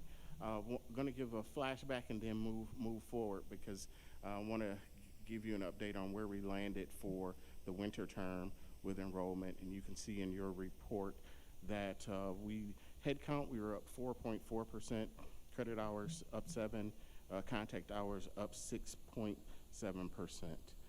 for the winter. Next slide, please. We agreed to share with you all sort of where we were comparing with our group of peers, and you'll see that amongst this group of peers, colleges pretty much between 5,000 and 10,000 students, and then a couple of others, we were third with 4.4%, but you can see there's a wide variance there in terms of where folks landed for the winter. Next slide, please. Wanted to do a little bit of trend analysis to show you all how we've been trending the last few years in terms of our head count. And here you'll see that we've included both workforce and our credit programs, and you can see that the trend over a 4 or 5 year period has been a pretty significant. Workforce up about 18.9, and then in our credit enrollment over that period of time up about 12%. Can we try next slide? Then sort of looking at the data another way, looking at both credit and contact hours over that same period of time, an increase in 8% over that time in contact hours, and up 9.7% in terms of our credit hours. So I'm going to pass to Al to talk a little bit about where we are currently and things we're doing moving forward into summer and fall. Thank you, Vice President Matthews. So our current, what you have up there shows us slightly down compared to last summer. I'm happy to report our newest data has us much closer. We're about 1% down. And I think it's also worth mentioning that our comparison summer, last year's summer, was the highest summer that we've had in a decade. So though we're 1% down right now, we're 1% down on what is a tremendous year for us. So for our summer, we've been working with Marcom. We have several strategies that we're implementing right now and several new strategies that will be unrolling over the course of the next couple of weeks, but we only have a couple of weeks before the summer semester begins. So we're hoping to close that gap completely and gain an edge on where we were last year, creating a new record for us for this summer. For the fall, we're up, but that's pacing, right? So 24% up, but it's pacing. Doesn't mean we're going to land 24% up. It would be great if we did, but being 24% up on pacing is better than being 24% down on pacing, obviously. And again, we're working with Marcom right now on several different strategies to make sure that we continue that trend with our pacing. We're really excited about the collaboration that we've engaged in thus far. Go to the next slide. Thank you. So one of the things that we've done, President Richard Snell asked us to develop a strategy to market to Siena Heights students that are from our area. As you probably know by now, their institution is closing. That's a trend that's happening right now with small, private, four-year liberal arts colleges. So we developed a marketing strategy for those students, especially the ones from Genesee County that are attending those institutions. You can see up there some of the strategies that we've implemented. I think one of the things that I'm excited about is now that we've developed this strategy, the intent is to be able to deploy that whenever another institution closes, which unfortunately for those four-year private liberal arts institutions is happening at a more and more regular clip. And let me give credit where credit is due. So that was a suggestion to us from Trustee Daly to pursue any students that were going to be affected by the closing of Siena Heights. So yeah, thank you, Dr. Daly. Yes. It does. You can go to the next slide, please.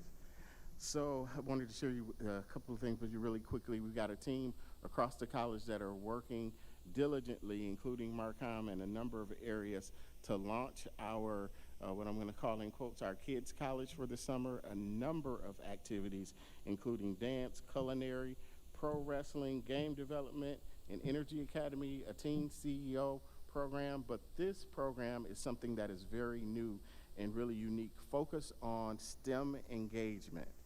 And it's called Go for Launch in partnership with Michigan STEM and an organization called Higher Orbit. So you'll see we'll have 40 students between 14 and 18 the third week in July, focused in our Regional Technology Center. The one unique aspect of this program, you may or may not recognize these names, but I'm going to say them to you. So Greg H. Austin, who is an astronaut that worked on the International Space Station, and then Michelle Lucas, who is an instructor for astronauts. They will be here working with students this summer, and so we're really excited to have them on our campus and have this as one of the key features as our kids' college for the summer. So look forward to more information. I know our Marcom team is working with everyone to put together the small brochure for us to advertise those opportunities. And we've been excited with just the feelers we put out. The last time I had checked, there were over 150 families that had already reached out inquiring about signing up their young people with us for the summer. So look forward to more for that. And lastly, this event, you can go to the next slide, has passed, but I won't be remiss if I didn't share from the workforce team. There were a couple of career fairs that we didn't get to share with you that were in the making. This is one that took place in May. Over 20 companies, 200 individuals came out that day. Really exciting event, so wanted to make sure that you all were aware of that. And that's it. Thank you so much. Excellent work, thank you. Thanks, Al.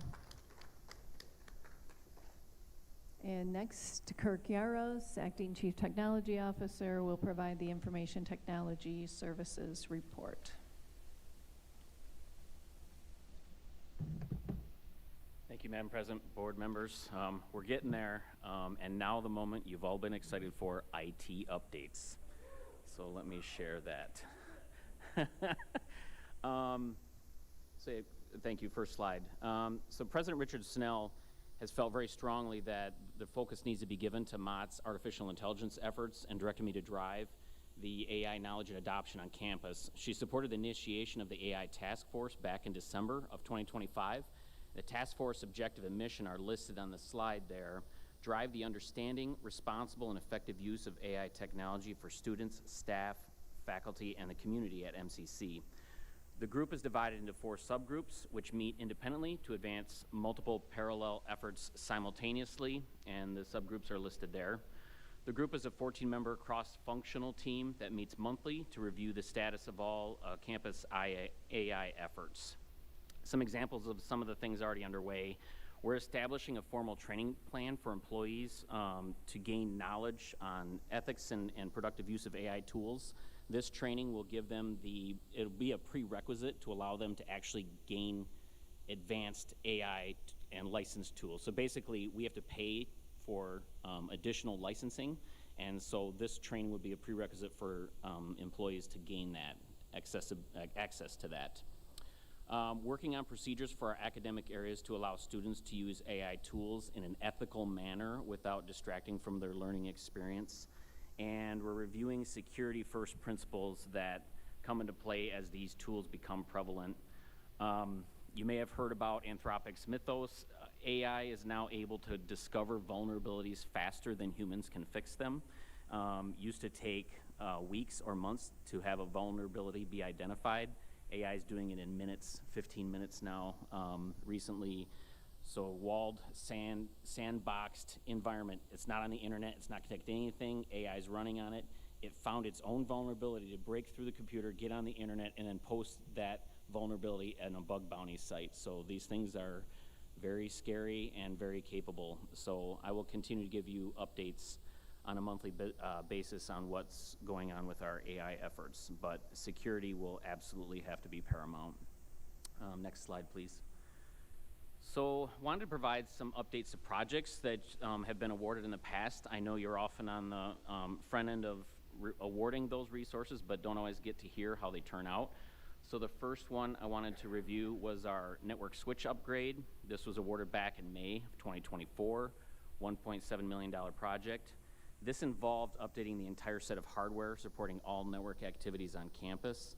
That includes our connections to the internet, the inter-building and systems communications, Wi-Fi, security cameras, door access controls, and basically every PC and everything that connects to the internet. So it's a big deal. Lots of expensive network hardware is needed to support this communication.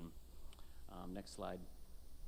So when I took over in June, the project was languishing a bit. We only had 25% of the hardware deployed, and none of it was being used in any type of production capacity. The hardware that was in place that we were using was end of life and had 0 warranty left. So at any given point, if that hardware died, that particular area or segment on campus would be unrepairable. So basically the team, and in addition to that, we were burning warranty on the new hardware that we had purchased that wasn't in use yet. So the big delay was mainly due to a technical limitation from the original design. So we got our teams to do a strategic pivot, spent time re-architecting a new solution, and started deploying all the hardware starting around August and September. We were able to get all of the hardware deployed by the end of the year, with it being all completely deployed before the start of the winter semester in January. So we are in a much better and safer situation with all of that hardware in place. Next slide.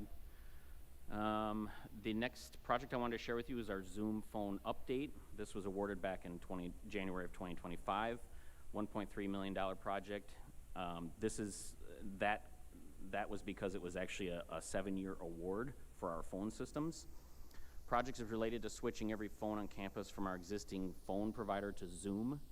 The way that the phone carriers work, they do a big bang approach. You can't just do departments at a time. You have to do everybody on campus all at once, and it has to be on a Tuesday at 11 a.m. So we basically had really not much room for error in that cutover. So we had to plan our entire phone communications being disrupted at that single point in time. That also includes updating all the desk phones, physical phones, and the firmware that are on those. We also had multiple versions and ages of phones to deal with over, buying phones over the course of years. They all had different requirements. Next slide. So we evaluated the project in June. It was slated to go in September, which would have been right in the middle of the start of our fall semester. So the risk was huge. We also realized that the configuration for the E911, all the phones provide location data for when you dial 911. A lot of that configuration was not in place. It wasn't ready.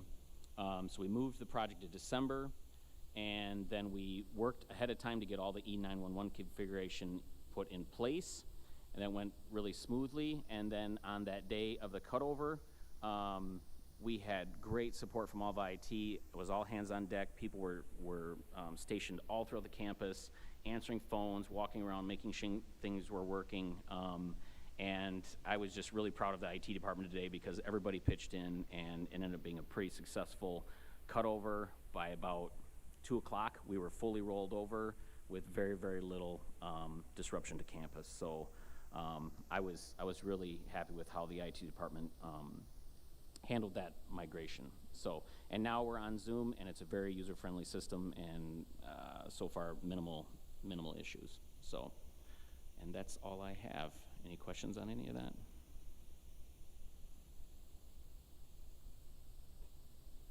Sure.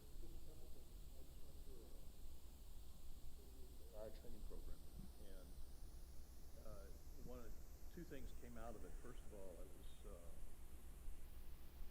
I had 2 oral exams that were graded by AI, an AI proctor, and I went into them being pretty skeptical and came out the other side thinking, they did a pretty good job with this. And the only thing I learned from it was time wasn't on my side, it was on their side, because I could say something and they could access the supporting data faster than I could.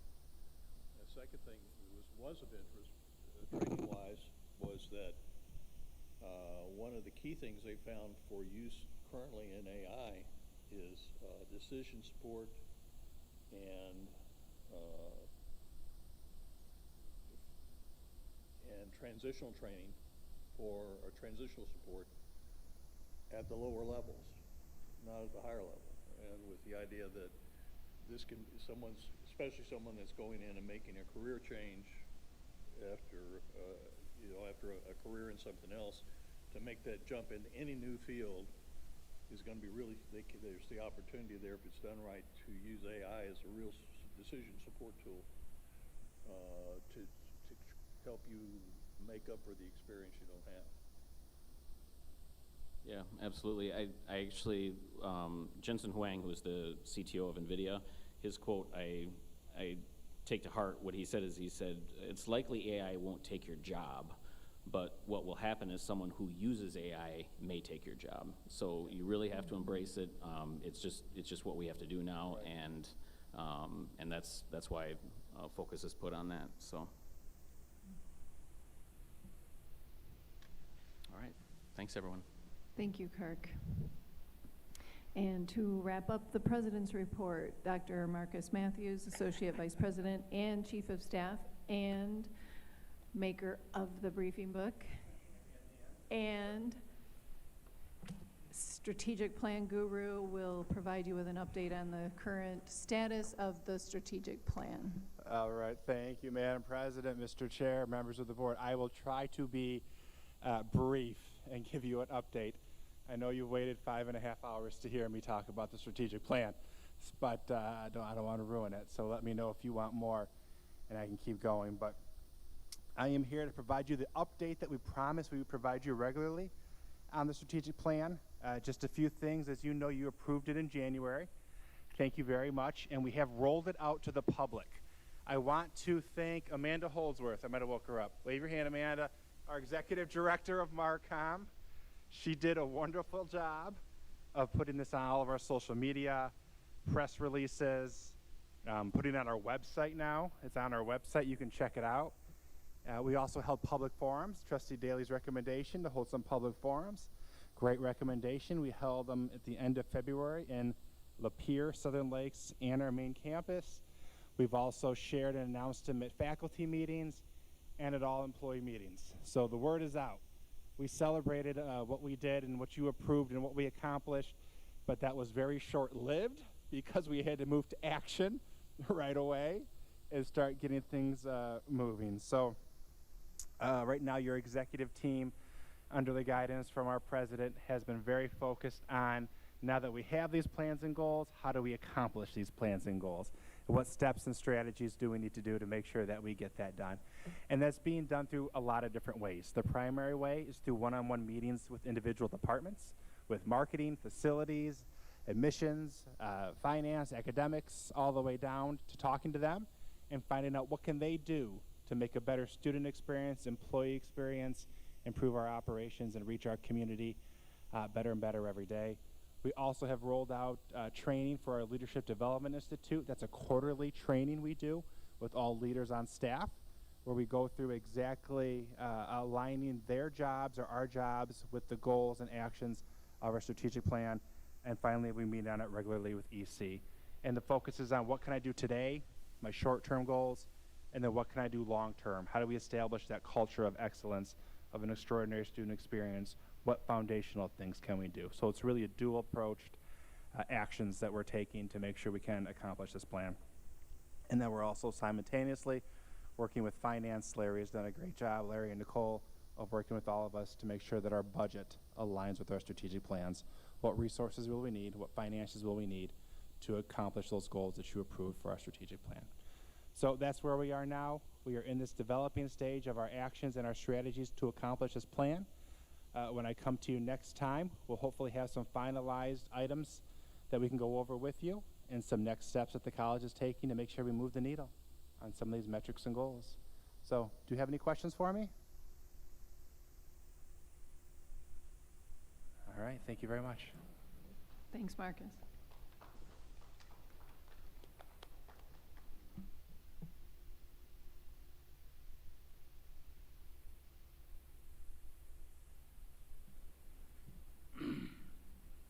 All right, we're at section 13. Can I ask one question before we go to the president? Absolutely. Madam President, I was going through the minutes just a few minutes ago, and I was looking at the minutes from the last meeting, and we had a letter from Flint Public Board of Education, and I was looking at it, and it said in here that Chair Swanson announced that this item would be placed on the agenda for the next regularly scheduled board meeting, April 27th, and that President Richardson Snell would provide the board with more information regarding the proposal. I was wondering if you had any further information on that.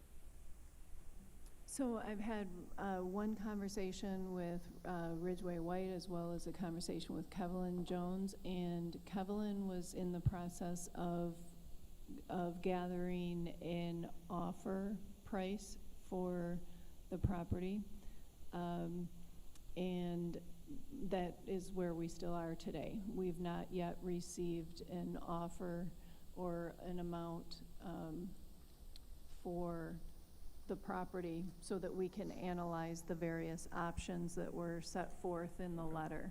So Kevlin is working on that now. So will you update us at the next board meeting? If with whatever's transpired, yes. And hopefully it's an analysis of the various offers, but thank you. Nothing more right now.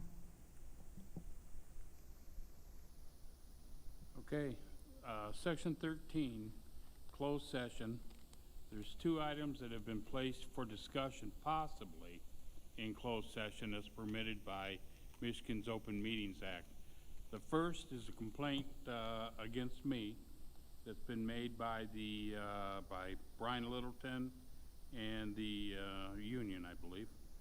And Vice Chair Wolcott has been handling that, so Wendy, why don't you explain what's going on? Well, I don't think most of the board, I don't think they even know this yet. A couple weeks ago, maybe a week and a half, 2 weeks ago, I ended up calling the board attorney, and I spoke with him regarding this matter. You guys all know the complaint that's going on, so I spoke with Judge Godola, and I also spoke with Carrie on what had happened. I don't find that the complaint has any merit to it. However, I do not feel comfortable doing this investigation at all. So I'm going to send this to the full board to do and take over from there. As a result of that, I want to place this in closed session.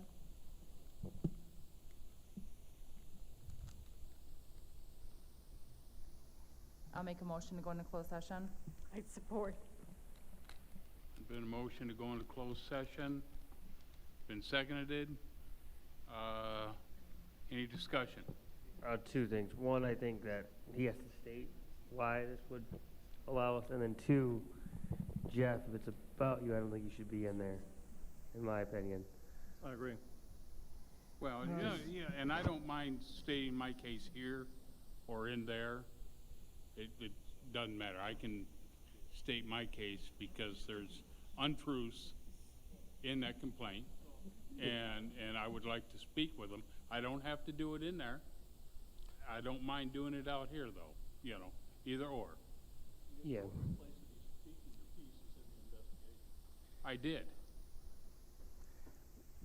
There's already been an investigation? It's a complex problem. Not by I am me. going to advise the board about the complaint, the work that's been done.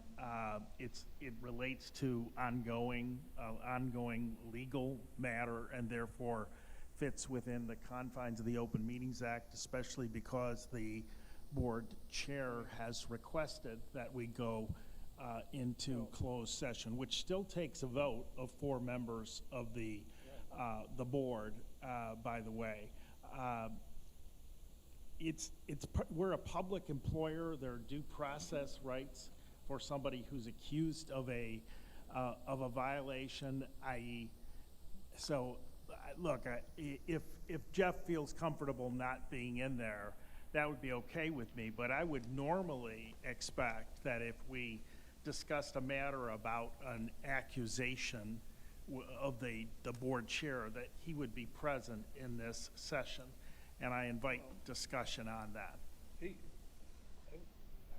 Just, Santino. thank you. I think to start it off, I think so we could figure out what direction we're gonna go. Maybe we should, I don't know, without, and then invite you in, or either or to see how that goes, just to kind of make sure we're not gonna implicate any biases is the main point. Well, and I don't have a problem with that. I did nothing wrong, so. It's not like we're investigating it now anyway, so I Right. think it would be smart to have him come in, state his case, and then if we want to boot him out, we can. I think what Santino is suggesting is that we discuss the legal framework and then invite the board chair back in, which we've done one other time before. I think that comports with due process. I personally think it would be better because I can describe some things that will allow the board to listen more intelligently to what the board chair has to say. So that's okay with me.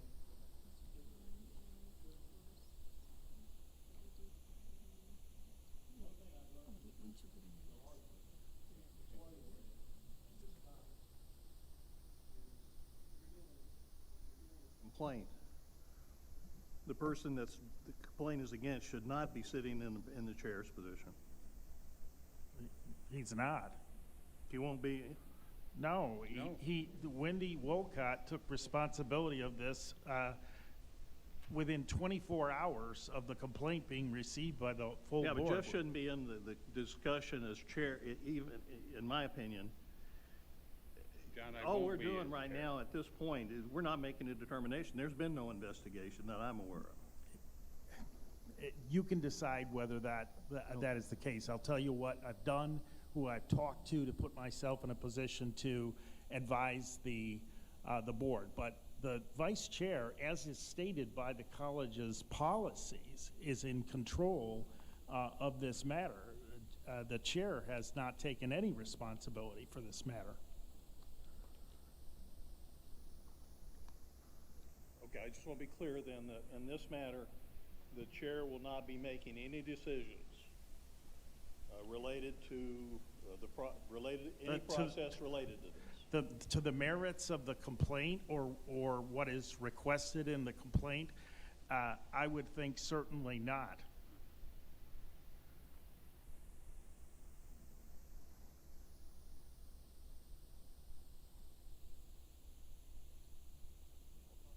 Yeah, let's take a vote. We can do something. So I Right. had already- I believe I can do this in. No. If the questions that you have afterward are gonna take longer, but I think I can lay this out for you in 15 minutes. There's a motion on the table that I had already made. Did you put it in the form of a motion, Trustee did. Wolcott? I did not hear a second. I made the motion to go into, Okay, so the motion on To the go floor into is to closed go session. into closed session. Okay. Now, do I recluse myself, or? You can I vote can on whether on it this? goes into closed session, Okay. and as I understand it, you can request closed session, which you have. Which I have. Yes, but on the merits, as the earlier questions established, you would not be taking a voting role. No, correct. Because it was on me. Yeah. Okay, so we've had any more discussion on that? On Wendy's motion to go into closed session, Art, you seconded, correct? Roll call vote, please. On the motion to go into closed session with regard to the pending ethical complaint, Trustee Wolcott? yes. Trustee Reyes? Yep. Trustee Dotson? Yes. Trustee Daly? No. Trustee Guerra? Yes. Trustee Miller? Yes. Chair Swanson? Yes. The motion to go into closed session on that matter passes on the vote of 6-1. Okay, now, before we go on that, there's two matters that can probably be handled in the, one other matter. They can be handled in the closed session, and maybe we can get it around to where whoever they can go home earlier. That is the issue for, as soon as I find it here, it's a collective bargaining update. So I would entertain a motion to let that go into closed session also. Support. Second. Okay? Been moved, been seconded to go into closed session for collective bargaining strategy. Any discussion? The statute specifically allows closed session for this. Okay. Any other? Sir?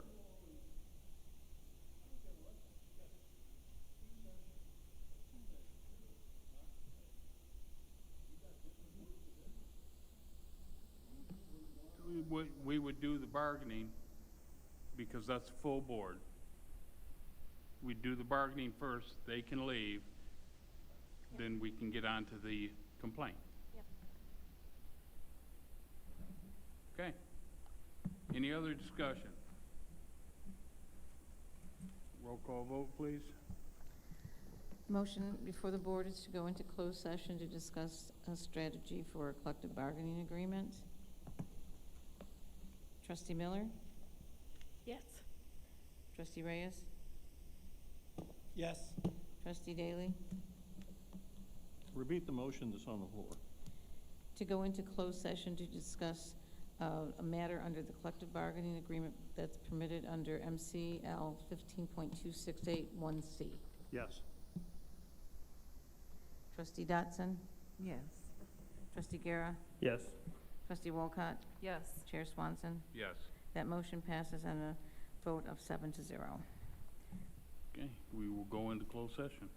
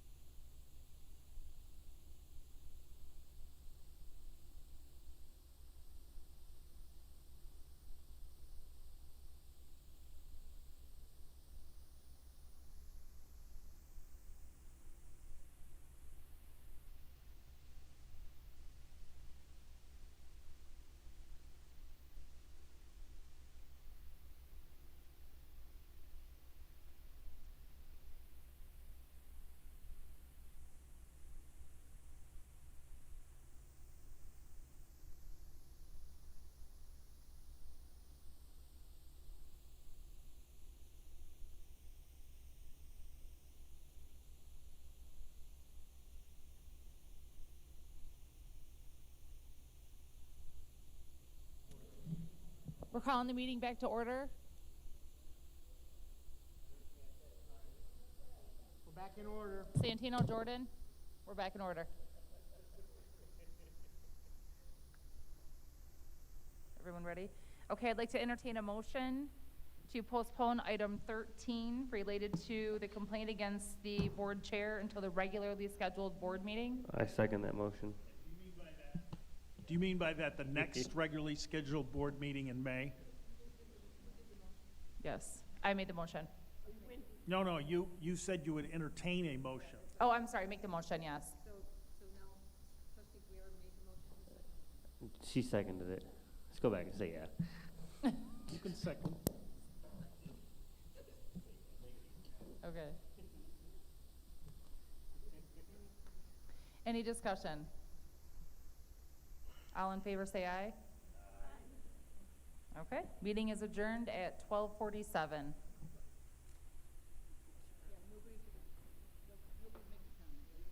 Yeah, no board comments. No, let's go. Let's go.